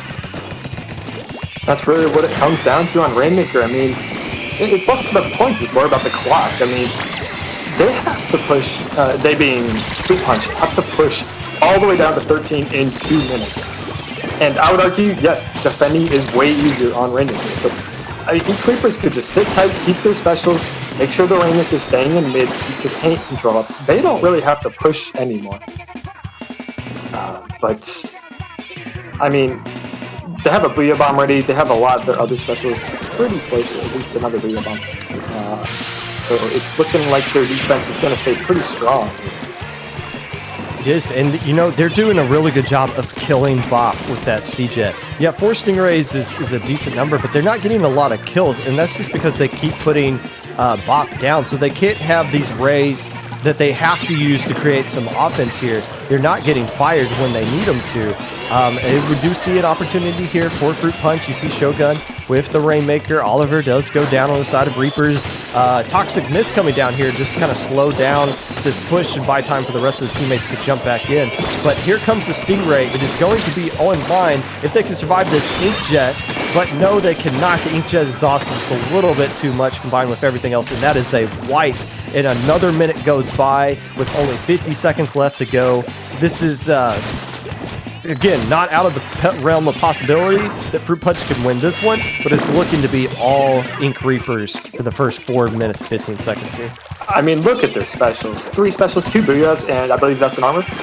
That's a very, very good defensive optimism. Bop gonna pop that Ray. Finally gonna do a little bit. Watch the splash damage, but only gonna take 1 down in the end. A Booyah Bomb and armor going to probably go after him. I see the armor, but no Booyah quite yet. And I just want to give a spotlight on Flash here. Those jets keep coming out at the right time. He keeps just taking out the Rainmaker just in time. So good job on Flash for staying alive, keeping a special as we have about 7 seconds left. Everyone's up, no specials in play quite yet. And that's going to be game. Wow. Ink Reapers evening out the score for a Game 7 match. A very critical Game 7 match. If Ink Reapers win their 4th straight game, force a bracket or a reverse sweep, they will end this tournament. If Fruit Punchers bounce back and gets the win here, then we will restart everything all over again. You talked about Flash's inkjets. And yeah, those were basically GG jets. You don't have a Stingray to work with to stop a push, so they just used inkjet. They camped them out at that right side. You saw them using the jet to on the side of the wall to where they could climb up over and get the kills in very high places. But the whole kit as well. Those Toxic Mists were coming out at the perfect time at that right spot just to keep the Rainmaker from going too far up ahead so that the rest of the teammates could come in and take advantage of those of the ink jets that they were popping as well. We got I'm not quite sure what's going on here in the lobby. It looks like one player is left, and if everybody's got crazy tags, it's not readily apparent who left for what team. I think somebody from the Reapers have left. So I see all the Fruit Punch players are still here. I think it was Kwame. Yeah, Kwame is gone. I don't know what's going on specifically with that. They say 2 minutes and we BRB. Okay, well I guess we're just gonna take a quick little break here. Somebody probably has to take out the trash or something like that. Hey, at least they're not dropping. It's all good. Yeah. It could always be worse. It's been a suspiciously smooth low ink. Is this where it goes downhill? Yeah. No, don't do this. It all started at BRB. Regardless, we will set the stage once again. This is Kwame is now back in. All right, awesome. I was about to say they did have a sub. We haven't seen Linux make an appearance yet, but that player might not be available. Regardless, tower control at Wahoo World. Again, this is in my opinion, this might just be a tournament game for both teams.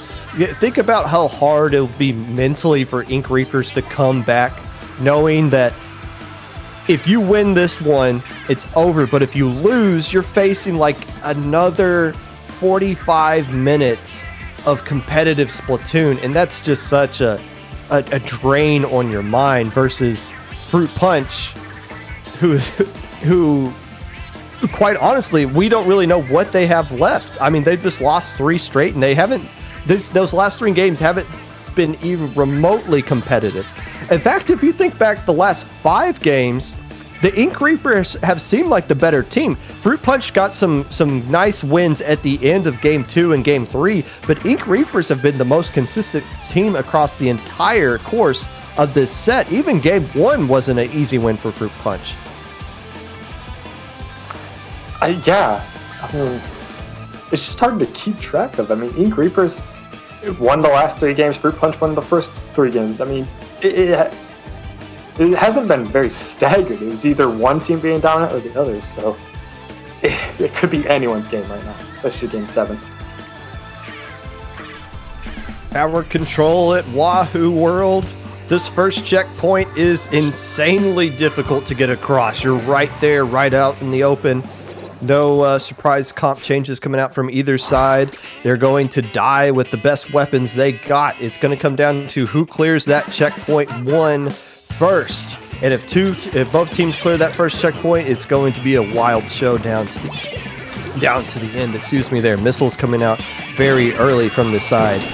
Fruit Punch just to try to locate the players, and you see two players coming around the left side trying to take down Witty, and they do accomplish just that. Lose Sleepy on their side as well. Right now, both teams just trying to establish some sort of control of mid. Like you said, I mean, it's so hard to get past that first checkpoint. We're going to be seeing a fight for mid for a good while in this game. Seeing Oliver kind of overextending a little bit and does not get punished. Oliver's doing a great job keeping the map control in check as Kwame rides the tower. And Ink Reaper's getting a pretty solid first push 1 minute into this game. Throwing a Booyah Bomb at the ledge. Catching all these flames, that could have been so much worse than it was. Panda getting caught off guard. I mean, their callouts are on point here, you can tell. Yeah, and again, we talked about how difficult that checkpoint is to get across. Most of the players were down for the side of Fruit Punch when Ink Reaper started that push, and they still couldn't capitalize off of it. And now they're going to get another opportunity to do just that. Two players down on the side of Fruit Punch. I don't think they realize Kwame is right here until they do, and now we're starting to collapse in on them. Bop closes the gap, and with the assistance of one of their other players, able to take down Kwame. And Ink Missiles starting to come out as well. So if you want to get something going, if you're Fruit Punch and you want to get something going, the Ink Reapers are doing a really good job of at least keeping this map as orange as possible, and they're not giving any ground or any situation to where Fruit Punch feels like they have a man advantage. I mean, look how orange this map is. Ink Reapers is doing such a good job keeping the map control in check while pushing that tower. Not quite getting past that first checkpoint. You said it's super hard to get past. It's in a really awkward spot for them.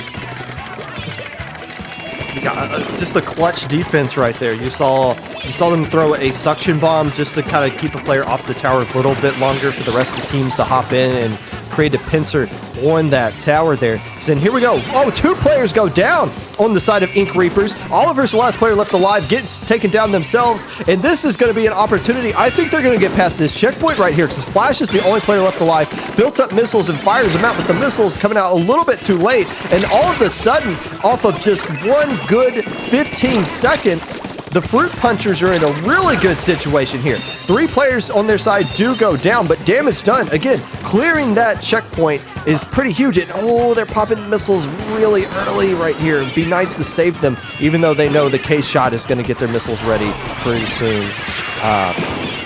Wait, no, there is no. That was the only missile user on their team. Interesting. So how are they going to stop this checkpoint here?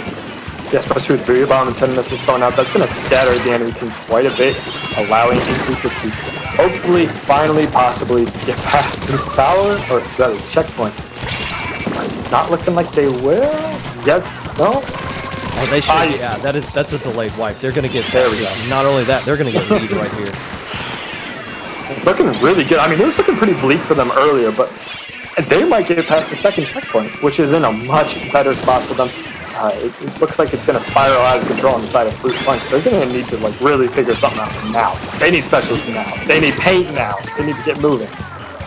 2 players have gone down on the side of Ink Reapers, but there are still players that are coming back in. You see Kwame getting control and has Bop at the distance advantage, but gets instantly shred by popping the Booyah Bomb there. You know, when we talk about that push that Ink Reapers were able to pull off, it really comes down to that missile play. The Fruit Punch had missiles ready, and they fired them a bit early just to kind of locate where the players are. They would have desperately wanted to have those missiles back when Ink Reapers were on that checkpoint 1. But now, they've already cleared the first checkpoint, so now they really need to get a lot of picks right here if they want to keep this tournament going. You see Bop working around this left side with Bubbles to work with.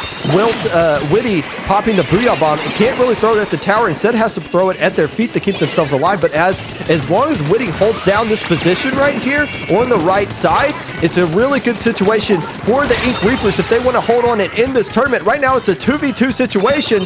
Japan to force forced to hop onto the tower, and here come the missiles. They're going to force everybody off of it. Can they get back onto the tower? And it doesn't look like they will. Just in time, but except they do. And one more player coming down, and who else but Oliver from the top smashes them in the head and ends this tournament. The reverse sweep goes to the Div 7 team, who has just won Low Ink May 2021. Wow. What a poetic way to end it. I mean, it was a reverse sweep with one last shot by Oliver, who seems to be a huge fan favorite, playing very well in this whole tournament. And the name of the game was holding down that second checkpoint. I mean, on that last push Fruit Punch made, they didn't have enough defenses on that second checkpoint. And Ink Reapers learned from that, and they had that whole thing set up. So, wow. Congratulations to Ink Reapers for that reverse. What a way to end it. What a way to avoid a reverse sweep. As much as we'd love to see that happen, you can't blame them. And again, this is the most insane Low Ink champion we've ever had. For one very specific reason. This is a Div 17. Like we've learned more about this team over the course of this tournament. Usually when a team signs up, we verify them and we're like, okay, these guys are in this div. Okay, they're not, doesn't look like they're going to make playoffs, whatever. But this is the same team that is in Ludi Div 7, and they're not, I mean, they can make the playoffs, but they already lost to a team 5-1 in their own group. So there is nothing that would suggest that this is a team that would come in a tournament where we still have a couple of Div 4 teams hanging around, in a tournament that had several Div 5 teams that threatened to win it last month. Out of all of those teams, little Div 7 Ink Reapers just came in and said, nah, we're going to get banned this month. There are going to be so many teams that are divved. There are going to be literally about 100 teams that are divved higher than Ink Reapers that are going to be eligible for next Low Ink, and they are not because they've won it here. That is insane. What a win for them. What a bragging right. I mean, so many of these like Div 5 teams like want to get banned from the tournament. This Div 7 team just shows up and it's like, no, it's going to be us. Because they said so. They're going to be playing teams in their Ludi sets. They'll be like, oh, you're hoping to make Gamma Bracket next Low Ink? Oh, the intimidation factor is going to be real. That's cute. We won it. And yeah, it wasn't easy. I mean, we were looking at a bracket reset right there. We really were. I can't believe they pulled off the reverse sweep, and it really just came off of that play by Kwame back on Clan Blitz at the Reef, where they just said, okay, we're the better team here. We're going to show some pride. I'm going to wake up and we're just going to start taking this back one game at a time. So hats off to them. And obviously hats off to Fruit Punch. Again, I think I think fatigue started to set in there over the course of that set. We started to see them make some more nervous plays. And again, playing all the way through losers bracket, it does take a toll on you, and I think it just finally caught up to them there. But obviously a very good first Low Ink for Fruit Punch as well. And obviously to the third place team, Fukkatsu Angels, another strong showing for them, doing better in each Low Ink that they play in as well. So. And yeah, with that, I think we're going to move on to a small little Low Ink announcement. So with that, we're going to have Kraken Mare, one of the head TOs, come in and explain what the announcement is. Hey everyone, thank you for participating and congratulations to Ink Reapers on that stellar victory. That is amazing that what you guys did. And Fruit Punch, we hope to see you next month. Maybe you can get that victory. You guys were oh so close to doing that bracket and reset. But yeah, this is tough. But I think starting this month here, this is my last month as a head TO for Low Ink. This is not. I am not retiring from IPL as a whole, but the tournament here that has built IPL from the beginning here with me and Hoenn, I've been around since before the first casual Splatoon tournament that ended up becoming Low Ink. So as of this month, this is my last month participating. I really haven't been there as much as I would like for a while now, and this is more formality and allowing somebody to step in that place who deserves it and who puts tons of effort into Low Ink. There's plenty of people to do that, and but one of them we want to move on and bring in as a head TO. Mr. Popgun, you guys just heard on the mic for a long time, is going to be our new head TO here at Low Ink. One of our 3 head TOs, of course, JPEG, who you've been hearing on the mic now, and Hoen's on a hiatus. But so basically, right now it's the new blood running it, the newer blood compared to Hoenn and I. I'll still be staffing here and there, and I still will be involved in IPL, but my time here as a head for Low Ink is over. So thank you all for all this time, for the over 3 years, if you include the casual Splatoon tour of me being ahead, and yeah. I'll see you all around at different IPL tournaments. I don't know if JPEG or Popgun want to say anything. Again, congratulations, Popgun. You really deserve it. You earned it 100 times over. I guess the only thing I want to say is that me and JPEG have been DMing at each other, and we've come to the conclusion all of Div 7 is going to be banned next level. Oh my goodness. Just to make sure this doesn't happen again. I think that's all I want to say. Hey, Kraken, thanks for... I as a former Low Ink player myself, thank you for help creating this tournament. I mean, give us real quick before you go. Did you ever think this tournament would become the absolute monster that it is today when you guys were first sitting down and creating this one? Sorry, a little bit teary, but yeah. Yeah, no, honestly, it started off as just for Pokemon Showdown, just a tournament, just to have some fun, and then it kind of transformed into something bigger as we started to get teams from outside of it. We realized a lot of the teams were more casual based or lower divisions. So knowing that there was a opening there in the scene, we tried to fill it, and so. We never imagined it would become this. We never imagined we have multiple, I think we had 120, 130 teams at our peak. This month's a little bit lower, but that's, we had a lot of people with finals. It's the end of the school season. Ludi, we understand. But we never expected to become that, and it's amazing what it's become, and it's really thanks to all of you, like JPEG and Popgun, people like Sky, Vincent, Inky. You all have been contributing so much to Low Ink, and there's plenty more. I'm just name a few, but that's really what makes Low Ink possible, and I'm honored to hand it off to people I know will take care of it. And like I said, I will still be creeping. I will still be around Low Ink here and there, and IPL as a whole. But thanks everyone. And with that means Low Ink's new head TO is being Hoenn Hero, who's been around from the start, me, and now introducing Popgun. Seriously, there's no better person than Popgun to take the role of Kraken there. So we're going to take good care of this tournament, hopefully. With that is going to do it for the end of Low Ink, May 2021, Day 2.